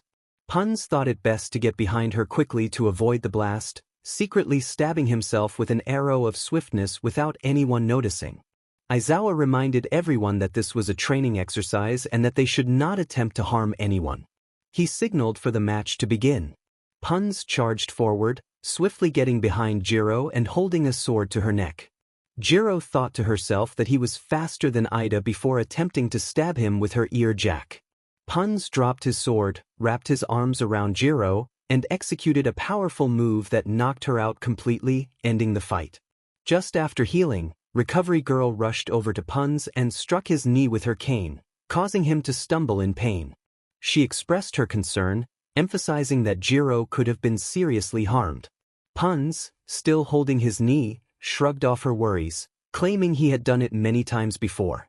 Recovery Girl pointed out that the students were much more fragile than the troublemakers he was used to dealing with. Punz apologized, promising not to perform any more suplexes on students for free. As Recovery Girl prepared to heal Jiro, Aizawa attempted to move on to the next match. However, Michael suddenly stood up, shouting excitedly and waving his tiny wooden sword. Aizawa, visibly annoyed, called out to Tubbo to retrieve his enthusiastic child. Tubbo encouraged Michael to fight, suggesting it would be an easy win for them. Aizawa shot Tubbo a glare, but Michael took the opportunity to demonstrate his strength by grabbing Ojiro's tail. Ojiro, amused, smiled at the toddler's effort to throw him. It wasn't until Michael managed to flip Ojiro onto his back that everyone realized the toddler's surprising strength. The battle continued with Michael tossing Ojiro back and forth, eliciting laughter from the SMP members while Class 1A looked on in shock. Ciro questioned Tubbo about what he was feeding Michael, while Tubbo laughed and claimed it was just normal food. Denki, incredulous, shouted in disbelief. Deku remarked that if Michael was this strong, it meant the SMP members had been holding back against them. Uraraka suggested they should help Ojiro, and Sato agreed, noting that he was getting overwhelmed. Puffy called out to Michael, who then dropped Ojiro and climbed onto his back, triumphantly declaring his victory. Tubbo picked up his son, praising him for winning. Aizawa, unfazed, continued down the list, announcing the next match. Before he could finish, Foolish Jr. crawled onto the field, making a loud noise that signaled his readiness to fight. Aizawa declared the match between Denki and the baby, and no one objected. Denki crouched down, planning to use a small static shock to secure his victory. However, when he reached out to touch Junior, the baby grabbed his finger and delivered an overwhelming shock, causing Denki to collapse. Junior climbed onto Denki's back, raising his arms in victory. Tubbo picked up Junior, excited to tell his father about his achievement. Class 1A felt defeated, realizing they were outmatched, except for Bakugo, who believed he could still win. He stepped onto the field, calling out to Techno, demanding a rematch. Techno looked around, confused, before turning to Drista, who confirmed Bakugo was indeed addressing him. Techno smirked, taunting Bakugo about his reputation. Bakugo, irritated, insisted he was not an orphan, which surprised Techno. Techno then asked for Bakugo's parents' address, prompting laughter from the crowd. However, the mood shifted when Tommy was unintentionally hurt by Dream, who had elbowed him. Techno rushed to Tommy's side, expressing his disapproval of Dream's actions. Dream argued that Tommy had betrayed Techno multiple times, questioning why he would overlook such behavior. The tension between Techno and Dream escalated as they debated Tommy's character. Techno, contemplating Tommy's cold demeanor, began to walk away from the confrontation. Suddenly, Tommy grabbed his cape, and Techno turned to embrace him, offering support. Just as Tommy began to speak, Bakugo interrupted, demanding to know if they were going to fight or not. Tommy released Techno, allowing Dream to pull him back. Techno then approached Bakugo, ready to engage in battle, determined to prove himself. However, by then, he had gone quiet, only staring at the ground without speaking. Back at the mansion after class, Tubbo expressed his excitement about their recent performance, saying it was amazing as he took the kids out of the stroller. Punz inquired how long they had been scripting it, to which Dream clarified that it wasn't scripted at all. Techno chimed in, mentioning that they just went with whatever came to mind. Tommy added that he loved the references to flying too close to the sun, which he found cool. Dream explained that he had been reading Greek mythology recently. Techno teased Dream about finally reading the book he had suggested countless times. Drista remarked on the weakness of the kids, questioning how they were supposed to become heroes if they could be taken down so easily. Techno jokingly responded that they were simply too great for the kids to handle. Ghostbur then shared his theory that their physical strength was superior to that of the kids. Techno clapped sarcastically, calling Ghostbur smart enough to be nicknamed Einstein. Ghostbur insisted he was serious, pointing out that none of the kids had built anything or even dug a hole during their time there. Filza interjected, explaining that the kids didn't need to mine since they already had a home. However, Ghostbur argued that if the kids were meant to become heroes, they needed to be stronger. He proposed that Techno should approach Aizawa with a plan to help them. Techno questioned why he should be the one to do it, to which Ghostbur replied that it was because Techno was the strongest. Techno reminded them that his character no longer trained heroes and had a disdain for them. Dream then announced he had a perfect plan, and everyone gathered around to hear his idea, which was certainly ambitious and could lead to unforeseen consequences. That night at Jaku General Hospital, the heart monitor was the only indication that the young man on the bed was alive. Ranbu lay alone, as All Might had gone home, intending to return the next day. The soft moonlight did little to ease the somber atmosphere. Suddenly, the door to the room opened, and a short, round man entered, quickly closing the door behind him. The man approached Ranbu, commenting on his unique anatomy, noting the tail, oddly colored skin, and his extreme allergy to water. He also mentioned that the chart indicated Ranbu could teleport. Reaching into his coat pocket, the man pulled out a small tube and needle, stating that he only needed a little blood to create a copy of Ranbu's quirk. As he wrapped a blue rubber band around Ranbu's arm, the young man stirred slightly, but the doctor continued his work. He soon found a vein and inserted the needle, watching as green liquid with purple particles filled the tube. The doctor marveled at the uniqueness of Ranbu's blood before removing the needle and leaving with the vial, a smile on his face. The next morning, Dream walked into the classroom and approached Aizawa's desk, making a comment about Aizawa not being a very good teacher. This sparked a reaction from Class 1A, who began to insult Dream. Dream then proposed a competition. He and Techno would split the class into two groups and teach them to build a simple house, with the faster team winning. Bakugo enthusiastically accepted the challenge, while Techno, who had been reading, expressed his surprise at being included. Dream then asked Drista to create a box filled with numbers between 1 and 2, which she did. Aizawa, waking from his sleeping bag, questioned Dream's authority to initiate the competition, but Dream suggested that Aizawa might agree since he wouldn't have to teach. Techno drew a number from the box, revealing he had a 2, while Dream drew a 1. Dream explained that whoever drew a 1 would be on his team, and Techno would lead the other team. The students took turns drawing numbers, forming two teams. Bakugo demanded a trade with Izuku, expressing his reluctance to work with someone he deemed a masked freak. Shoto then asked if anyone had seen Tommy that day, raising concerns about his well-being. The group speculated that something might have happened to him, and Shoto suggested that the competition could be their opportunity to save him. Uraraka praised Shoto for his cleverness, drawing the attention of others who gathered to hear the plan. Techno and Dream observed as the class huddled together, curious about their discussion.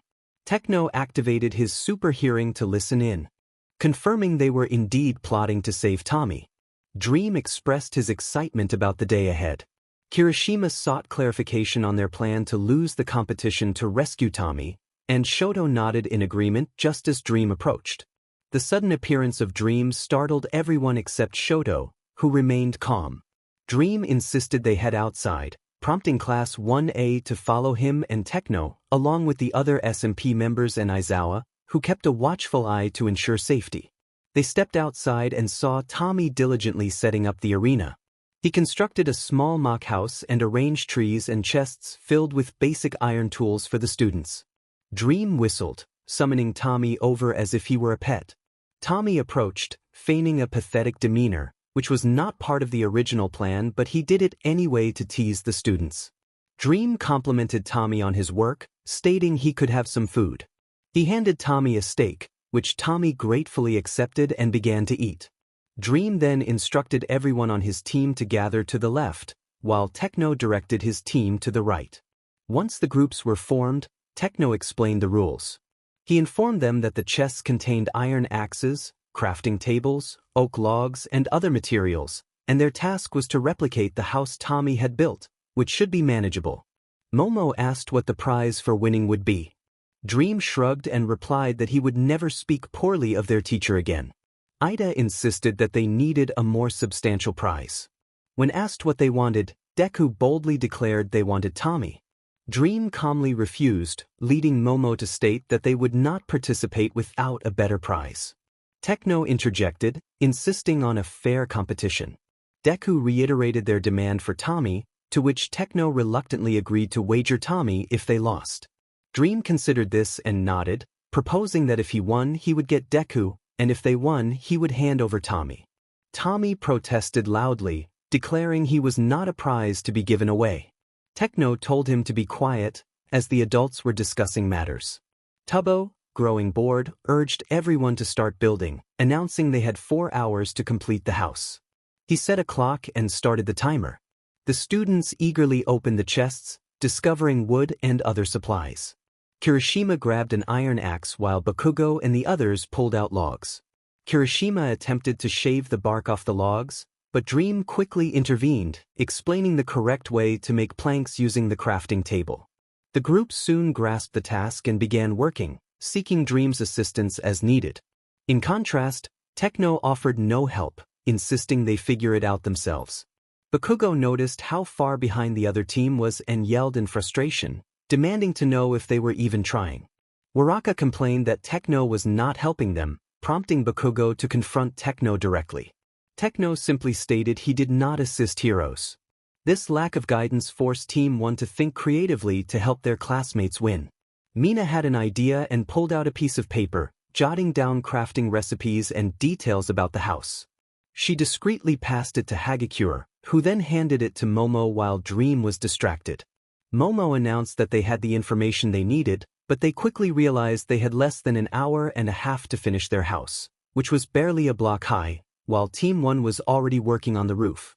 Shoto stepped forward, determined to help, and conjured a fireball, igniting the other team's house. Team 1 reacted in alarm, pretending to be upset, but they understood it was necessary to save Tommy. Dream shouted for silence to be heard over the chaos and sighed, asking Drista to reset the field. Drista complied, resetting the arena while Dream paused the clock. He declared that there would be no more sabotage as the students returned to building. At Jaku General Hospital, All Might sat in a chair beside Ranbu's bed in his muscular form, engrossed in a book on teaching. Ranbu soon opened his eyes and panicked upon noticing the tube in his throat, trying to pull it out.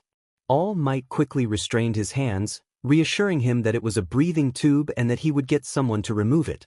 Ranbu nodded in understanding and waited as All Might stepped out to find assistance.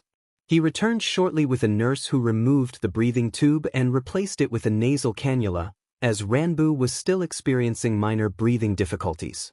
All Might asked how Ranbu was feeling, to which Ranbu replied that everything hurt, his voice raspy. All Might promised to ask the nurse for painkillers when she returned and asked if he wanted to talk to Tubbo. Ranbu agreed. All Might pulled out his phone and FaceTimed Aizawa, who took a moment to answer. Upon hearing the news that Ranbu had woken up, Aizawa called for Tubbo, who rushed over to see what was happening. Tubbo greeted All Might enthusiastically. All Might turned the phone toward Ranbu, who waved at his husband. Tubbo exclaimed joyfully, asking how Ranbu was and when he would come home. Ranbu replied that he had just woken up less than an hour ago. Tubbo commented on Ranbu's voice, noting it sounded terrible, but mentioned he had something to cheer him up. Ranbu began to express that seeing Tubbo was already a great comfort when he noticed his son enter the frame, a big smile spreading across his face as he greeted Michael. Michael reached out to the phone, excited to see his father. Ranbu inquired when Michael had arrived, and Tubbo explained that he had come the day Ranbu went to the hospital, along with a few others. He also mentioned that Phil's crows had returned. Ranboo expressed his regret at missing the moment before breaking into a coughing fit. All Might redirected the phone back to himself, stating he would call back later as Ranboo needed rest. As All Might hung up the phone, he remarked that he hadn't known Ranboo had a son. Ranboo explained that he and Tubbo preferred not to discuss Michael to avoid worrying about his safety. He then settled back down, feeling exhausted. All Might asked what Ranboo's last name was. Ranboo smiled widely and replied that it was My Beloved, a name given to him by Tubbo since he couldn't remember his original last name. All Might couldn't help but smile back, happy to see Ranboo cheerful after waking from a long coma. Dream yelled in frustration as the alarm went off, signaling his loss. Techno's team had completely built their house, while Dream's team barely had 4 walls. Kirishima expressed their fatigue, and Bakugo added that if Dream had set up the rules properly, they might have won the first round. Team 2 was jumping around, cheering joyfully. Uraka grabbed Tommy's hand, excitedly informing him that they had won and he was free now. Tommy pulled his hand away, annoyed, insisting he didn't need their help and could have freed himself anytime.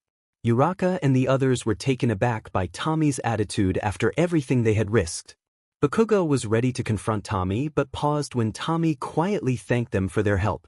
Uraka responded with a cheerful, "You're welcome." Tommy then taunted Dream, loudly proclaiming that Dream couldn't do anything to him. When Dream tried to respond, Tommy interrupted, mocking him about going back to George to complain about losing. It became clear to the others that Tommy was enjoying the moment, and despite Ida's attempts to stop him, Tommy continued to tease Dream. Dream snapped, causing Tommy to flinch, and chuckled, unsettling the students. He lifted his mask away from everyone and calmly warned them that they had no idea what they had done. Shoto asked if that was a threat, but Dream simply pulled his mask down and walked away, leaving the students feeling uneasy. Momo approached Tommy, suggesting he stay with them for a few nights. When Tommy questioned why, Mina explained that Dream was clearly planning something. Tommy lowered his head in thought before looking at Tubbo, who was playing with the kids. He apologized to the girls, stating he had something he wanted to do later. Momo assured him that if he ever felt unsafe, he was welcome to stay at their dorms before walking away with Mina. Mina approached Techno, who was reading a book, and asked for a favor. Techno immediately agreed without hearing her out. When Mina pointed out that he didn't even know what she was going to ask, he guessed it was about helping her blow up a country. Mina clarified that she wanted him to protect Tommy. Techno hesitated, recalling a previous incident where he had protected Tommy that didn't end well.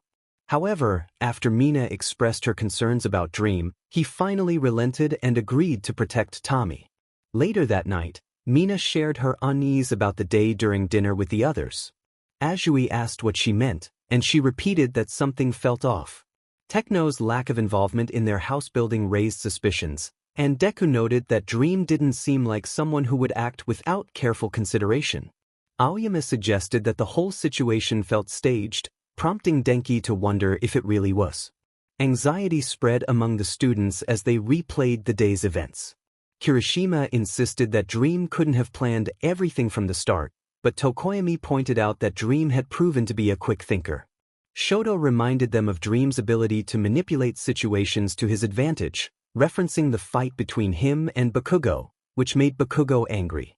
Momo speculated that Dream must have had a backup plan in case he lost, but Mina interrupted, suggesting that Techno and Dream might be working together. The group fell silent before jumping up, grabbing their shoes, and rushing to the mansion. They didn't bother knocking. Instead, Kirishima kicked down the door, startling Foolish, who was working on a chandelier. Zero quickly asked Foolish where Tommy was, and Foolish directed them upstairs, but the kids dashed up without letting him finish. Upon reaching the top of the stairs, they stopped in horror as they witnessed Dream dragging Tommy's injured form out of his room. Both Tommy and Dream were covered in blood, and Tommy had a significant injury on his head. Dream paused, staring at the class as they looked back at him in shock, leaving everyone speechless. Earlier, Tommy had expressed his frustration about filling blood bags in his room, questioning why they couldn't do it elsewhere. Dream explained that George disliked the smell of blood. Tommy, annoyed, accidentally knocked over a bucket of blood, causing a mess. Dream assured him he would clean it up, summoning a bucket of water and a mop. However, when Tommy slipped and fell, he accidentally injured himself further, leading Dream to chuckle at the absurdity of the situation. When Tommy didn't get up, Dream checked on him, finding him unharmed, and remarked on Tommy's knack for getting into trouble. He then bent down and lifted Tommy, dragging him across the floor, urging him to get cleaned up. Dream exited the room, leaving a small trail behind him. When he turned his head, he noticed all of Class 1A staring at him. After a few moments of silence, he explained that it wasn't what it looked like. Ida rushed to get Mr. Aizawa while Deku decided to inform the others, instructing the rest to ensure Dream didn't escape. As the two students hurried away, Dream nervously typed behind his back, trying to warn the others about the unfolding situation, which caused him to laugh uneasily out of fear as he struggled to find the right words. Bakugo questioned what was so funny. This sparked an idea in Dream's mind. He mused about how the others were clever enough to figure out his plan but still too late to save Tommy. He coldly stated that if they had arrived just a few minutes earlier, Tommy might still be alive. Mineta, frightened, asked if Tommy was dead. Dream confirmed it, explaining that when they lost their final life, their bodies didn't disappear. Instead, they became lifeless. He picked up Tommy's body and began to dance around with it, lamenting how all the time spent making Tommy his obedient servant was wasted, as he was now just a lifeless shell. He dropped Tommy to the floor with a thud and left a mark on his face with his foot, suggesting that if they had minded their own business, this wouldn't have happened. Shoto expressed his anger, accusing Dream of abuse. Dream tilted his head, questioning whether he was the one abusing Tommy or if it was the other way around. He recounted how Tommy had been a menace to society, just like his older brother Wilbur, and he wasn't going to let Tommy get as far as Wilbur had. Dream then walked toward the students, asking them if they believed in God. Bakugo attempted to punch Dream, but he caught it effortlessly, causing the students to feel even more unsettled as Dream chuckled to himself. Sam rushed past the students and Dream to check on Tommy, asking what Dream had done. Dream responded with a chuckle, acknowledging the situation. Meanwhile, Aizawa was in his room when Ida burst through the door, delivering urgent news about Dream and Tommy. Aizawa initially dismissed the situation, stating it wasn't his problem until school hours. However, Ida insisted that Tommy was seriously injured. Aizawa, annoyed, told him to go to Recovery Girl and leave him alone. Before Ida could respond, his phone rang. He answered to find Uraraka on the line, who asked if he was with Aizawa yet. When he confirmed, she mentioned that Aizawa wasn't interested in getting involved. Hearing her sniffle, Ida inquired if something else had happened. After listening quietly, he hung up and turned back to Aizawa, who noticed the tears on his student's face and realized the gravity of the situation. Ida revealed that Tommy was dead. Aizawa jumped up, grabbed his scarf, and rushed out of the room, horrified to find his students and some SMP members in the main area, some crying and others standing in silence. Momo approached him, indicating that Tommy was upstairs. Aizawa ran upstairs to find Tubbo on the ground, motionless, while Puffy held him. Filza, Sam, and Quackity stood around a blanket covering a human-shaped lump. Dream was tied up not far away. Aizawa calmly asked what had happened. Sam explained that he believed Dream had attacked Tommy while he was alone in his room. He recalled hearing the sound of glass breaking but regretted not checking. Aizawa approached the blanket and pulled it back, revealing Tommy's pale body. After checking for a pulse and finding none, he covered Tommy back up. Aizawa then called Nizu, who answered, expressing concern upon hearing it was a late call. Aizawa informed him of the incident, stating that Dream had killed Tommy. Nizu asked if he was sure, and Aizawa confirmed that Tommy's body was already cold. Nizu inquired about Dream's whereabouts, and Aizawa replied that he had already been captured and asked if he should be placed in the cells. Nizu agreed and mentioned he would call Recovery Girl to inform her of what had happened. Aizawa hung up and turned to Dream, forcing him to his feet. Dream protested, nearly falling, but Aizawa coldly commanded him to start walking. Sam quickly intervened, asking where Aizawa was taking Dream. Aizawa explained that he was taking him to the school holding cells while Nizu contacted the police. He urged Sam to ensure no one touched anything while they were gone. Sam questioned Aizawa's involvement, reminding him that he had said he wouldn't get involved unless it concerned his students. Aizawa firmly stated that Dream was a danger and could not be allowed to roam free, as it posed a risk to others. He insisted that this was now his business and urged Sam to ensure nothing was disturbed for proper prosecution. Reluctantly, Sam stepped back, agreeing but requesting that Aizawa tell his students to leave, as he didn't want them around in case someone became upset. Aizawa descended the stairs with Dream in front of him, and Class 1A watched with a mix of anger and fear. Stopping to address them, Aizawa commanded them to return to their dorm rooms and wait for his return. Class 1A complied without questioning him. Once the front door closed behind them, Schlatt counted to 10 in his head before shouting that they were gone. Tubbo jumped at the sound, panicking and exclaiming that they had taken Dream.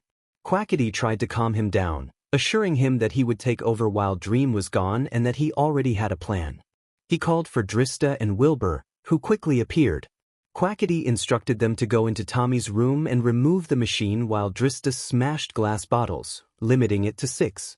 They all agreed to meet in the living room afterward. Drista accepted this without question as she and Ghostbur quickly dismantled the machine and broke the glass bottles. They returned to the living room, where Quackity was directing everyone on what to do next. Sam was instructed to relay the same information he had given Aizawa, nothing more. Techno was told that the kids likely thought he and Dream were friends, so he would need to play along. He chuckled, wondering if he had been supposed to act dumb all along, which made Quackity groan in response. Quackity then turned to Tubbo, asking him to put Michael to bed. When the kids started asking questions, Tubbo needed to display more distress than someone who had just discovered their partner's infidelity. Tubbo humorously promised to cry until his eyes hurt. Quackity emphasized the importance of Filza's role, stressing that under no circumstances could they allow anyone to take Tommy.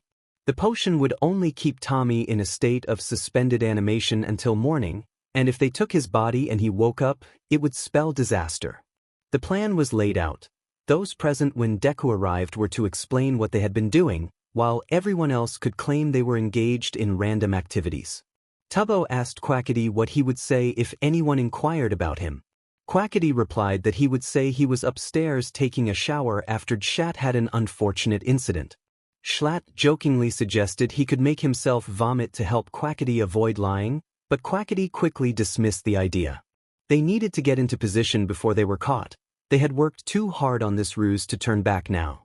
A police car arrived at the school, and a man with short black hair, dressed in a beige long coat and matching hat, stepped out. He approached Aizawa and Nizu, who were waiting for him. Aizawa greeted Detective Tsukachi, thanking him for coming on such short notice. Tsukachi acknowledged that it was his job and inquired about the murder Aizawa had mentioned over the phone, noting that he had been asked to come alone.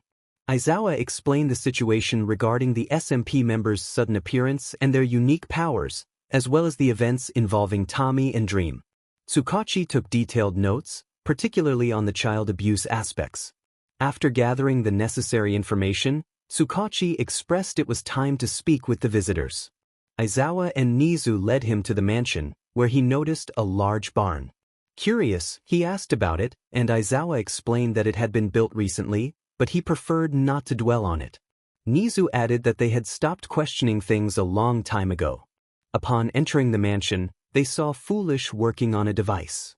Nizu asked if it was all right for Detective Tsukachi to ask him some questions, to which Foolish agreed as long as he could continue his work.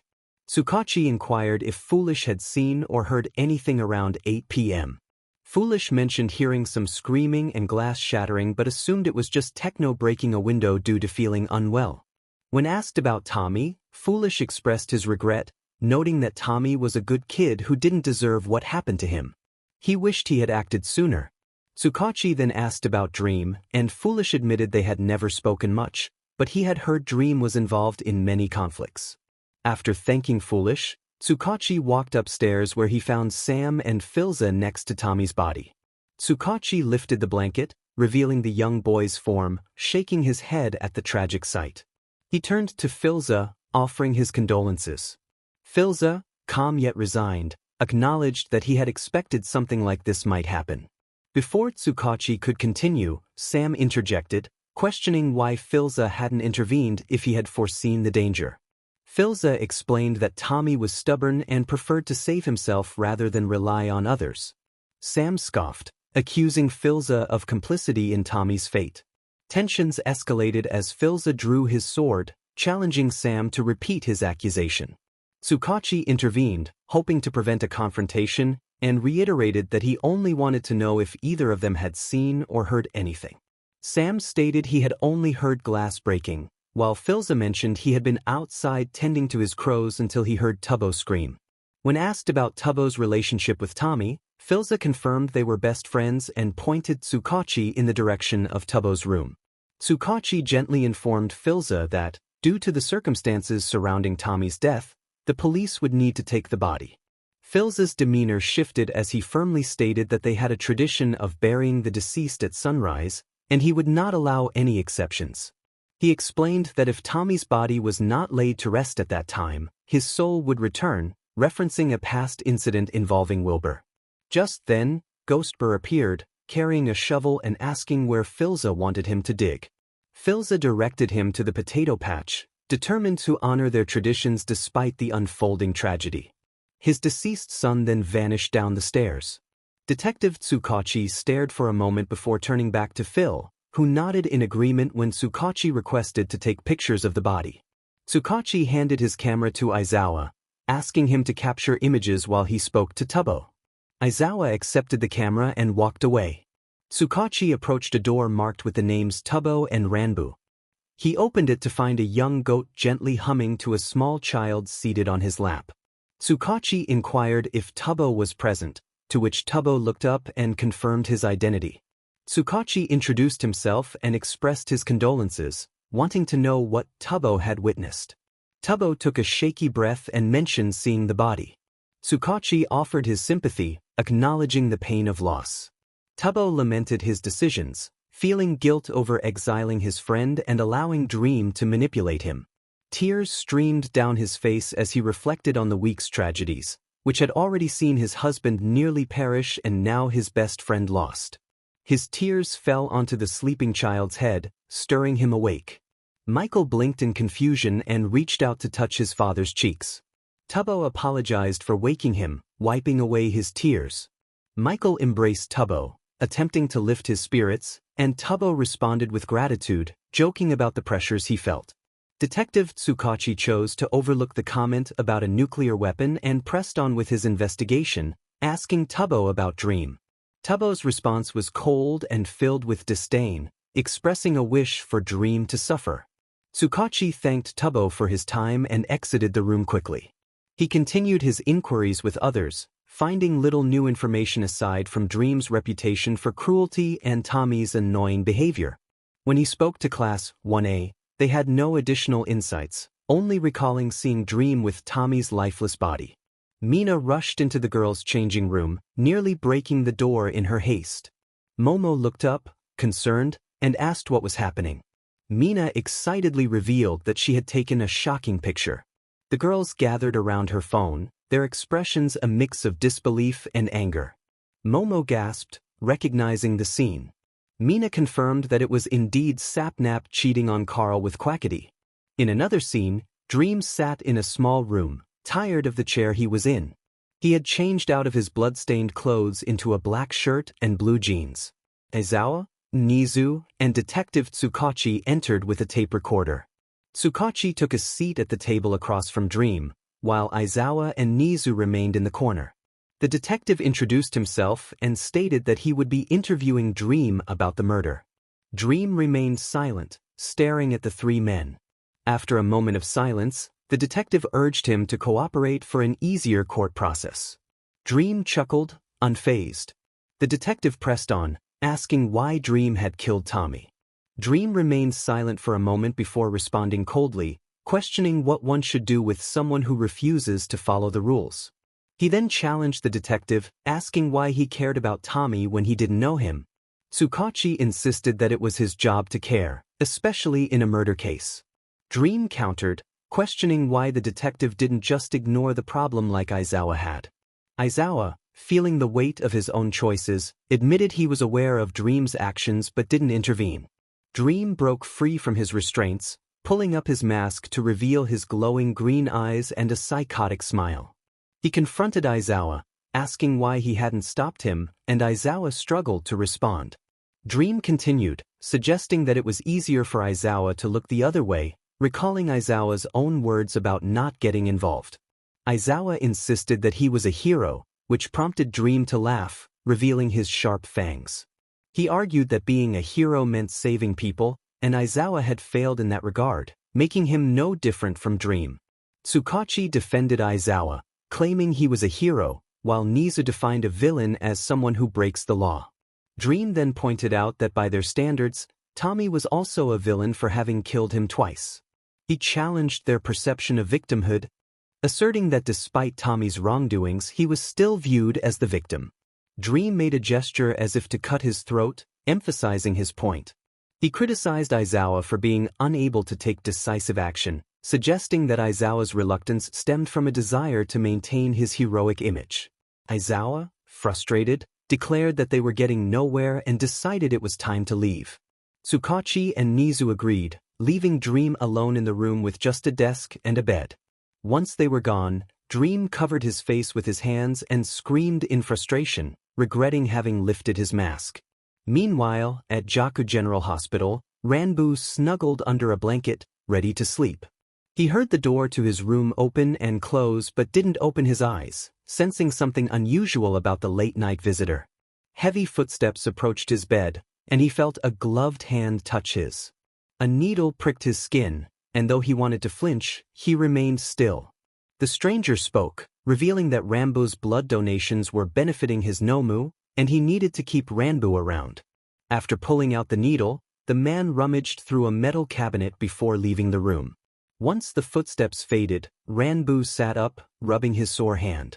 He noticed that his memory book had been stolen, expressing disappointment over needing to write a new one.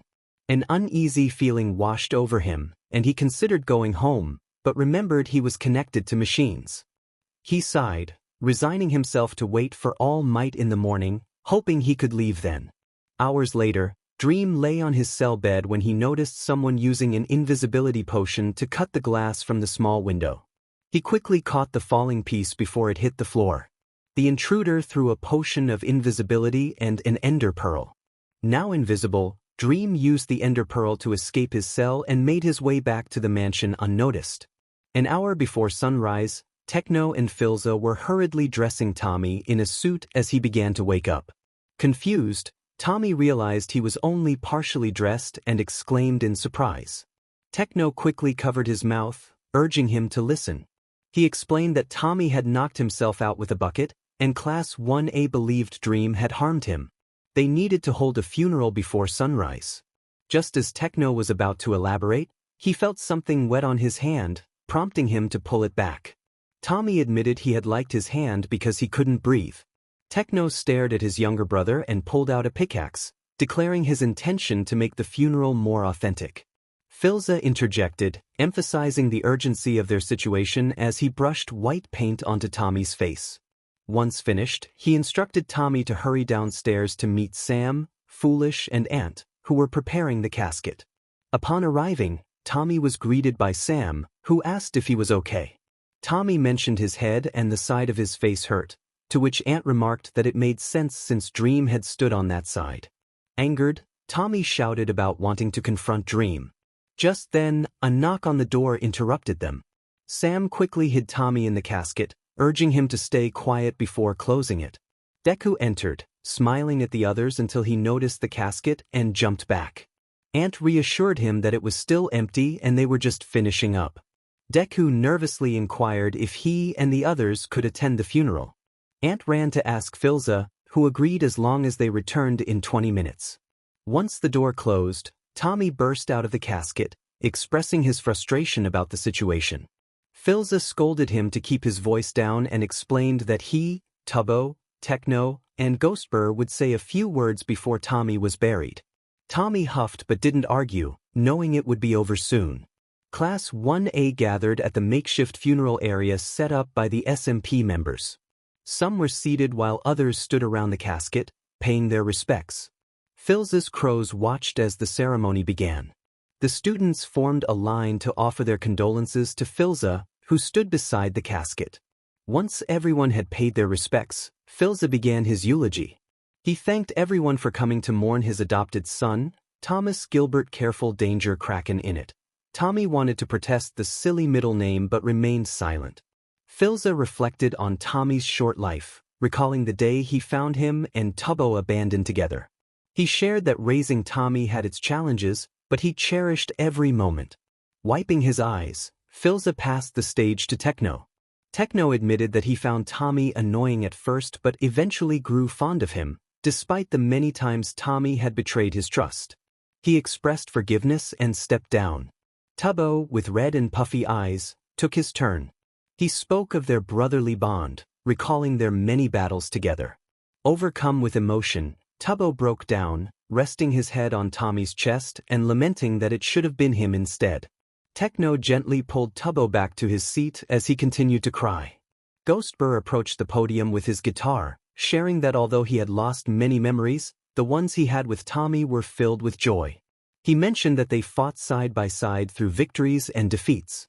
Ghostbur decided to sing a song they had written together, as Sam and Foolish prepared to lower the casket. As Ghostbur began to play, he sang about a special place where people could find freedom from tyranny, mentioning Ulmanberg. Others joined in, turning it into a heartfelt group song, with even the crows participating in the tribute. Class 1A watched with tears in their eyes as they heard the beautiful song for the first time, the sun rising over the horizon and brightening the once dark sky.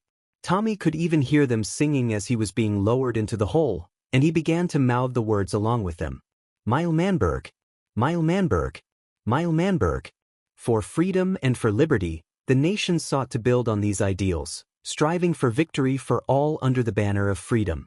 Trouble arose but eventually faded away. They constructed their walls and witnessed them crumble, feeling the weight of time from every corner stretching into eternity. Everyone fell silent once more before rising and quietly dispersing. Class 1A was taken aback by how easily everyone could leave after such a poignant moment. Mina expressed her feelings, wiping away her tears and commenting on the beauty of the experience. Bakugo, turning away to hide the evidence of his own emotions, remarked that it was merely all right. The rest of Class 1A continued to chat softly among themselves while Sam and Foolish filled the hole with dirt. Filza approached them, asking if they were going to prepare for class. Azui inquired whether they intended to attend, suggesting they take the day to fully mourn or rest. Filza, with his usual calming smile, reassured them that while everyone was heading off to bed, tomorrow would come, and life would continue despite loss. He then walked away, ready to find rest. As the atmosphere settled, the group reflected on the moment they had just shared, each processing their emotions in their own way, united by the experience yet individually affected by it. A few minutes after the funeral, once Tommy felt confident that no one would hear him, he pressed the hidden button inside the casket. This opened the bottom of the casket and the ground beneath, allowing him to fall into a large puddle of water.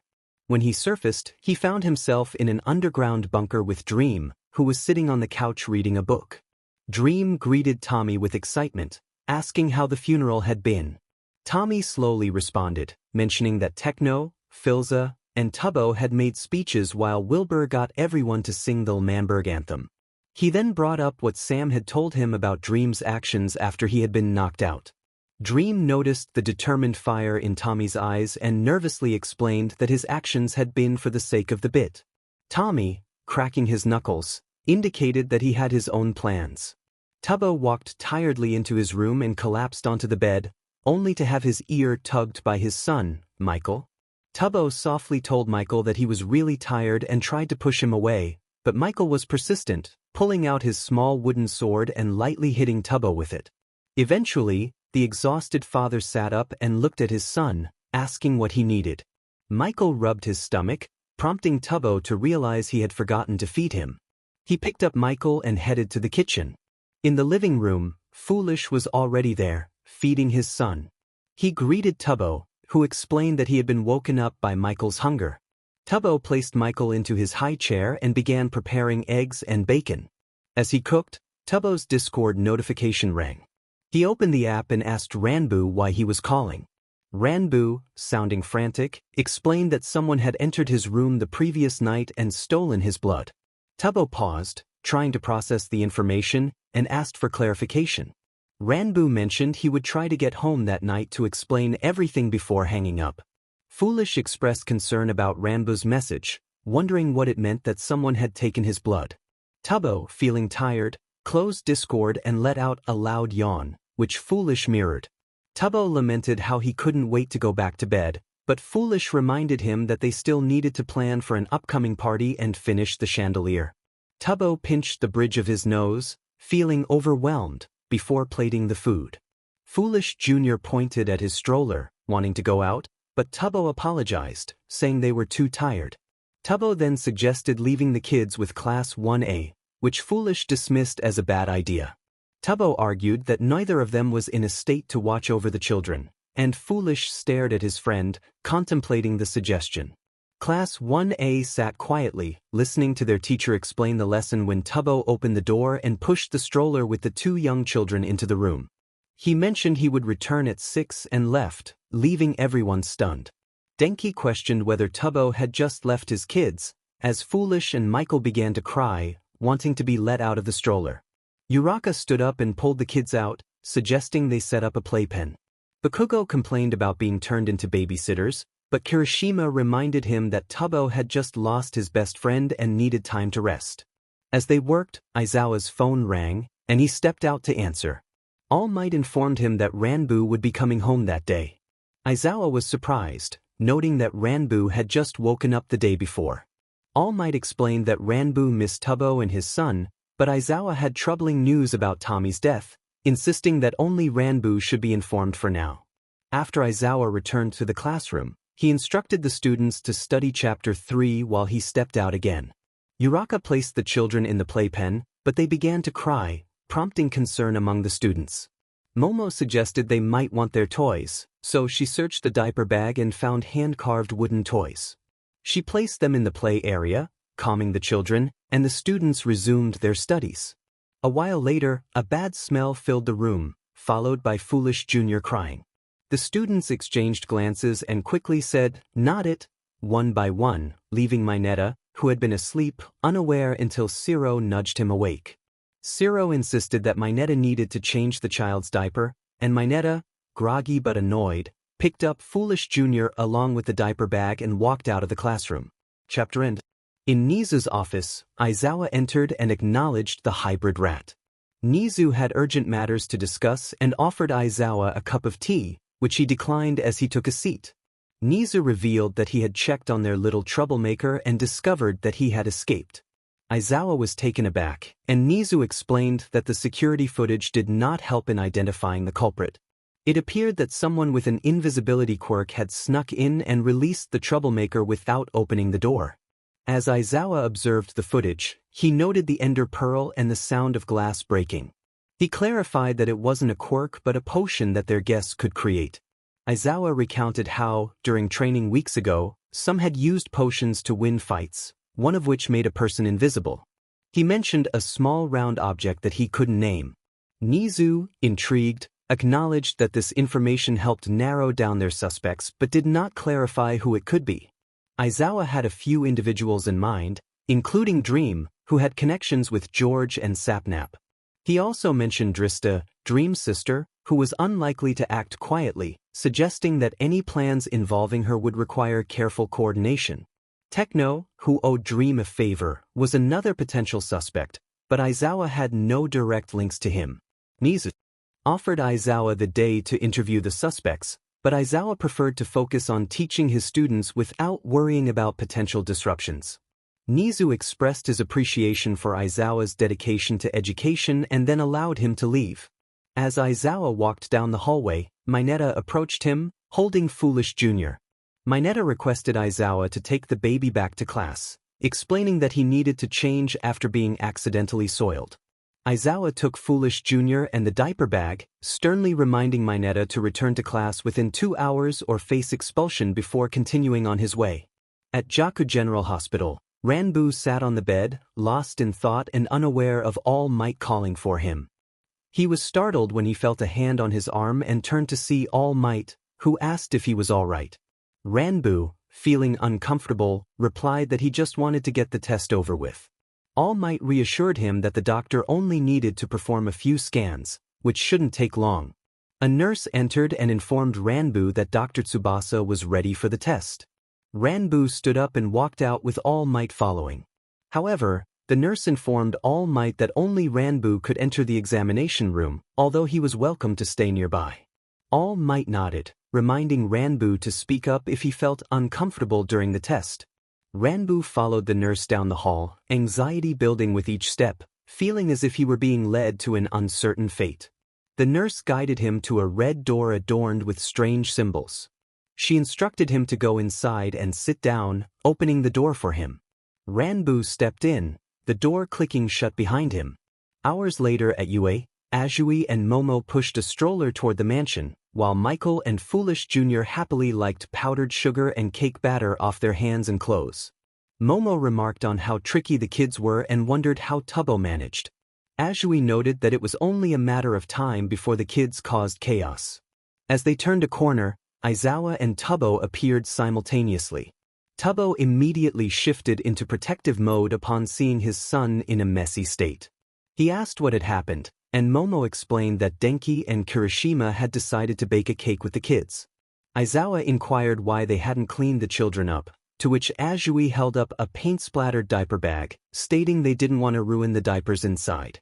Tubbo reassured them that Ranbu would be happy to give their son a bath after Foolish cleaned him up. Azui and Momo continued toward the mansion while Tubbo and Aizawa walked to the front gate. Tubbo expressed his excitement to see Ranbu, feeling as if it had been ages since he last visited. Aizawa reminded him that it had only been a couple of days and that Ranbu should have stayed longer, considering his recent health issues. Aizawa then checked his vibrating phone and informed Tubbo that All Might had texted to say they were arriving at the gate. Tubbo eagerly ran toward the gate just in time to see the taxi pull up. Ranbu stepped out of the car and walked toward the open gate, where Tubbo joyfully jumped into his husband's arms, exclaiming his name. Ranbu looked at Tubbo for a moment before recalling his name and responding. He mentioned feeling tired from the last test, and Tubbo accepted this, saying Michael would be thrilled to see him as he led Ranbu back to the mansion. Tubbo and Ranbu entered the house, greeted by Foolish, who had just finished washing the kids. Foolish handed over the zombie pig child wrapped in a towel, saying that Michael was ready for his lava bath. Ranbu took the child, smiling at him and softly expressing how much he missed him. Michael, however, looked at Ranbu and began to scream loudly, thrashing in his arms. This caused Ranbu to lose his grip, and Tubbo barely managed to catch their child before he fell. Surprised by Ranbu's lack of reaction, Tubbo called out to him. Ranbu apologized, explaining that Michael wouldn't stop moving. Tubbo suggested that Ranbu should rest while he dressed Michael for his nap. Ranbu nodded and followed Tubbo upstairs.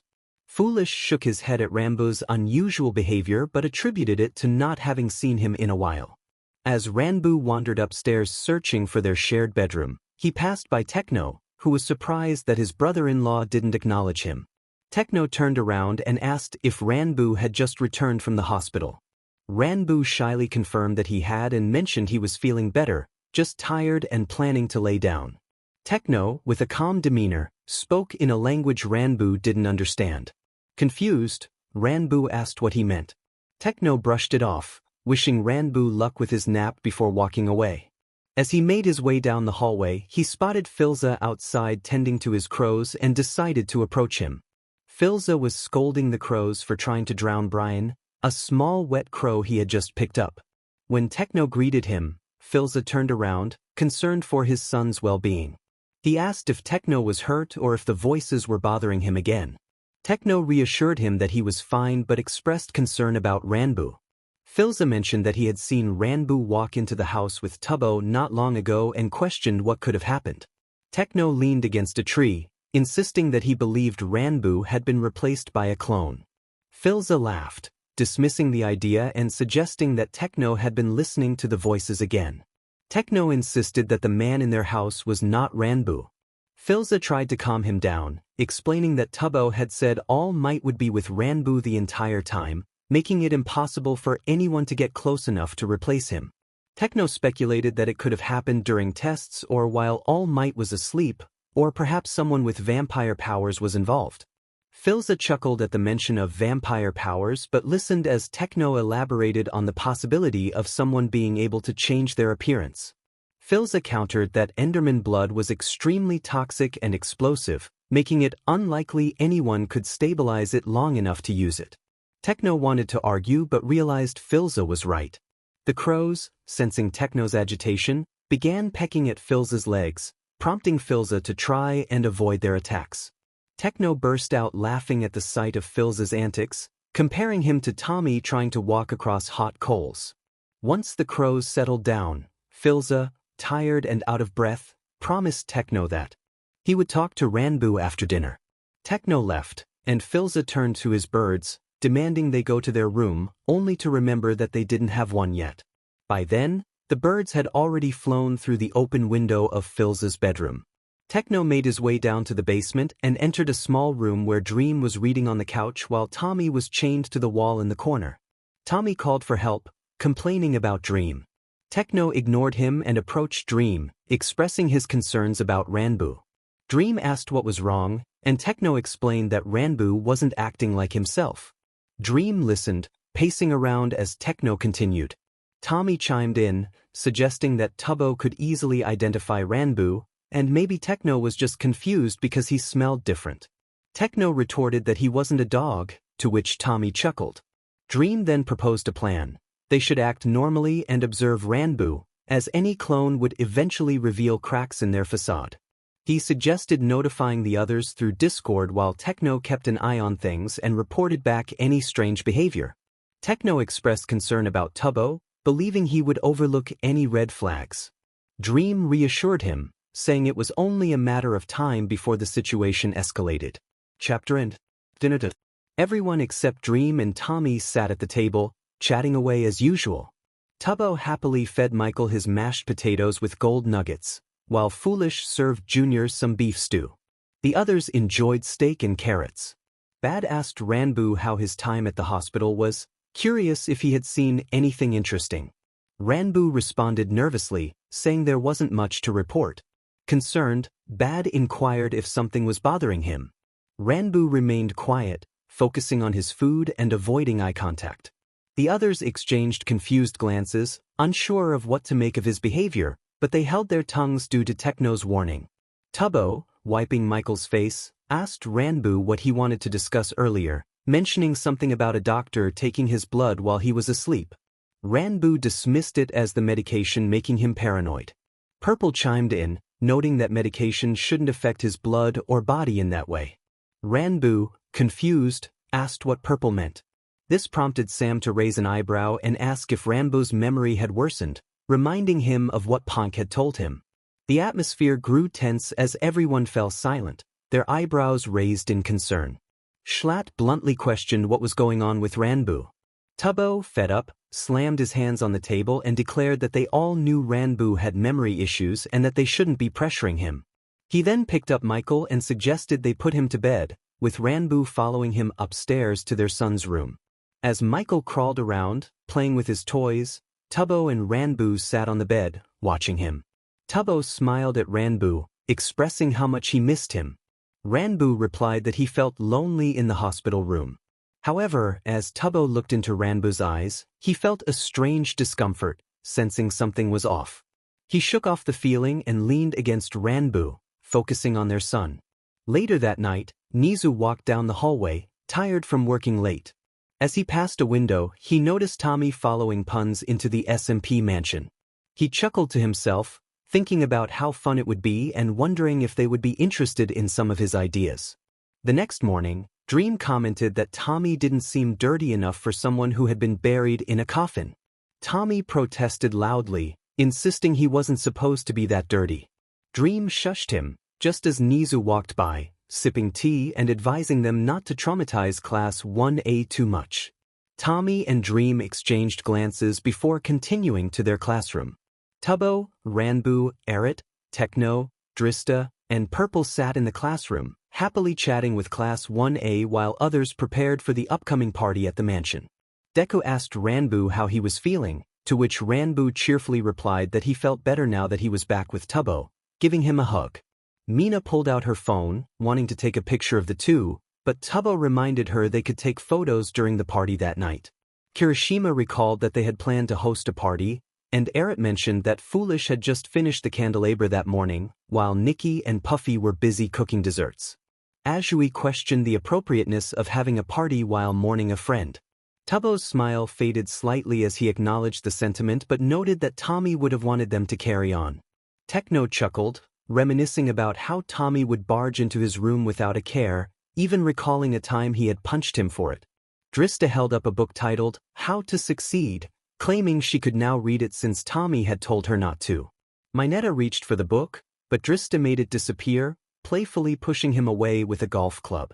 Tubbo shared that he could still hear Tommy's voice, recalling how much he loved to cause chaos.